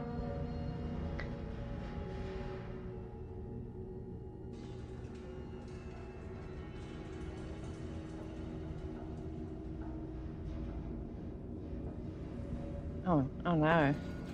It's a 17, but I prepared for 50,000 years. Yeah. The spell does go off. Oh, that's good. Okay, so wave my arms around, cast that spell. So this is still air, which the description is creates a pocket of still air 9 feet around me on all sides, Mm-hmm. so that no outside gas can come into. And the duration is the normal time that oxygen would be exhausted by one person. So I can breathe in there, assuming that everyone else can breathe in there, but the air is still. So how long does the spell last? It lasts for not 1 minute per level, so 9 minutes. 9 minutes. We All have right. 9 minutes of still air. Okay. Sure. So you've you've cast the spell. You've grabbed onto Severin's belt, and you've indicated to him. Tug, tug. Yep. Done. I'm going to say that with the conversation and with getting your sword back, Severin, that's your action this round. But the two of you now linked will be able to move next round.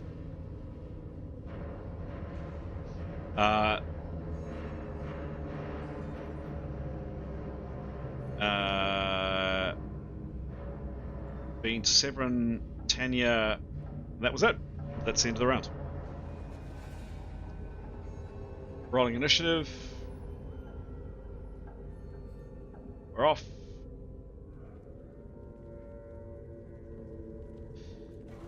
So, this thing is down the corridor from you, Yotto, and yet again, there is this agonizing pain in your head.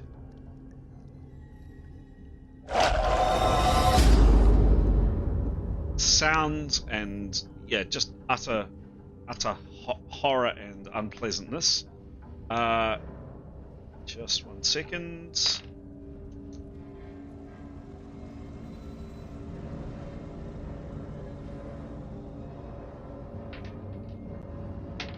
Okay. There we go.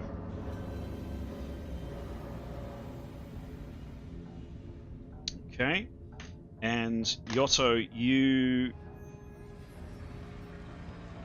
8th level, correct? Yeah.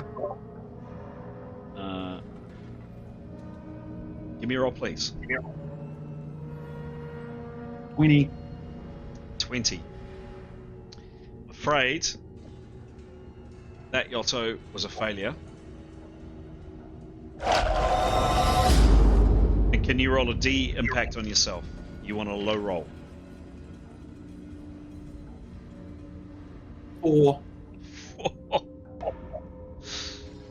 I think you rolled a 6 last time. 6 last time, yeah. Yeah. And actually, you were lucky. I misread the column. I gave you an E last time as well, which is a bit unfair of me. But definitely a D this round. It's a 4. Yotto, you take 2 more hits. You are lucky. Very, very lucky. Bumpfa. You're now on 99 hits.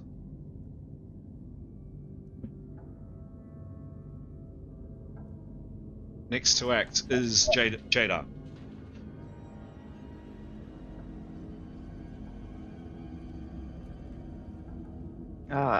Ask Severin if he's ready to make a move, and I'll stay with him. Okay, great. Thank you. Got it.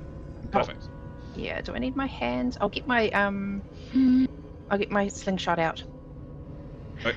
No, it doesn't matter. It's not magic. Never mind. Okay. No, I'll just get ready. Sure. Yotto.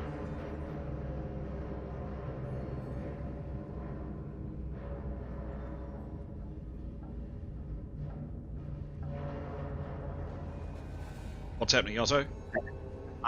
Yotto's thinking. So I'm going to cast Firebolt. Okay. So first I have to do spell ministry because I've got to double the distance again. All right. Here we go.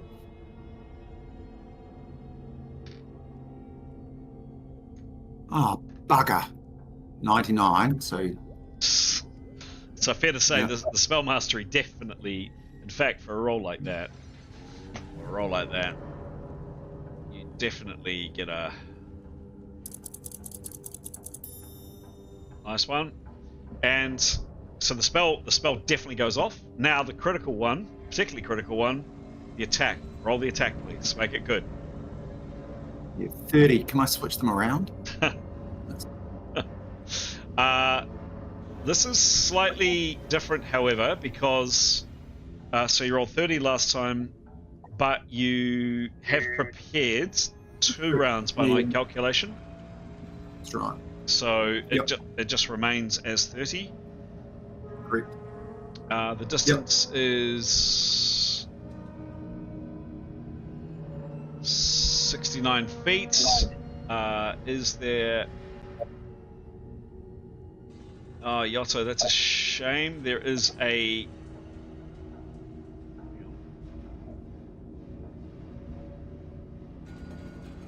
There is a range modification. Does that take into account spell mastery, Chris? Because it's sort of a null spell mastery. Yeah, it does. You see what I mean? Yeah, it does. So on Fireball, so you couldn't have, without spell mastery, you couldn't have hit this thing at all. Correct. Yep. With spell mastery, assuming that you didn't have to, assuming you didn't even have to roll spell mastery, there is a range modification, and I should have given it to you the first time around, and I forgot. So you got a freebie there. If you're firing a fire bolt at between 0 and 10 feet, it's plus 35. Between 11 and 50, it's 0. At between 51 and 100, it's negative 25. Sure. Okay. More up close and personal, the more damage you do. And I'm afraid you do the same result as last time, 2 hits. But you do hit it.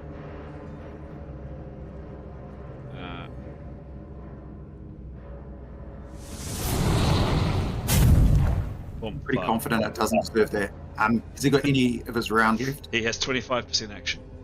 He's just going to bail back as hard as he can and get around the corner. Okay. What distance can he move? Please, this could be quite important. His last time, 25 feet. Just give you it.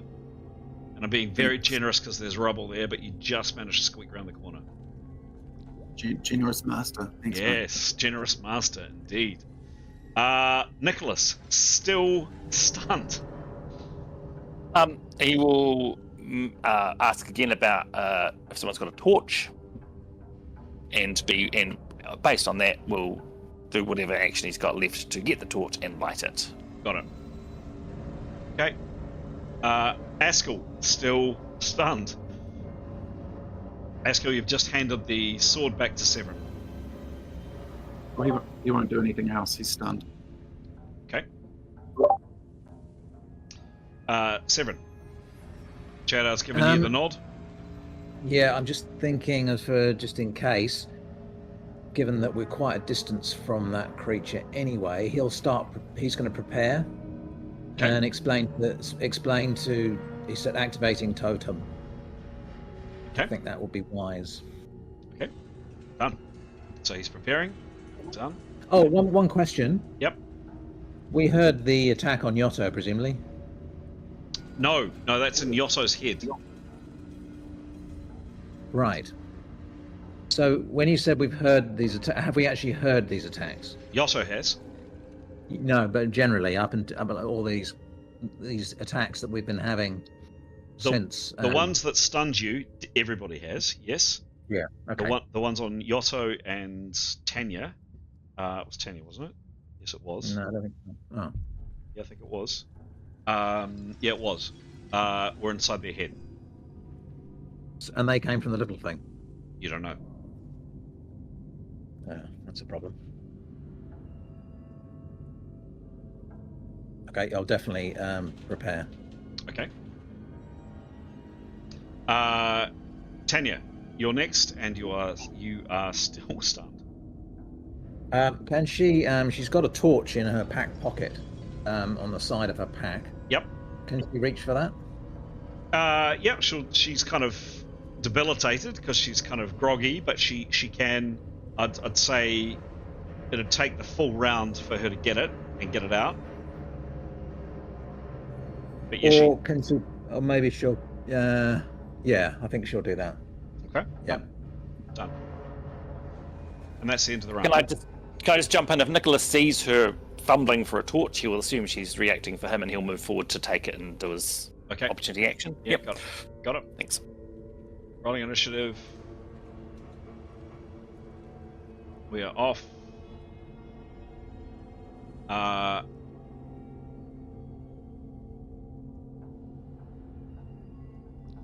Jaeda, you are next to act.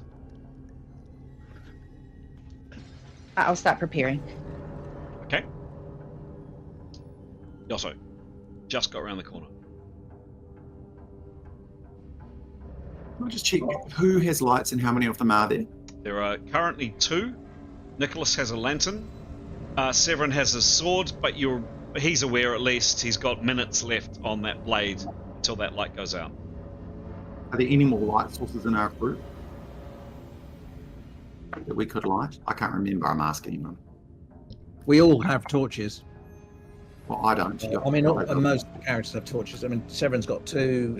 Tanya's got 2, I think. She's just got 1 out. So But if you could light another one, you could ask Severin if he can have one of his torches and light it. Well, they're sticking out this pocket of his pack. So. He will take one of his torches and light it then. Okay. So How much is that? Call it.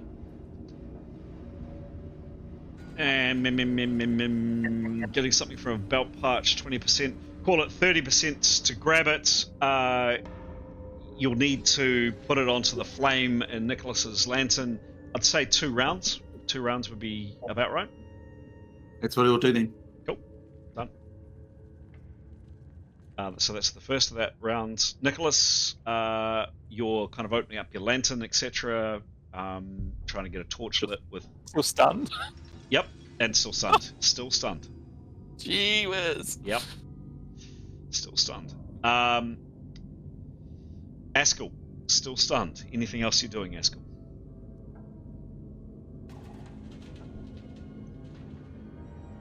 That's you, Giles. Sorry. Where exactly is Askell? He's here. Look, I think he's... I don't think he's going to do anything this round. He's still stunned. Cool. He'll just stay where he is. Next up is Severin. Severin, you prepared last round. You've prepared 1 round. He'll go again. We'll prepare Sure. another round. Sure. And then lastly, Tanya is also scrambling around in her pack for a torch this round. She's still stunned? Yes, still stunned. Still stunned. It's the end of the round. Next round, rolling initiative. I just want to check something. Just a second. So what I'm going to do is I'm going to remove that there and just do this.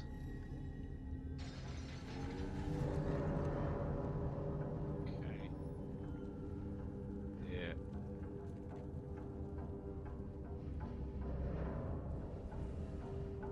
And then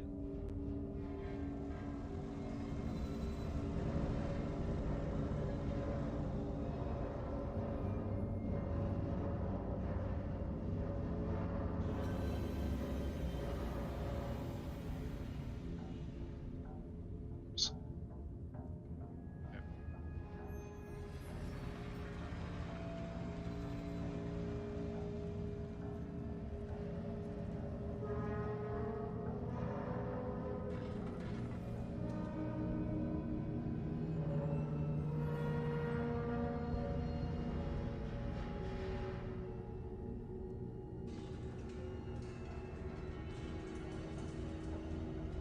One sec, guys.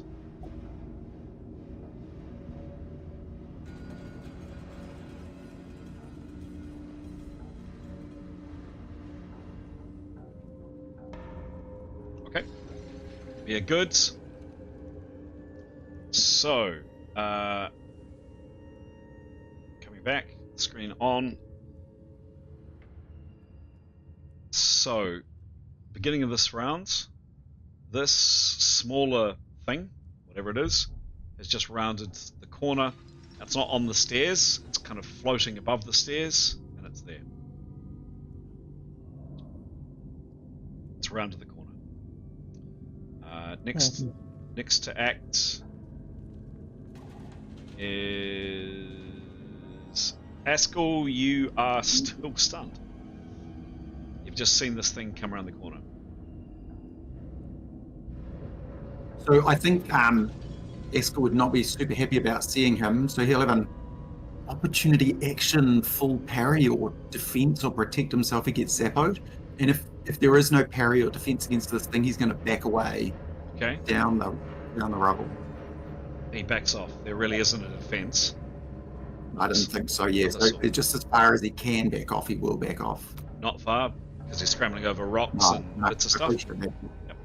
Yep. Jaeda, you've just seen this thing round the corner. Did I hear any of that sound that was going through Yotto's head? Nope. No, only him. I might get a stun berry ready to take, Okay. or give to someone else. Okay. Very good. And stay close to Severin. Cool. Where is he? Yep. There. Very good. Nicholas, you are unstunned. Woohoo! So he's been lighting the torch. Yes.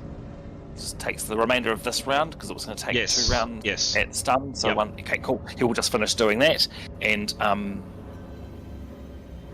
who is going to be holding that? My understanding is that Yotto was going to be holding that torch, correct? Yotto had taken it out. Different torches. There was a torch that Tanya was taking out of her pack, and Yotto was taking one of Severin's and using the candle in the lantern that Nicholas is holding to light it. That's my understanding. Yep. Nicholas had taken Tanya's torch. That's right. Two separate torches. Yep. So Nicholas, you have 2. Correct? Yes. He's and he would like to place the lantern down on the ground if he can as well. Not this round. He's too busy lighting a torch. No. Cool. Yep. Cool. Okay. Thank you. Severin. Cast, please. Cast. Sure thing. Give me a roll. 30. 30. The roll, pardon me, is successful. So he'd like to activate his totem of immunity, which will give him protection from stunning, fear, and depression criticals, whatever they are, for 6 rounds. Okay. Cool. Excellent. And with his last 10%, if necessary, he would parry with his sword. Great. Fantastic. Now, can you keep track of the 6 rounds, please? Yeah. Yotto, you're in the process of lighting a torch, I understand. Yes, cool. Tanya, you handed a torch to Nicholas. Last round, what are you doing this round? You're still stunned. Still stunned? Yes. Oh, Jesus. Well, can she get an arrow on her string? Yes. Then she'll do that. Okay. That is the end of the round. Rolling initiative.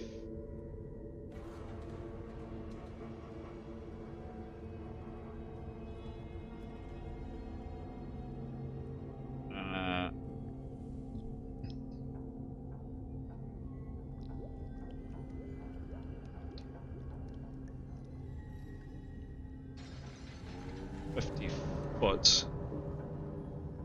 Okay.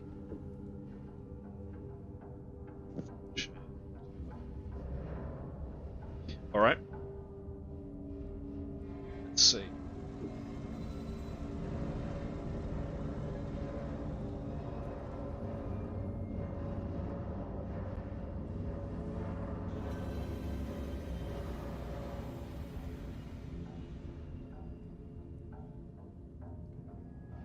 think that is everybody. That is everybody. All right.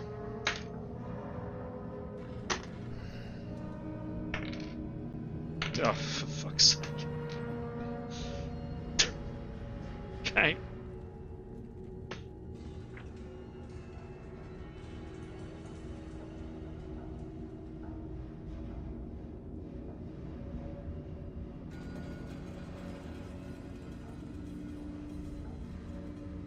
Alright, we'll go with that. Okay, first up, from this creature, again, you're not sure, there is this terrible, terrible noise.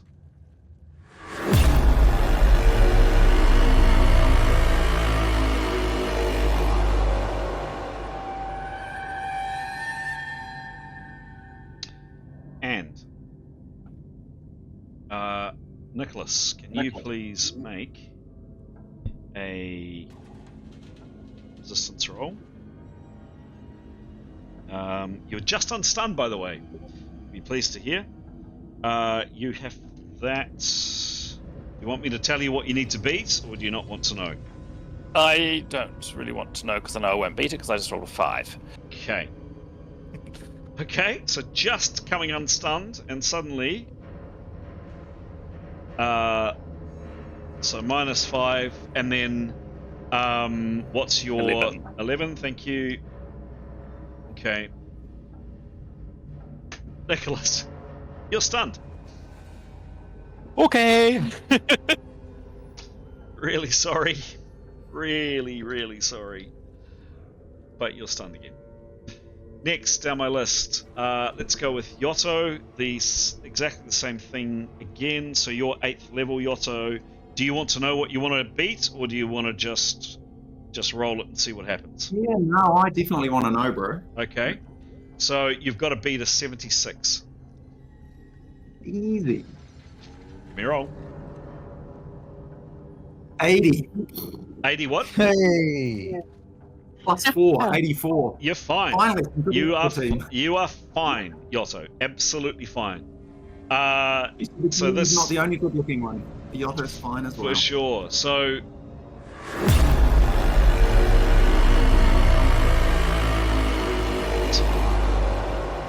wave of noise just resonates over you, Yotto, but you stand firm and you resist. Also for Askell, the same thing. I believe it's the same. It's the same target. He's got to be the 76. M.E.R.P, please. Oh, come on. 60. I don't know what his triple and divided by is. I'm sorry. Okay. Could we do that? Okay. Do you have? It's 11. not gonna be It 20 is, either. yeah. Okay. So 60. 76 minus. It was 60 for the roll, correct? Correct. Minus 11. I'm going to say he resisted as well. Good job. Jaeda, you are in your little cocoon of still air. Nothing happens to you. You hear the sound, comes out around you, but you are unaffected. Yes. The same for Severin. You are in Okay. Jaeda's little bubble of air, and nothing happens to you. Moving on to Tanya, however, who is. Can you please make another resistance roll? Do you want to know? Do you want to know what you want to beat? Oh, but she was right up behind. The intention was that Tanya would also be in that thing. She was right up behind Jaeda. Really? Oh, that was exactly why I moved to there. It was to be within that 9 feet that we were talking about. Honestly, I wouldn't have moved right up behind Jaeda for any other reason. That's the plan: is to move forward as 3 of us. 3 people. Within 9 feet. But the thing is that it's 9 feet around Jaeda, which means it's like 4.5 either side. Yes. So if she's right up behind Jaeda, sure she should be okay, right? Honestly, that was the plan. It's kind of. Well, no, that doesn't work because Jaeda is hanging on to It's on all several. sides. Yep. It's 9 on all sides. not 4.5. It's- Pocket of still air, 9 That's why I said feet conga line. on all sides. Yes, it's a 9-foot radius or an 18-foot diameter. Kinda Which is why I said conga line, so we could, we've packed in. Honestly, that was the plan. That's our goal, yeah. 4.5. Yeah, okay. Just yes. In that case, Tanya is okay. But I mean, it's 9 feet. 9 feet. But I get the fact that Jaeda and Severin are working as a team, and there's a hand on Severin's belt, so that to me kind of works. Moving and coordinating with. Well, we're not moving, obviously. at the moment. Right now, you're not. Sure, I'm just No, giving you the no. heads up. So if you're trying Yeah. to move, I'm going to say that's going to be your next. That's going to be extremely hard. But in that case, Tanya is also safe. So only affected that round was Nicholas. Next is Jaeda to act. Well, I'll tell everyone what I've observed, that it's working. Okay. So I have this bubble around me, and what was I planning to do? I'm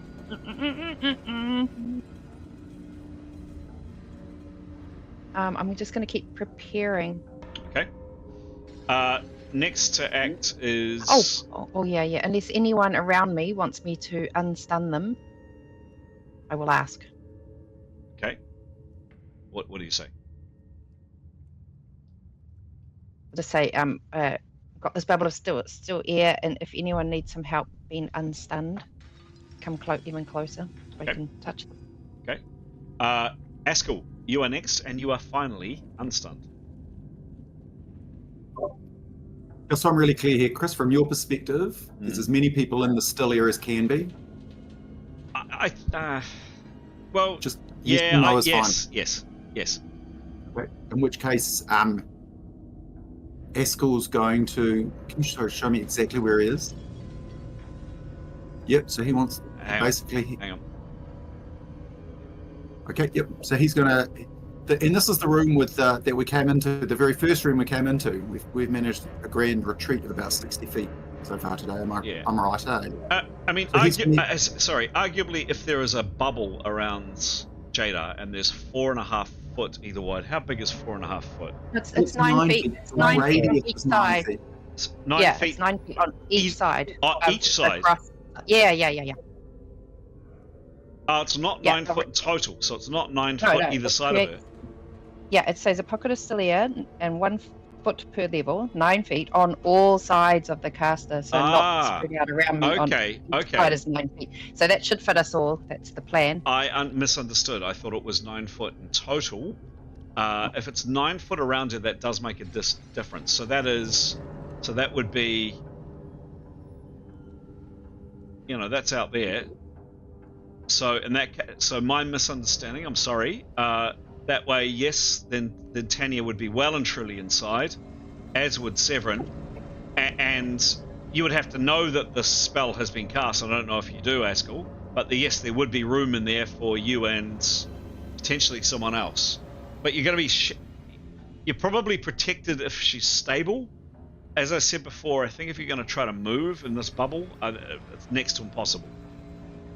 But to go back and answer your original question, there's a wall on one side of Jaeda there, but there is this space here that is inside that area of still air.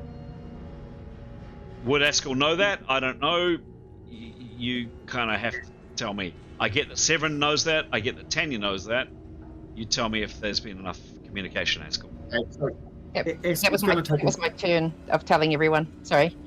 That was my last turn telling everyone that the spell was still air was on. Okay. Okay, in which case Askell would know, in which case he will move into the safe pocket of air. Okay.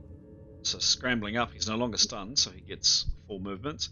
And he moves he moves to there, which is within that bubble.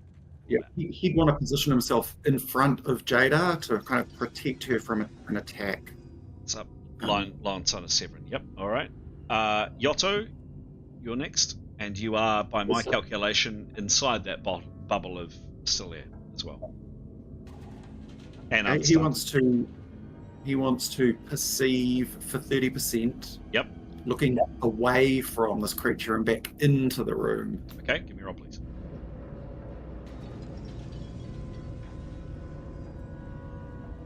$21. Okay.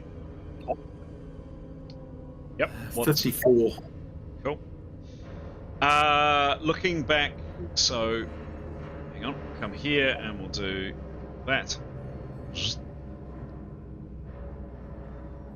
I mean, it's looking back into the room you arrived in. You can see, as Yotto, you can see kind of that, right? You can just make out these hanging figures at the back, and that's about it. Nothing else. So can he? I think technically this is an opportunity action to retreat back as far as he can, depending on what the rest of the party does. Otherwise, he's not going to do anything. Okay, great. Yep. Next up is Nicholas, who's just come out of stun and is now stunned again. He will. He would know if dropping the torch would make it go out. Is that if he just drops it? So there's a chance it might. Yep. I call it 30% chance it goes out. Okay, he'll take that chance. He'll drop the torch, and then he'll. Oh, actually, sorry. He puts it down gently. I'm just checking the percentage of that. Oh, that's the wrong sheet. Oh, there it is. Let's say, where are we? 30%. Yeah, so the same as cool. So what is he 12 foot from the safety bubble? Please.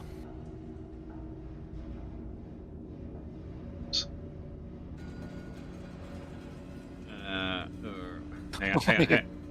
This is going to get really complicated. That's 9 foot there. And Nicholas is here. So he's just outside. Cool. That's great. He will put it down for 30% and move 12 foot into the safety, into the sound bubble, still air bubble, for 20%, please. Just looking at 10-foot door in my room. I don't think 6 people can huddle in that space. Particularly when you can't see it. I mean, maybe when you're stationary, but it's going to be kind of luck whether or not you're actually inside it or not. I mean, you move towards Jaeda, I'll give you that, but whether you're inside or not, who knows? Yep, okay. Sure. And you only get part way there because you're feeling pretty groggy, so you get about there. Tanya, still stunned, would you believe? Oh, man. All right, well, she's going to stick as close to Jade's back as it's possible to get. So if Jaeda starts moving, she'll start following. And if she doesn't quite make it, so be it, but she's going to hopefully be unstunned next round, enable her to follow Jaeda, and we'll keep that arrow on the string. Okay. Severin. Okay, well, Severin's activated his totem that should protect him anyway against stunning. So can he attack this thing? I don't know, can he? Well, range-wise.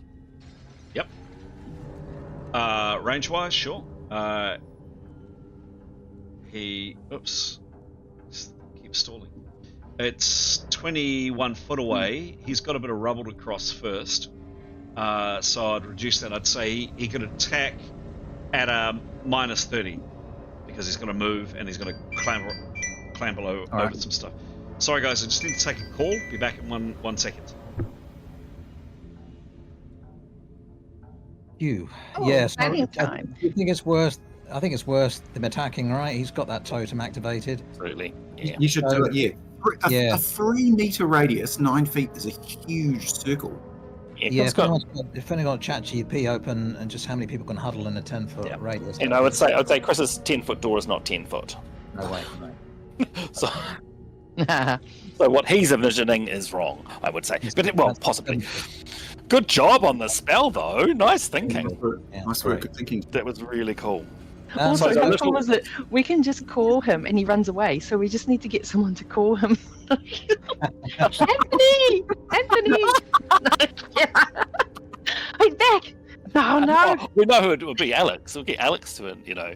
I don't know. Yeah. Okay, Severin, Eugene. what are you doing, Severin? Attacking. Okay, Plotting. so you move up and attack. Give me a roll, please. 100. Nice. Nice. Whoa. And roll again. Oops, we'll put you there. So you're up on the stairs. You do see as you move around the corner, Severin, this. Yes, I saw that. Yes.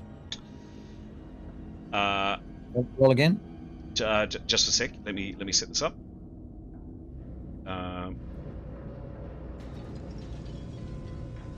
Attacking with a sword. And yes, please roll again. 72. 172. Wow. Plus sword 162. One sec, that's what I've got. Cool. Now, activity minus 30 because you've moved. Not that it really makes a lot of difference. Let me just check my notes. Yeah. Okay, that is a... This thing is, by the way, it doesn't move. It doesn't make any attempts to get out of the way of your blade. And you hit it. Now, you definitely do overkill.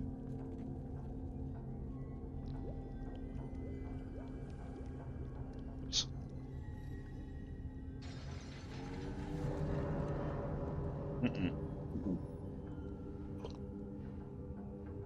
Divided by... There's my book. So when I lose 30, do I lose 30 on the attack roll? Correct. Yeah, okay. Just to try to simulate that you've done other stuff while Yeah, you're yeah. attacking. Yep. I just wondered if it was the third of Two, the 100 three. or third of the 100 plus the 72. 1, 2,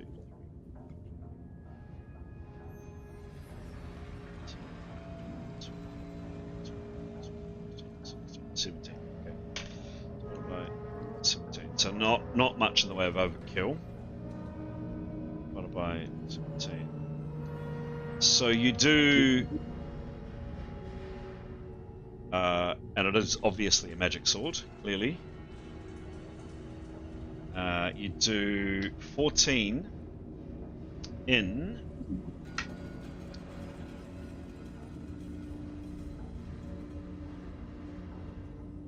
an E and a C.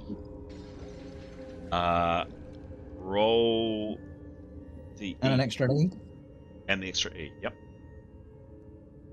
Roll away, please. Roll the E first. So 2 E's and a C. Roll the E first.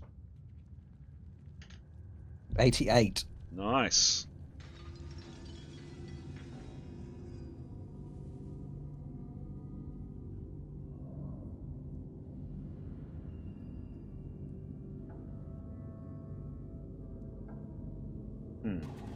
Okay, I'll come back to that.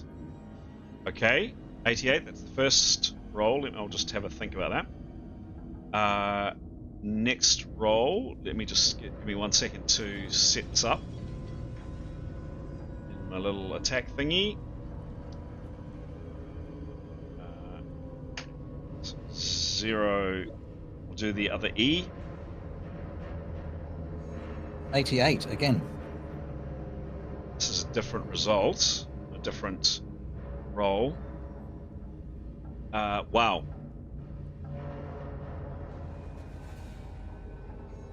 Yeah. Okay. And then finally the C. Just 67. just 1 sec.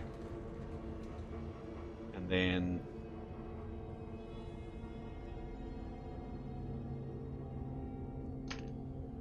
0 and E slash, C slash, I should say. And the result was, please? 67? 67. Yeah. Severin, you move up to this creature and you slash 3 times. Slash, slash, slash. And then finally bring it down with a backhander on this thing's head. And there's a slight, only you hear it, Severin, a slight kind of moan of something sounding incredibly sad. Just utter sadness. And it vanishes. Phew. That was killed, 5th level. Severin, you're now standing and staring at this thing here. Yeah. It's pretty big. It's big. Excellent. I think that deserves a... where's my little soundboard?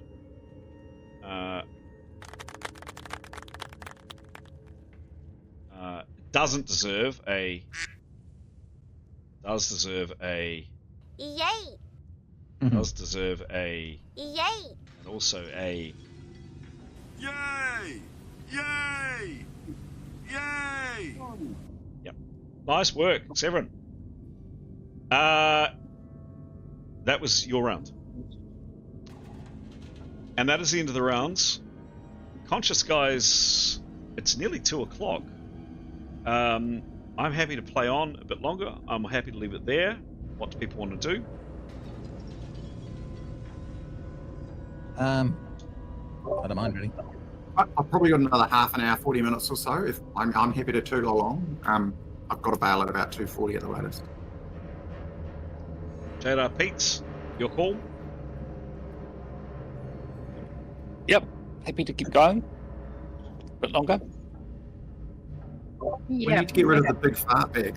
We've got rid of the little one. How about we will play, but if it starts to go wrong, we stop. Okay. Nice. No pressure, Chris. No pressure. Good. That's good. Go Okay. wrong for us. It starts So- to go wrong for us. So another half an hour, on to 2:30. Ooh, okay. All All right. Does that suit everybody? Nods all rounds? Yep, okay, cool. Okay. We're into rounds now, number 18. Count them, 18. Rolling initiative.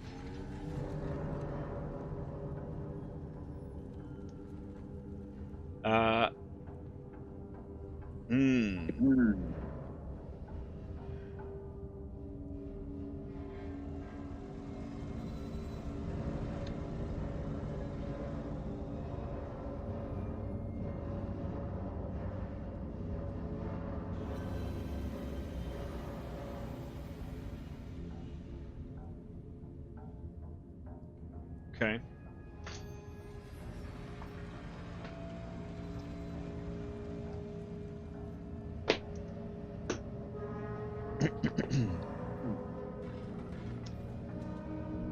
So 5 to the roll. Oh, okay, okay. Interesting, interesting. Very interesting.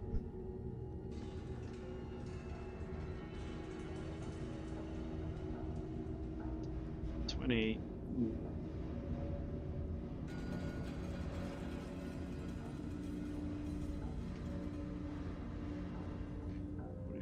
Okay. Severin, what level are you, please? 10. 10. Cool.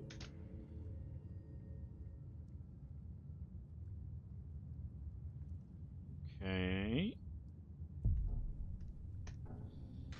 Do you want to know what you've got to beat or not? Yep. You've got to beat a 70. Oh, hang on. Just a second. Just a second. Hold fire. Hold fire. Hold fire. Hang on. No. You've got to beat a 60. Give me a roll. Righto.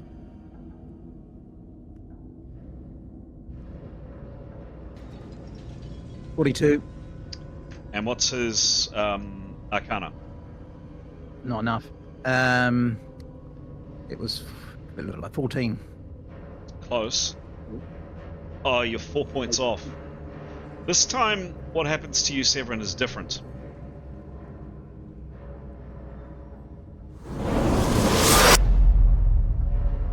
Severin, suddenly all the air around you just vanishes, just goes, vanishes. And there is this smack! The impact on the air just completely dissipating around you. Can you please roll a D impact critical on yourself? You want a low result. Give me a roll, please. 46. 46.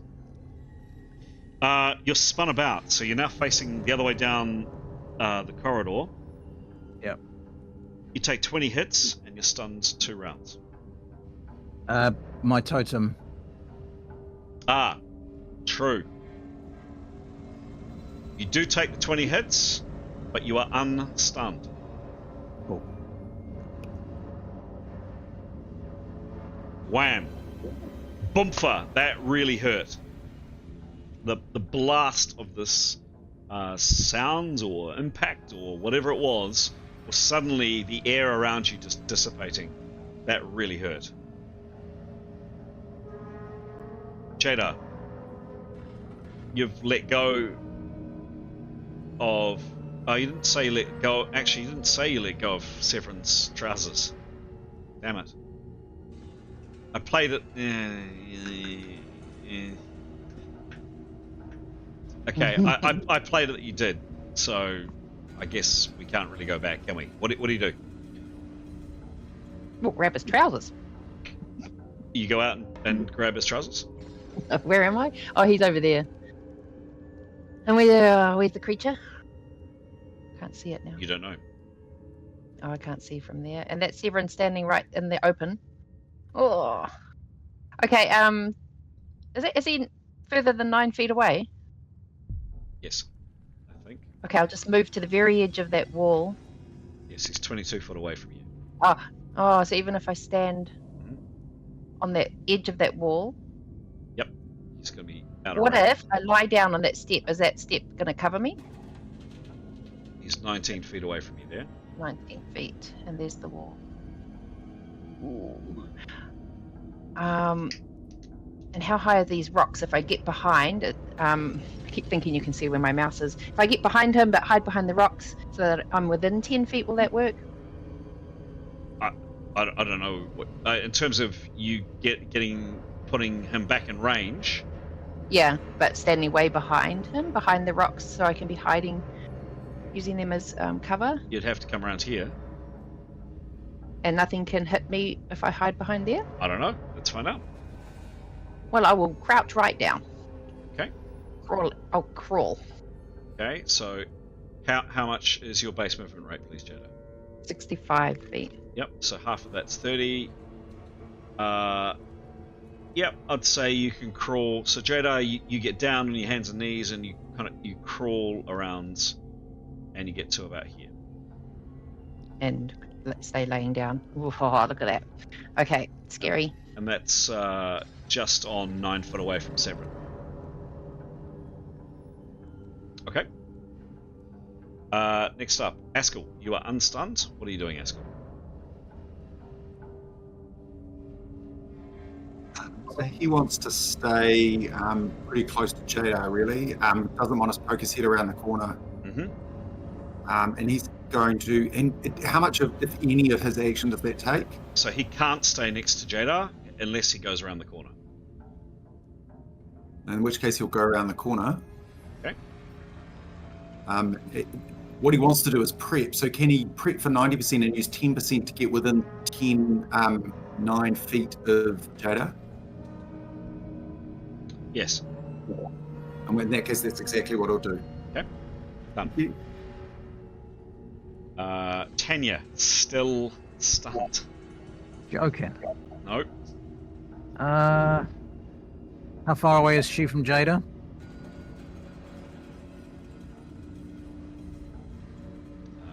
Where is Tanya? There. Tanya is now 24 foot away from Jaeda. So she'll move as close to Jaeda as she. Well, she could probably. She doesn't move that far, so I think she'll move just within the 9 feet of Jaeda, and crouch. And hopefully next turn she'll be off. Yeah, so she can get a shot in at that thing when it rounds the corner. That's the plan. Okay, so moving kind of there. Yeah, she'll and crouch down. and kind of scrambling over this rubble. I mean, it's it's about 30. Yeah. It is 30 foot, so she can move that in around. Yep, Cool. gets to there. Nicholas still stunned. He'd like to do the same, but so he'd like to move within Jaeda's 9 foot by his judgment, wherever he's not going to be in the way of anyone else. Okay, so basically directly behind Jaeda. Yep. And there is a torch, basically a lantern here. A torch. Okay, torch is there. So And he's holding his lantern. got it. So there are currently three sources of light. Severin with probably minutes left to go on his sword. Nicholas with a torch, and then with a lantern, and then a lit torch over here. Okay. So can I just check? Nicholas is just within 9 foot of Jaeda, is that right? 9 foot away from her. By his. Yes. Yes. Yep, cool. Everybody except Askell is. Cool. Yeah, even Severin is. Yotto. Yotto's going to cast. Okay, give me a roll. 43. 43. Spell goes off. What happens? So he's cast, leaving, and he's heading 100 feet away from the party towards the bronze swimmers. Okay. So.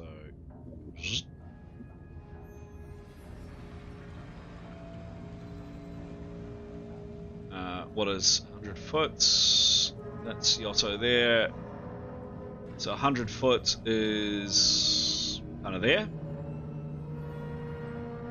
Yep. Good. Jolly good. It's, he perceived last turn, so he knows where he's going, right? That was the purpose of it. Yeah, yes. So he's He'll there. be a hunky dory. Yep, Cool. he's there. That's his whole turn. 25% action left. Okay, so with the last 25%, he's going to do a 10% perception looking ahead of him. Mm-hmm. Well, he really wants to do a 25%, but he'll do 10% because you're not going to let me. Yep, give me a roll.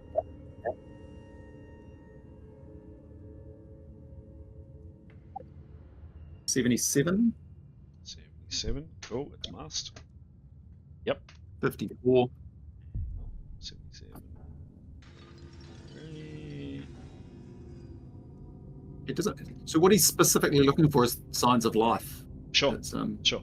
So he doesn't have, he's got that kind of light. Now he does have elvish vision, so he does see. Is he? He's got a lantern, remember? That's why he took Severin's lantern. He did too. I've been planning, Chris. I've been planning. Okay. So. Okay, just a second. Copy, paste. And yeah, he's got his elvish vision too, yeah. Stop. Thank you. Crikey, what's this?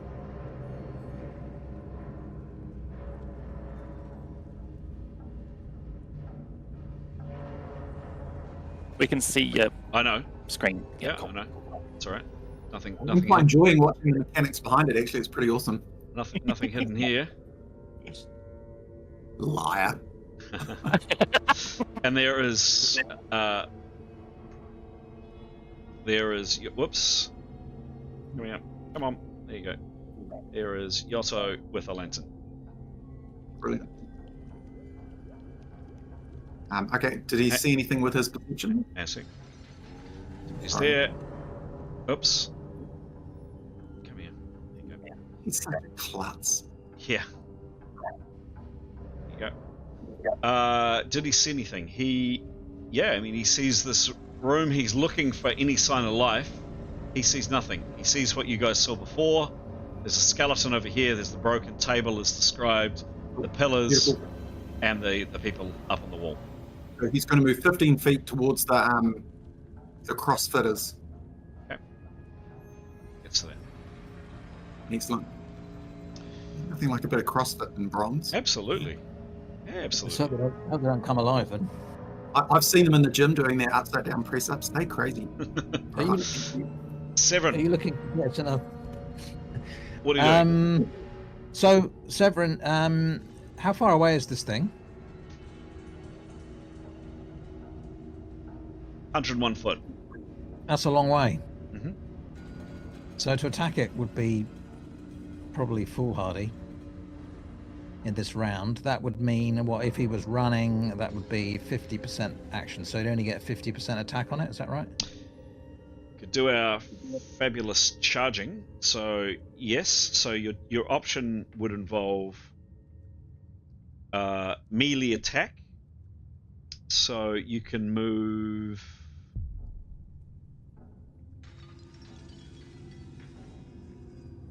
Just a second.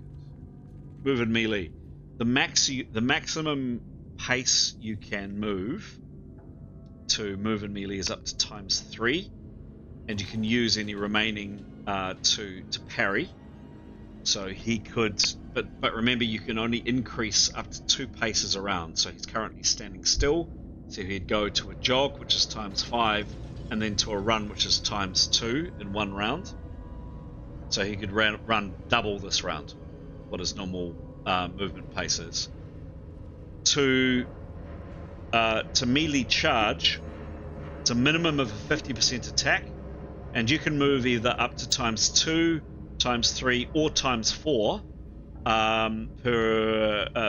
of your movement. But again, the maximum this round is a maximum of ×2, because you need some rounds to build up some speed. For a charge, you can't parry, but you do get a bonus for rushing in if you run more than 50 feet of 1 + 1 per 5 foot of round. So basically you charge in, but you don't get a DB, but you get a +50 to your attack. Right. So yeah. So I don't get, when you say I don't get my DB, I lose if it attacks me with some melee. I get no DB. Correct. Whereas if I just go in to attack, I still only go in a 50%. Correct. So I run my, I don't want to lose my DB. That would be foolhardy. Yeah, I guess I'll do that then. I'll run up and attack at half. Okay. So have I seen this thing move at all? No, not really. No. Or do I just do it next round and duck out?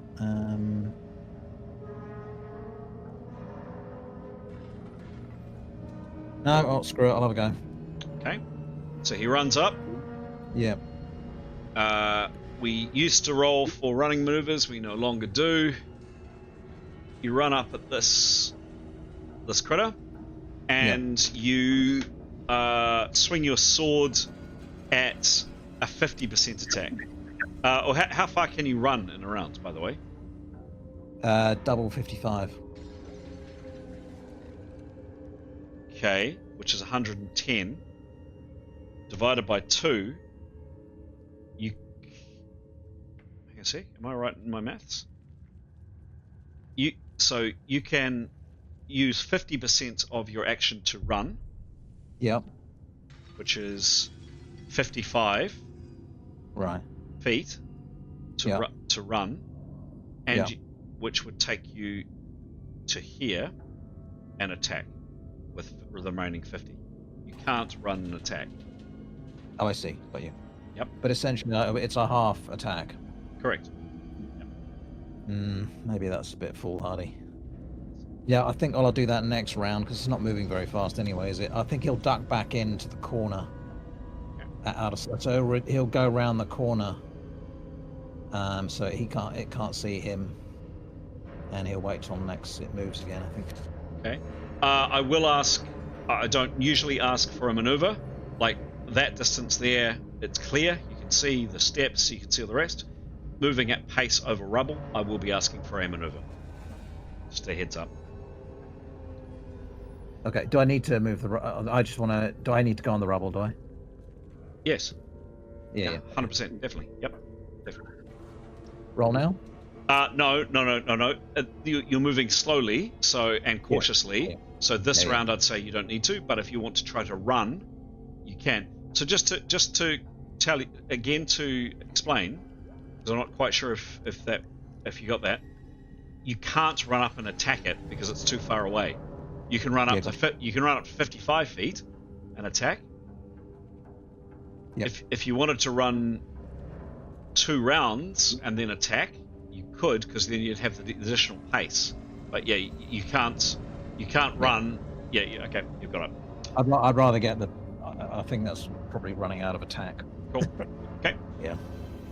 That's the end of the rounds. In rounds. Close. Roll initiative. Rolling initiative.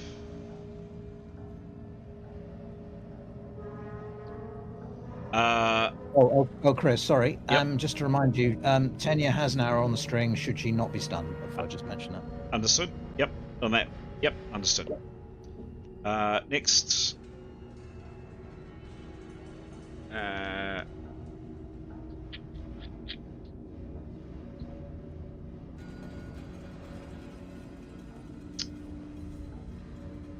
Okay.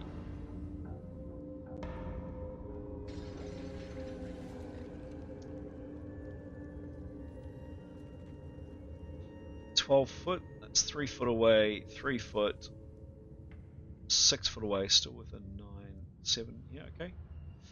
So, again, there is this terrible, terrible noise.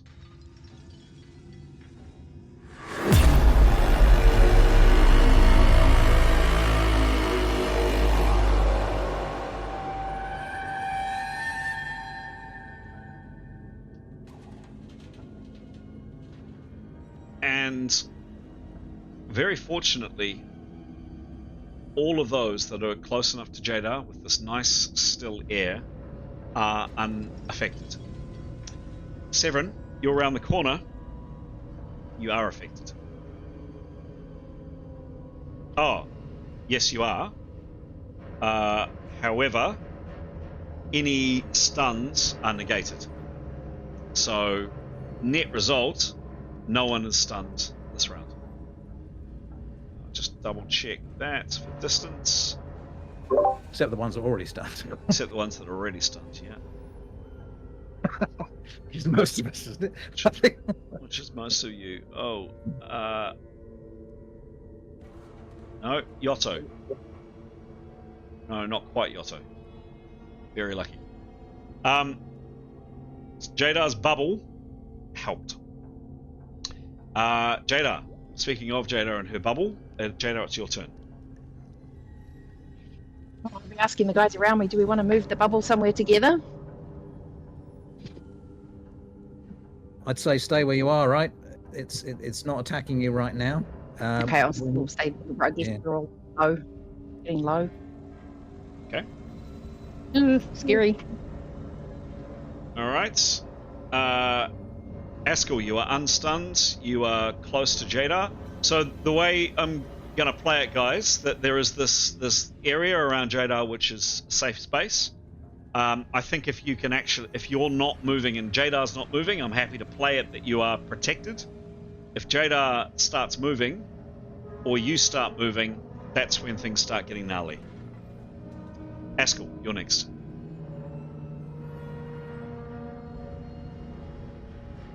That's you, Giles. Sorry, I know it is, and again, I'm doing that slow thinking thing. Oh, right. So, Askell is still in Jaeda's bubble? Yes. Yeah. Yes, go. He's prepared for 1 round. He will prepare for another round. Okay. And then he will use his last 10% to perceive. And what he wants, so I think he gets to add 20 because he just wants to look up here and see if there's anything other than this. Are any of these little ones or just the one big one here? Do we got a single target or multiple targets? Sorry, he gets a 10% glance because he's preparing. Correct. Give me Correct. a roll. 29. 29. Give me 2 secs. I'll have it in a second. Mm-hmm. Plus 37. Peering down this corridor, he can't see anything else. He just sees this thing. Plus 20 because he's looking for a very specific thing, of course. Yeah. And it's moved a smidge closer. Oh, it's going to get got by the water. Okay. Next up is Nicholas, still stunned. Okay, yeah, he'll just nothing to do. Okay. Tanya, still stunned. No. Can she? No, I don't want. Oh, she could put a berry in her mouth, could she? Or no, she's holding a bow. No, all right. Yeah, don't worry. No, I'd give you. I've fired a bow and arrow before. You can hang on to. You can hang on to an arrow and a bow in one hand, and you've got a hand free. That's possible to do. She's got a few berries, so she may as well put a hand into the pouch and slip one on her gob. Okay. So please mark that very precious berry off your sheet, and she's removed one round of stunt. Next, Severin. Yeah, I mean, I think he's just gonna hold fire until that thing gets a bit. He's just a bit worried about running out there, and then, so he's just gonna keep peeking and just see when it's within an acceptable distance. So it's moved a bit. How far is it from him now? 56 feet. Oh, okay. Well, that's a bit closer, isn't it? How much did it move then, roughly, last time? About 30. Oh, okay. So if he were to attack now, what would that cost him? Sorry to labour this, but he's got a little. So 50. Yeah. So he'd have to move. He could run. If you're wanting to run and attack, you could move 55 foot. I'd give you 56, obviously. And you could run and attack, and you attack at 50% of your skill. Still the same, isn't it? I'll do it next round. Okay. It's moving slowly, by the way. Very slowly. Yeah. And that is the end of the round. Rolling initiative. Obviously, Tanya's still on bow if necessary. Yeah, sure. This is... that's 24 pass, guys. Do we want to leave it there, or do we want to play out this round? Your call. Reckon last round? Play out this round? Play out this round? Okay, sure. Rolling initiative. We are off. What does it do? Yeah.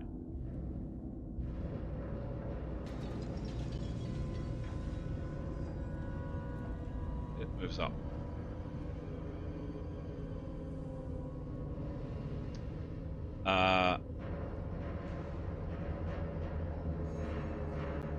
Haskell. This thing is getting real close. It is now some 37 feet away from Jaeda. It is now some 30 foot away from yourself. That's what I wanted to hear. Mm-hmm. So he's going to cast. Okay. So first he has to roll to transcend armor. Correct. Now, I've heard this happen, but I don't know how it works. So he rolled 40. Yep, 40. What do I do? What's his transcend armor skill, please? 1 second. I think it's 70 something. I think he's passed, actually. He needs to win 101 or better. 75, yep. Bingo, yep. So basically he's mentally got over the fact he's wearing armor. He's good to cast. Roll the dice. Cool. And just so I know for marking this down, does this count as a maneuver or not? Yep. Who casts as a medium? Cool. Okay, and so now let's cast for the spell. He's prepared. 2 rounds. He rolls a 65. What's the spell? It's water bolt, Okay. and obviously he's going to blast this thing. Okay. So Haskell, blast this thing. Water bolts. Water bolt, or he doesn't have a skill in water bolt. Just to let you know, he has a What does skill he in have a skill in? shock bolt. What difference does it make? Uh, So he's only directed. The only directed spell he can use is shock bolt. he can try a water bolt at half his skill in shock bolt. Hang on, I just need to check his skill in shock bolt. It's 28 according to me. That's pretty useless. Can you help me out here just a little bit, Chris? Because I've never fired water bolt. In terms of the damage done, just from a technical perspective, what's the difference between a shock bolt and a water bolt? Water bolt is definitely more effective, but he's got less skill on it. He's going to fire a water bolt. Okay. In for a penny, in for a pound. So, does he have access to water bolt though? I didn't realize he could. Yes, he does. cast it. Yeah, it's a level 5 spell. He's got level 5 elemental ways. Okay. He has access to water bolt. Okay. So, his bonus is plus 12, so pretty modest. Plus 12 or it's plus 14, I should say. Yep. Give me a roll. 8. 8. God damn it. I I want that water bolt. Distance is 30 foot. Range modification is 0. He doesn't get a bonus. He doesn't get a minus. He just plain misses. So is there a water? We've got ice. We don't have water. Love it, Pete. I love it. That's ice. It's not water. But you shoot the wall here. Bobfa.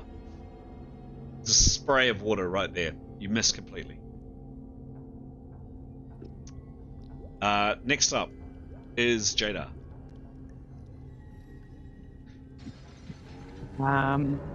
She's going to lay low, but if that thing gets too close, she'll crawl away. Opportunity action. Okay. I don't know what too close is, so you're going to have to tell me. If things start to damage her. Okay. Done. Nicholas, still stunned. He'll take a stunberry, please. Okay. Same as before. You got a lantern in your hands. Mouth. Done. Yep. And you remove you get rid of one of your precious stuns. Please mark it off your sheet. Done. I'd say that's your action. Yotto, you are into the room over here. You have a lit torch. What are you doing? Okay, so I just want to check that I got this right. So I'm going to do 20, 30, 20, 30. So he wants to spend 20% of his action moving towards the CrossFit people. So that's 25 feet. How close will he get? Hang on. Hang on, I'll tell you. He was there. Oops, hang on. You can just start him from there, Chris. That's fine. Yeah, I think he was there. 25, call it there. Yep, so he's there. Yep.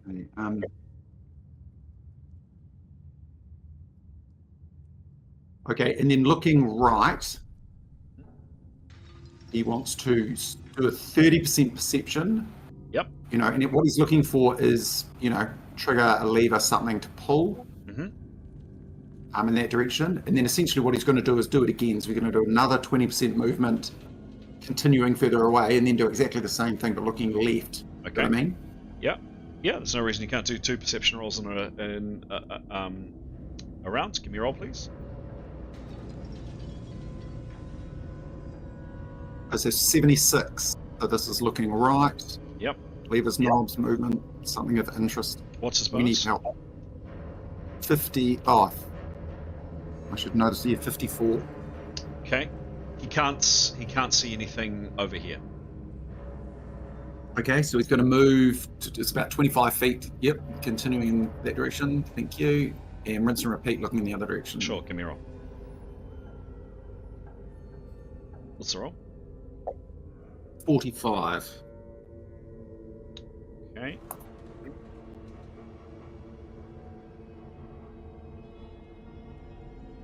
Again, can't see anything in front of you. I mean, thank you.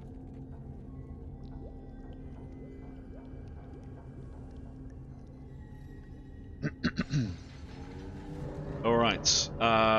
Next is 7. Okay, we go then. So that's a distance of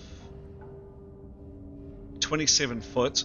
I will ask for a, as I said, running across the rubble. I'll ask for a light maneuver, please. So roll that first. Yeah, opportunity if he completely goes arse over tit. Yep. He may decide to fall back, feeling Yep. rather foolish. Sure. 9. Ooh. 9 plus a what are we looking at here? minus and moving an armor, so it's a negative 11 or something, I think. I looked at right. Yes, something like that. Hang on.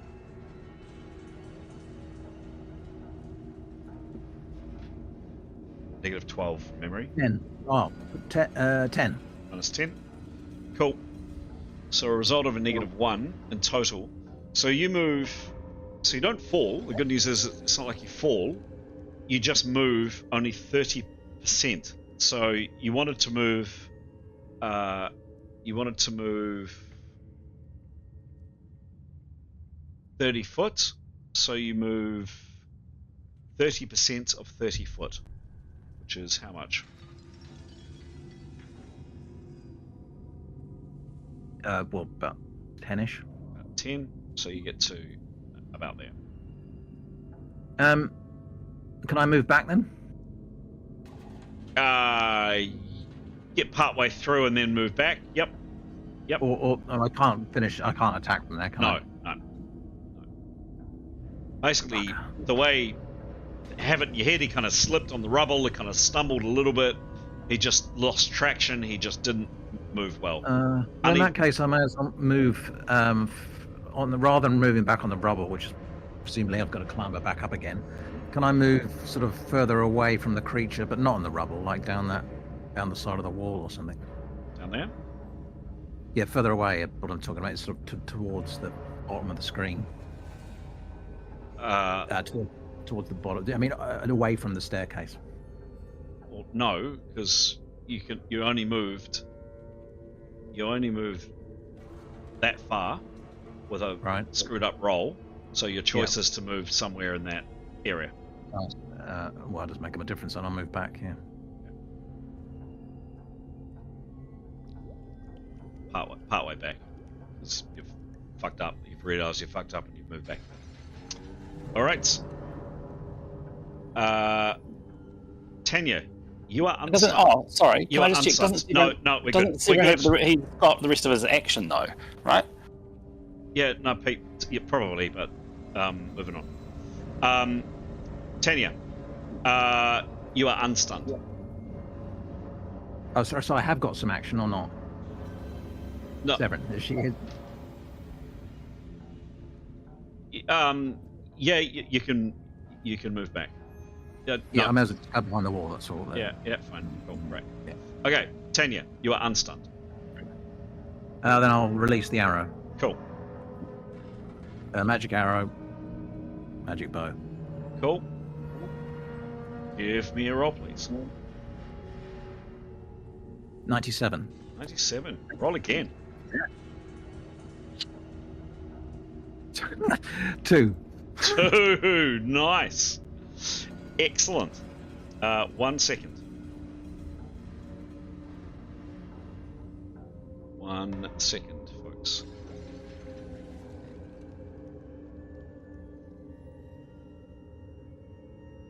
Nice shooting, Tanya.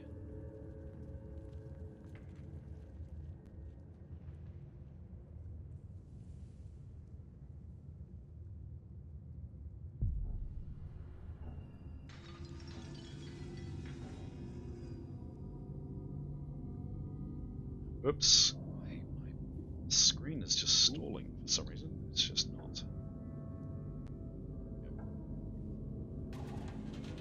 Alright, so Tanya, that is an excellent shot. You can place that. You can place that arrow anywhere on this thing if you have a preference of where the arrow goes. Well, it's kind of got a head, isn't it? Sometimes not. Oh, when it's there then. Okay. So your arrow goes straight and true through this thing's head. There's no damage to it. But again, another of these, exactly where your arrow hits, another of these smaller things kind of fragments off and floats down. So that, well, at least we know what we're in for then. I wonder whether okay. So you've just fired a bow for 50%. What do you do with your remaining 50%?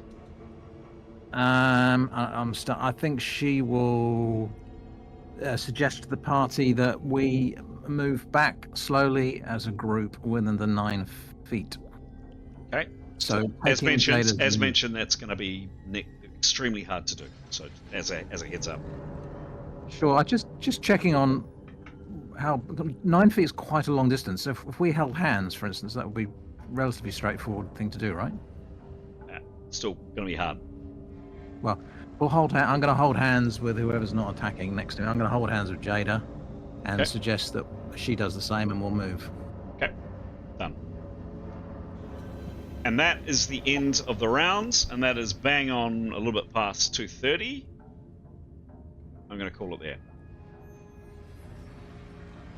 Rolling credits.